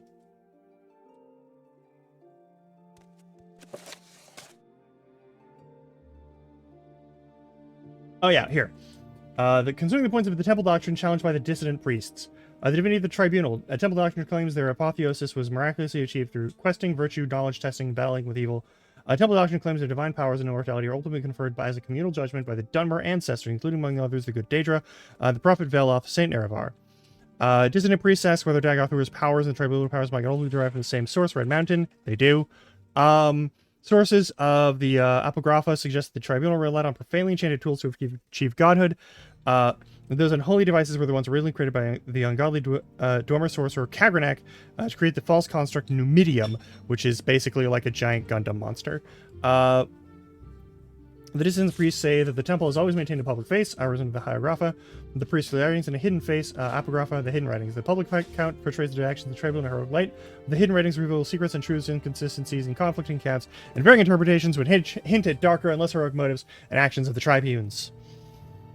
In particular, conflicting accounts of the battle at Red Mountain raise questions about the tribunal's conduct and about the source of their subsequent apotheosis. Also, there is good evidence the tribunal have been concealing the true nature of the threat posed by Dagothor at Red Mountain, misleading the people about the tribunal's ability to protect Morrowind from Dagothor, and concealing a reason dramatic or diminishing of the tribunal's magic powers.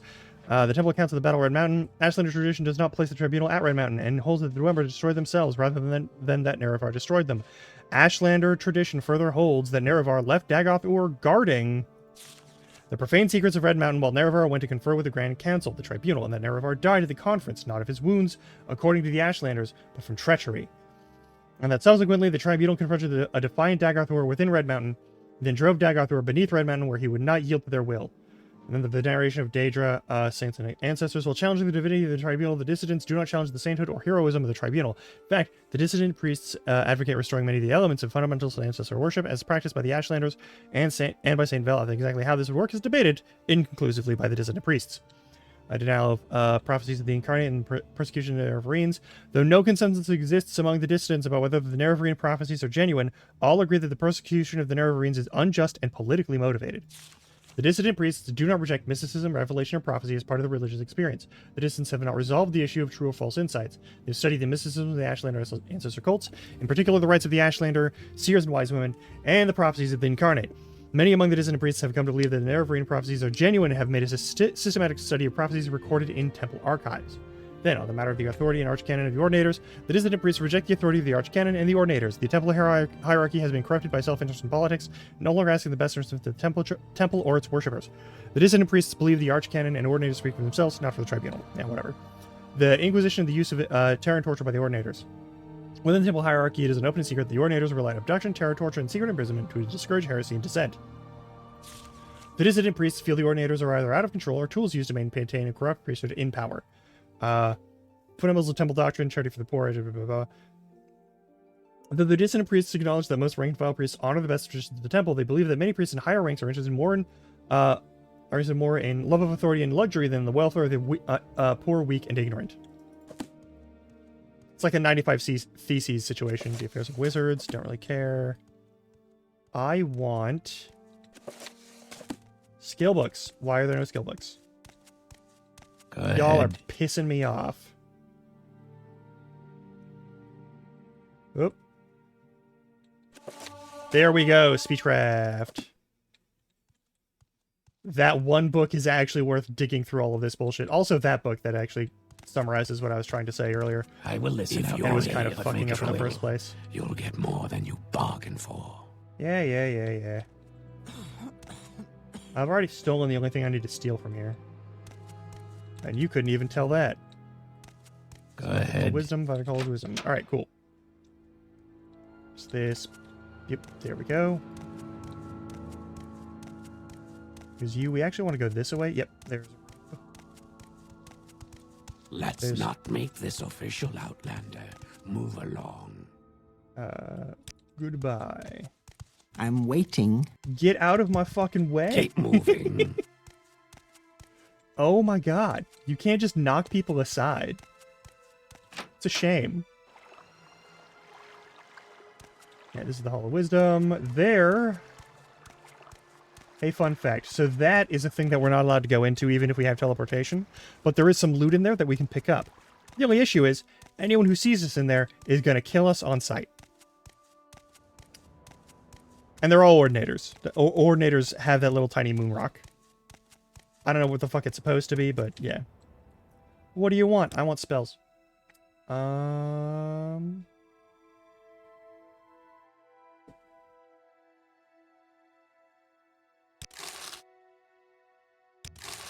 Important.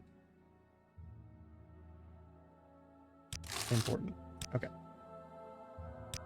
Can I buy anything off of you that's actually good?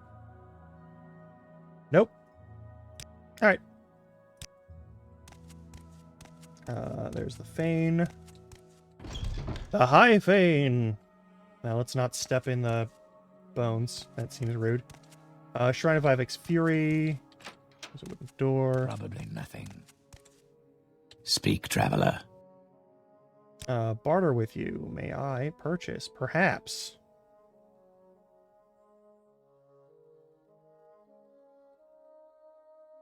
Any chance? Hey. That's a lot of money. I've got a lot of money.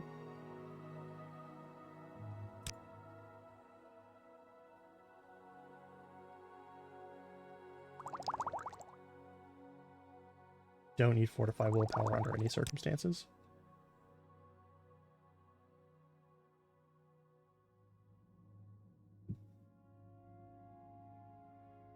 Do you perhaps cure blight disease? That'll be important later.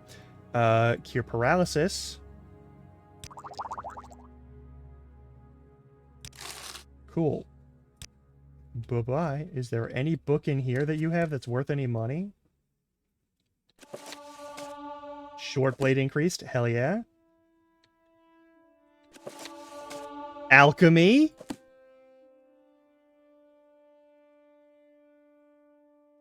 I don't need to steal your books. I just need to read them. Those are all... Yep, that's all theft if I touch that, and they'll kill me. They do not... I don't know that the Ordinators particularly care about arresting you. They definitely care about murdering you.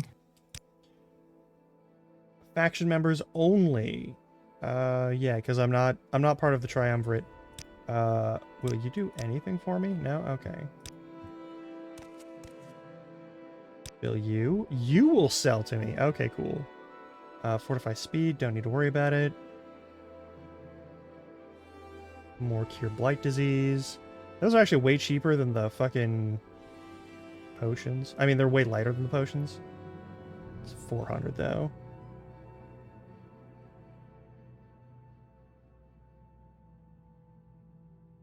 That's all kind of unimportant. Alright, St. Felm, St. Dellen, St. Lothis, Vivek's Fury, St. Maris, and St. Nerevar.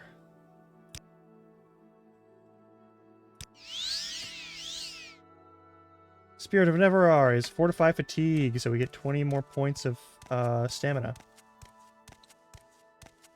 St. Veloth. There's a bunch of blessings we can get here, but we don't need to. You're only faction members are allowed to do that. No, that's nothing. That's a lodge Quickly, door. Outlander. I haven't. Shut the fuck up. Alright. We could drink that potion and walk up there. That is a thing we could do. We would get killed pretty fucking quick. I'm just gonna let you know right now.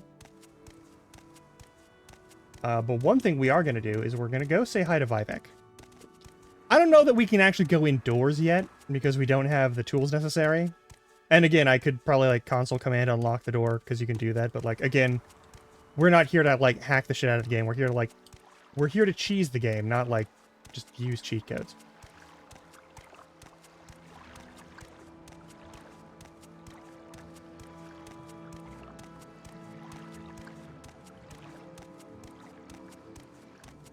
With just enough time and fuckery, you can do pretty much whatever you want in these games.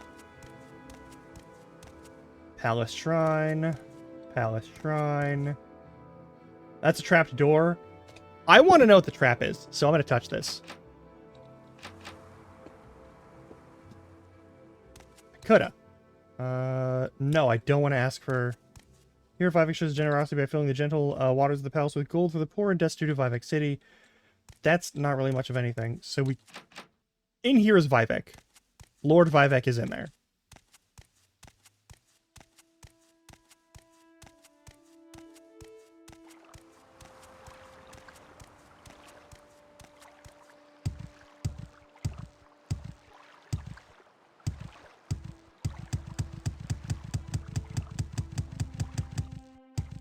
My mistake, sorry. Wet cheese does not sound like a good experience. Though I am gonna say, if he dropped Gouda into the fountains...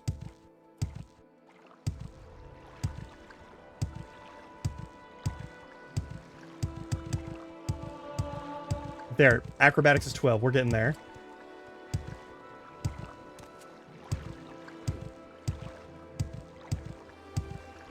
Alright, we've done everything we can at Vivek. Other than burgle. We can always burgle in Vivek, but...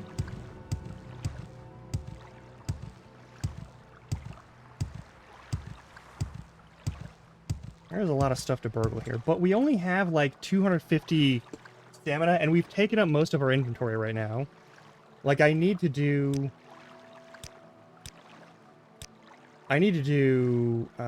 actually, is there anything to repair? No, there isn't. Okay, cool. We haven't even picked up a single suit of armor yet. No, we don't want to go into the canal works. I need to find, a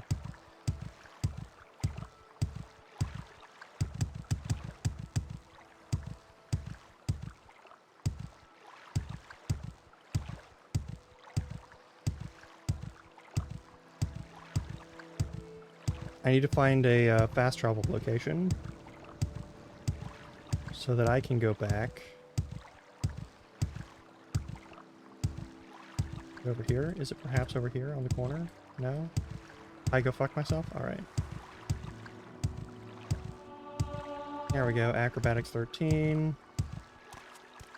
How goes athletics is still only... Okay, we're almost to a sort of okay number for that. I'm just looking around, hoping to find one of the boats that are over here so that we can take a fast travel point to somewhere else.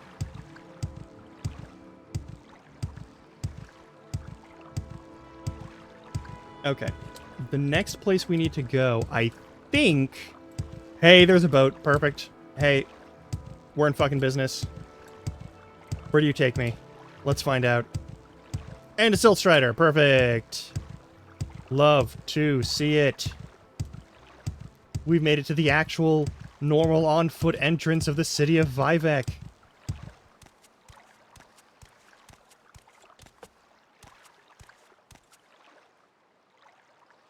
So we are getting somewhere with the athletic stuff.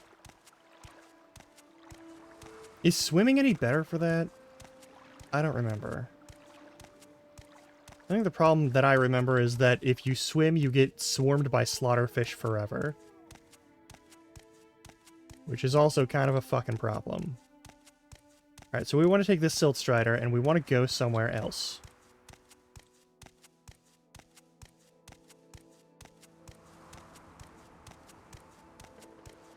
I'm not going to be too picky about where.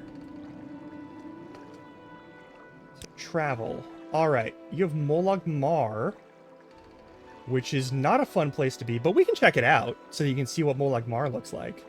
I think I want to go to Surin ultimately, and I think Surin is the super fucking sandy place. Molag Mar. Take me to Molag Mar. It's going to be a bad place to live. We make a special trip just for you. Same low price. Oh, we are super in, nope. Oh, yeah, no, we don't want to be here. That's a bad place to be. That's a bad place to be. Let's leave.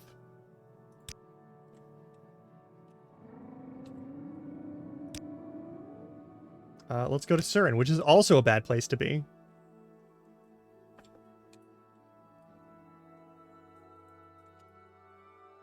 It's a less bad place to be, but it's still a bad place to be. As soon as a sandstorm hits here, we're going to be in a bad fucking situation. Alright, Seyda Balmora. I guess we have the Seyda house deed. Yeah, let's go to Seyda. Where would you like to go? Don't worry about it. We're where we need to be. We are exactly where we need to be. Oh, and I can sell shit to that one guy. That'll be cool.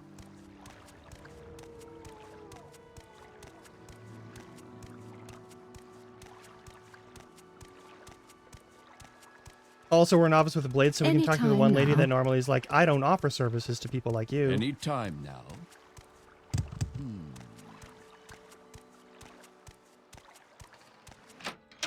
All right. Hey, you.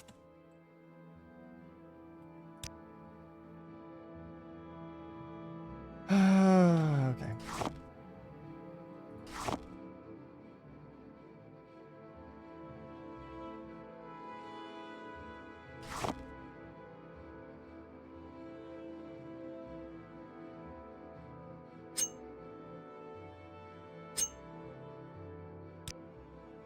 What do we got? I can sell you these. Here's the DJ in Drail's house.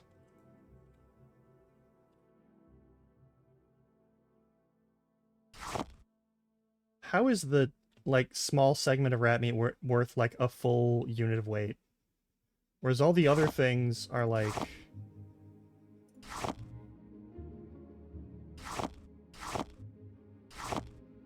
It's weird to me. It's just weird to me. Because it's been prepared. Maybe. Rat meat does add up, on your conscience specifically, but...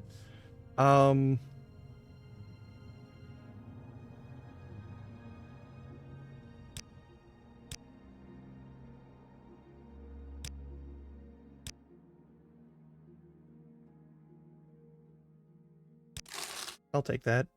Do you have any good spells for me?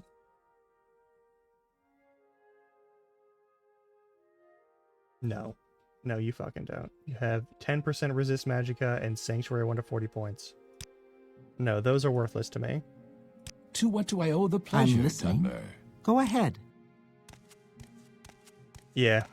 There's Riskar. I could talk to him and let that quest finish, but I'm not gonna. I take it you want something. You Well, may speak. Speak Again. freely, friend. Let's hear it.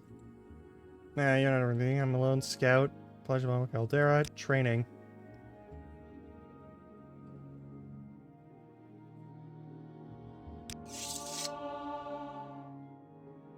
There is someone watching me. I can tell. You need to chill the fuck out.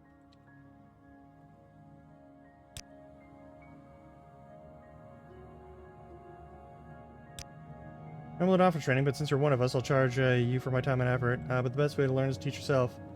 Guide of Vardenfell. Hey, you best know something about the land of the people. Goodbye. Alright. Guide to Vardenfell. Hey, look.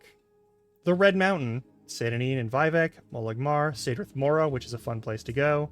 Balmora, Aldaroon, Dagon Fell, the Sea of Ghosts. Always good to just sort of... Yeah, anyway. You're on your honor. Don't press your luck.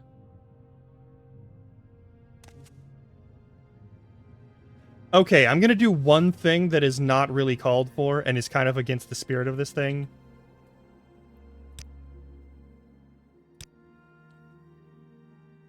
Is it still... It's still Tildy. I'm killing this man. I think it's kill. Nope. Alright, so it's gonna be set health 0. Arg! The olden day version? Perfect. I want you dead. I'm taking your stuff. Oh, and I'm disposing of your corpse. I hate you. I hate your shitty accent. Fuck off and die. Alright, we're gonna sell his stuff. Actually, we could just wear his stuff. We do need armor. I may as well just take it, right? That seems uncalled for. Imperial studded leather cuirass. Stick to light armor for now. Yeah. Fuck him. To what Fuck do him. I owe the What pleasure? is this I just about? wanted him dead. I just want him dead. I hate him. He's always at the top of the stairs. He's a bag of dicks. The quest is done. He's a corpse. Alright. The rest of that can all be sold off. We'll get regular armor. And I'm not going to worry about, like, getting heavier duty armor. It's not like it's super important to get heavy duty armor right now. Yeah, but I mean, mostly it's just like, I hate that guy. I hate him so fucking much. And if I kill him now, everyone will come and murder me. But I can Death Note him and it's fine. Alright, the boots will work good. They're like kind of heavy, but you know what? The chitin boots do better.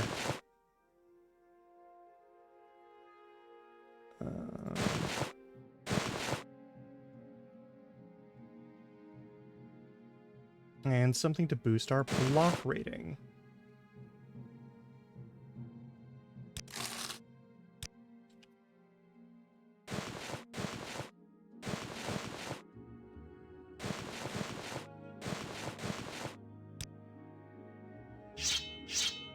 And now we have a long bow. Hey, that was a great idea, even though it's absolutely cheating, and I actually do kind of feel bad about that. But fuck that guy. Alright, we gotta find Indril. No, it's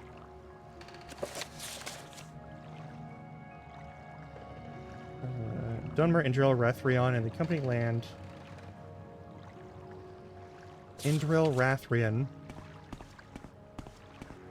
Indril, Rathrion. For someone in particular? Yes, you. Advice. Deed to your house. Whatever needs doing. Cooking, cleaning, you are an outlander, so you lore. No. Okay. Outlander, what do you want? Don't worry about it.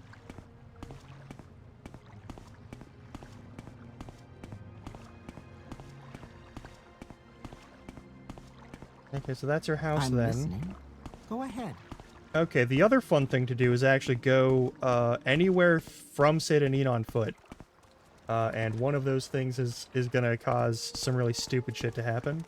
Under sun and sky, Outlander, we greet you. Yeah. And Imperials took everything anyway. I have a feeling that you What's and this I about? are about to become...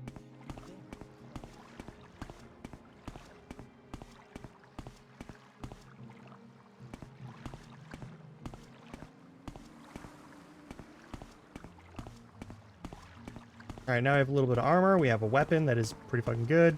It's a long blade, so it's the weapon that we're most skilled with right now.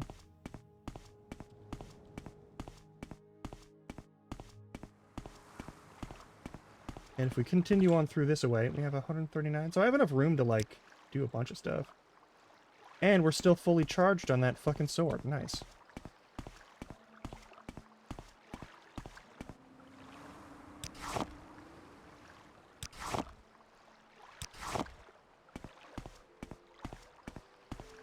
There's one thing in particular I'm hoping for.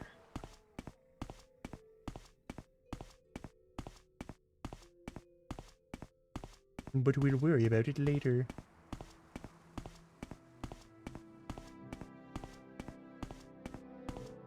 Alright. Ebonheart, Sedanin, Narmak, and Hlaod. Balmora, Vivek, and Pelagiad. Ebonheart's this way?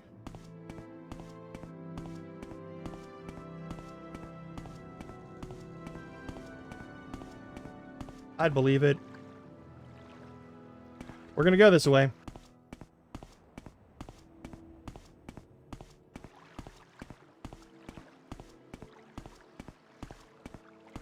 There's stuff in the water.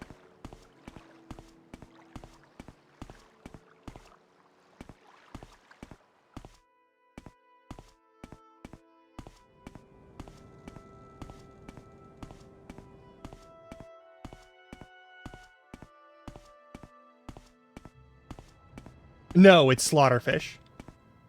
It's 100% slaughterfish. Might also be like the weird critters that are going to be a huge problem for us later. Yeah, it's almost always going to be slaughterfish when I see movement in the water. I just assume it's going to be slaughterfish even if it's not.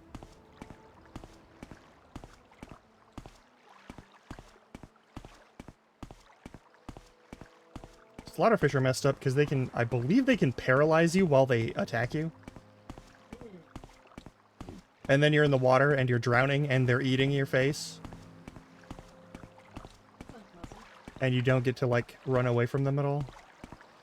We're bound to run into some monsters around here in the very near future, but, oh yeah, that's the other thing. I need to set up a spell that would actually be useful. So let's use, Fireball, because we have a 31% chance of casting Fireball. Okay. I gotta do something about learning magic. We gotta get better at magic.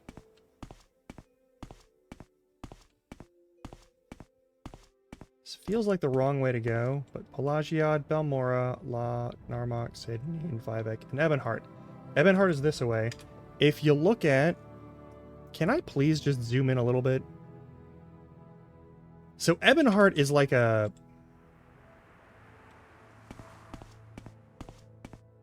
side thing. Because, like, there's Vivek. I'm gonna run into some critters, almost certainly. Oh god, it's been almost 5 hours.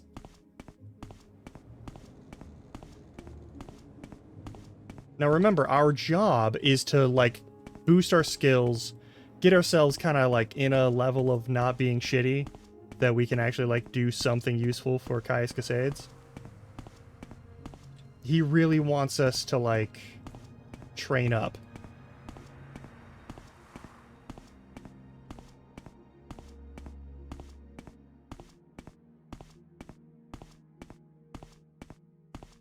We're not even to level 2 yet. Can I get more,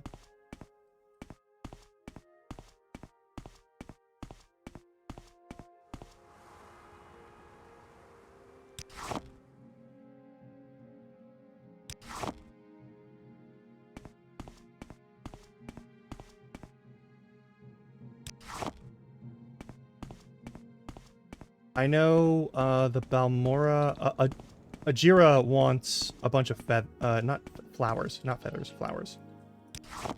For the next gathering thing. Why do I remember that?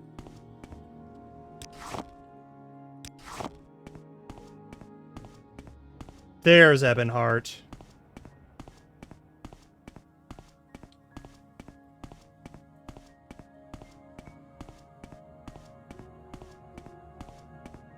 Are we allowed to enter Ebonheart right now? I don't remember.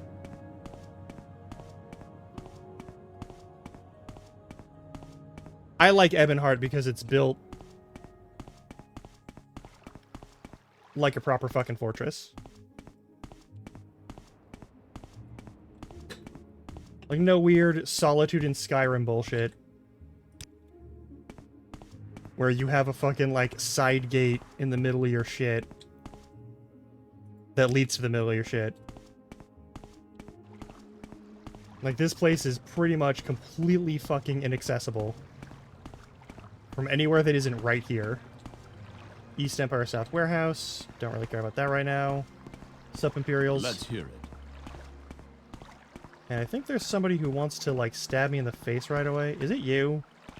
Your weird fucking gnome hat. I'm Geldel, this is Ebonheart. If you're new here, you want to ask for our services.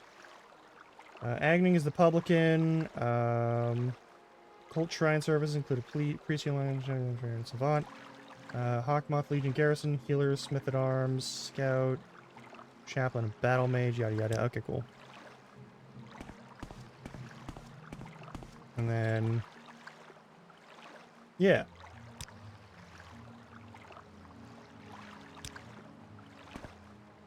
They got this fucking giant statue of Talos, which isn't rendering properly. Love that. I've never seen it properly rendered ever in my life. Not a lot of pretty ladies around here. Yeah, whatever.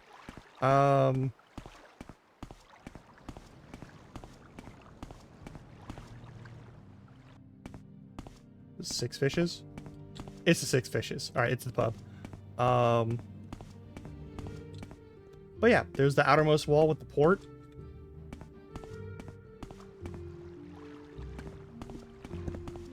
This is the ramparts and battlements of Fort Hawkmoth. All right, I'm listening. You look like a vampire.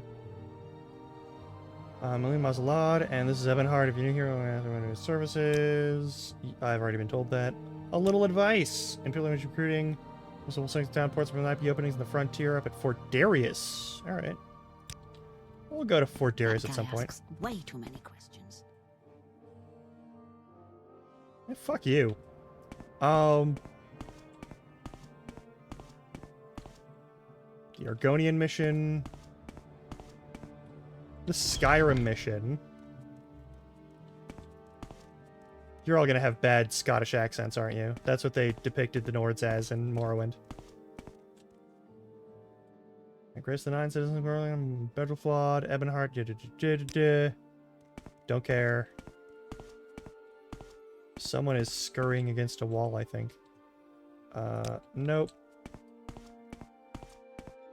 Don't stand about. Get moving. Okay. I appreciate... That's the fanciest looking motherfucker. Alright. None of these people are merchants in any way, shape, or form. That's a hand-to-hand skill boost. That's an acrobatics skill boost. I will fucking take those. I'm not taking the chests, but I will read those and enjoy the knowledge that I've acquired from them. Now way into the Wellhead. Argonian mission might have something. Argonian! Hey, Argonian! Nothing to do here. No trades. Oh, training. Okay. I need security. Might have to go back to Balmora. I need to get my hands on just a fucking dick ton of money, though. That's gonna be a problem. This warm blood has questions. Alright.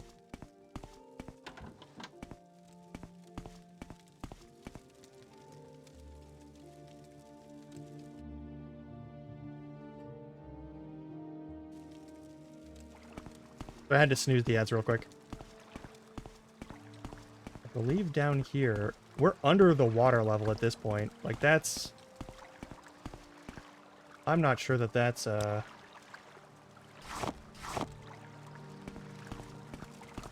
Hey, what's up? No, you don't got much. You're not doing much of anything. Do you see that?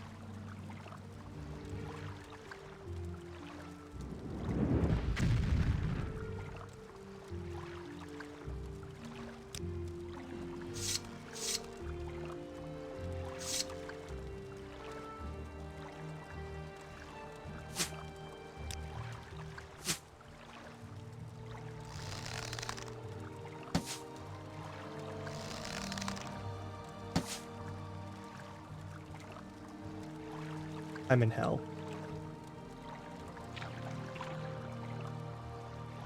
Oh, there's a bunch of them. Yeah, no, I'm good, actually. I'm good not fighting a bunch of slaughterfish at level 1. I'm good not doing that. Your turn to talk. Ours to listen. I'm cool. I'm cool with not doing that. Since there's no way for me to shoot them through the water. How about fuck that?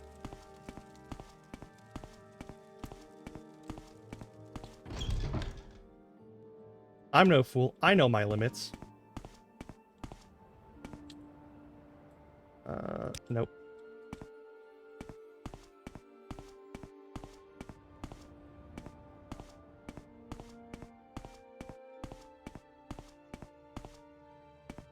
Blackmoth Legion Garrison. If you really want to join the Legion, I don't.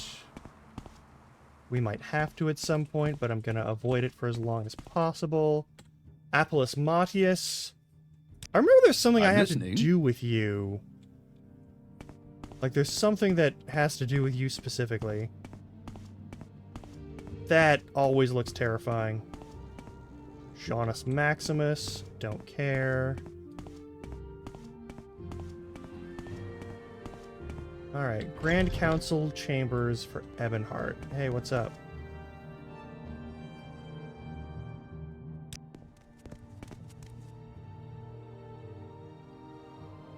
East Empire Company. The Duke's administration. Where's the Duke?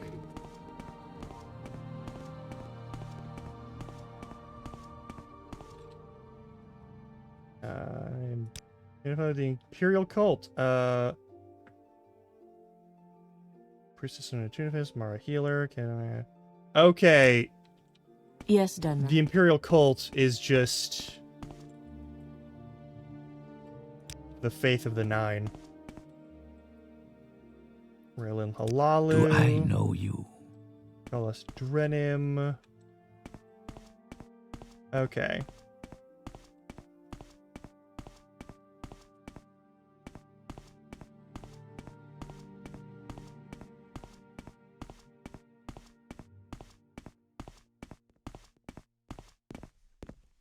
What's this All right. about?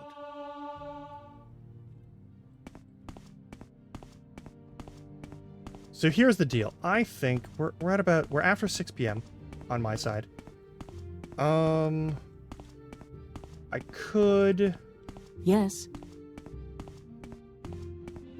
stop here for the day, and I'll see you all tomorrow, and we'll play some, I don't know, Final Fantasy X probably. Or we could play more of this. I do love Morrowind.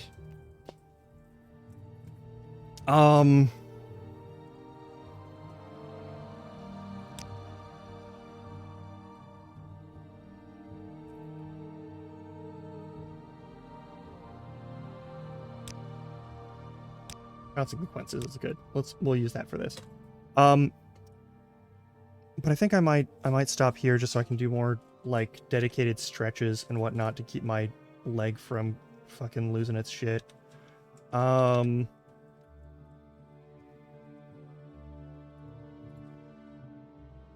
Let's we'll snooze that again. Let's see who's around.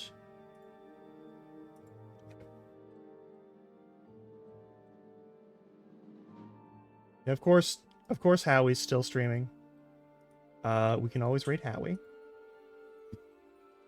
I'll be playing alongside them next week, so that's a thing. They've got their streamiversary going on. Unofficially, I believe this is my streamiversary when I started actually doing stuff, but this isn't like when I started doing, when I like made, it's not too far. It's not too far away from it, but it's not even officially where I made affiliate. All right, let's find. Not that I remember when I made affiliate, but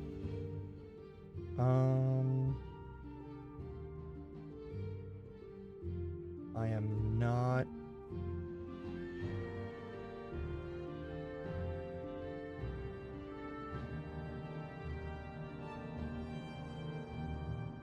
All right, we've got some folks playing.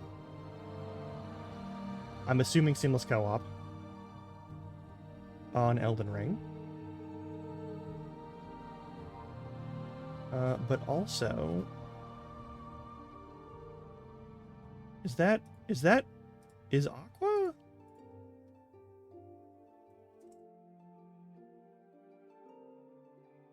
Literally just starting. Actually, Aqua's playing Repo, and that would be a good chance for me to see more of how Repo works. And I know I'm gonna have to play Repo in the near future, so we're gonna go raid. What's the code after your shit? 191V.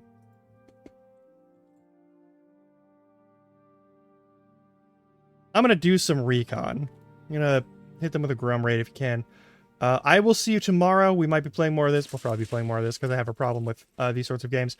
And I will see you then. Until next time, if you're watching this on recording, thank you for doing so.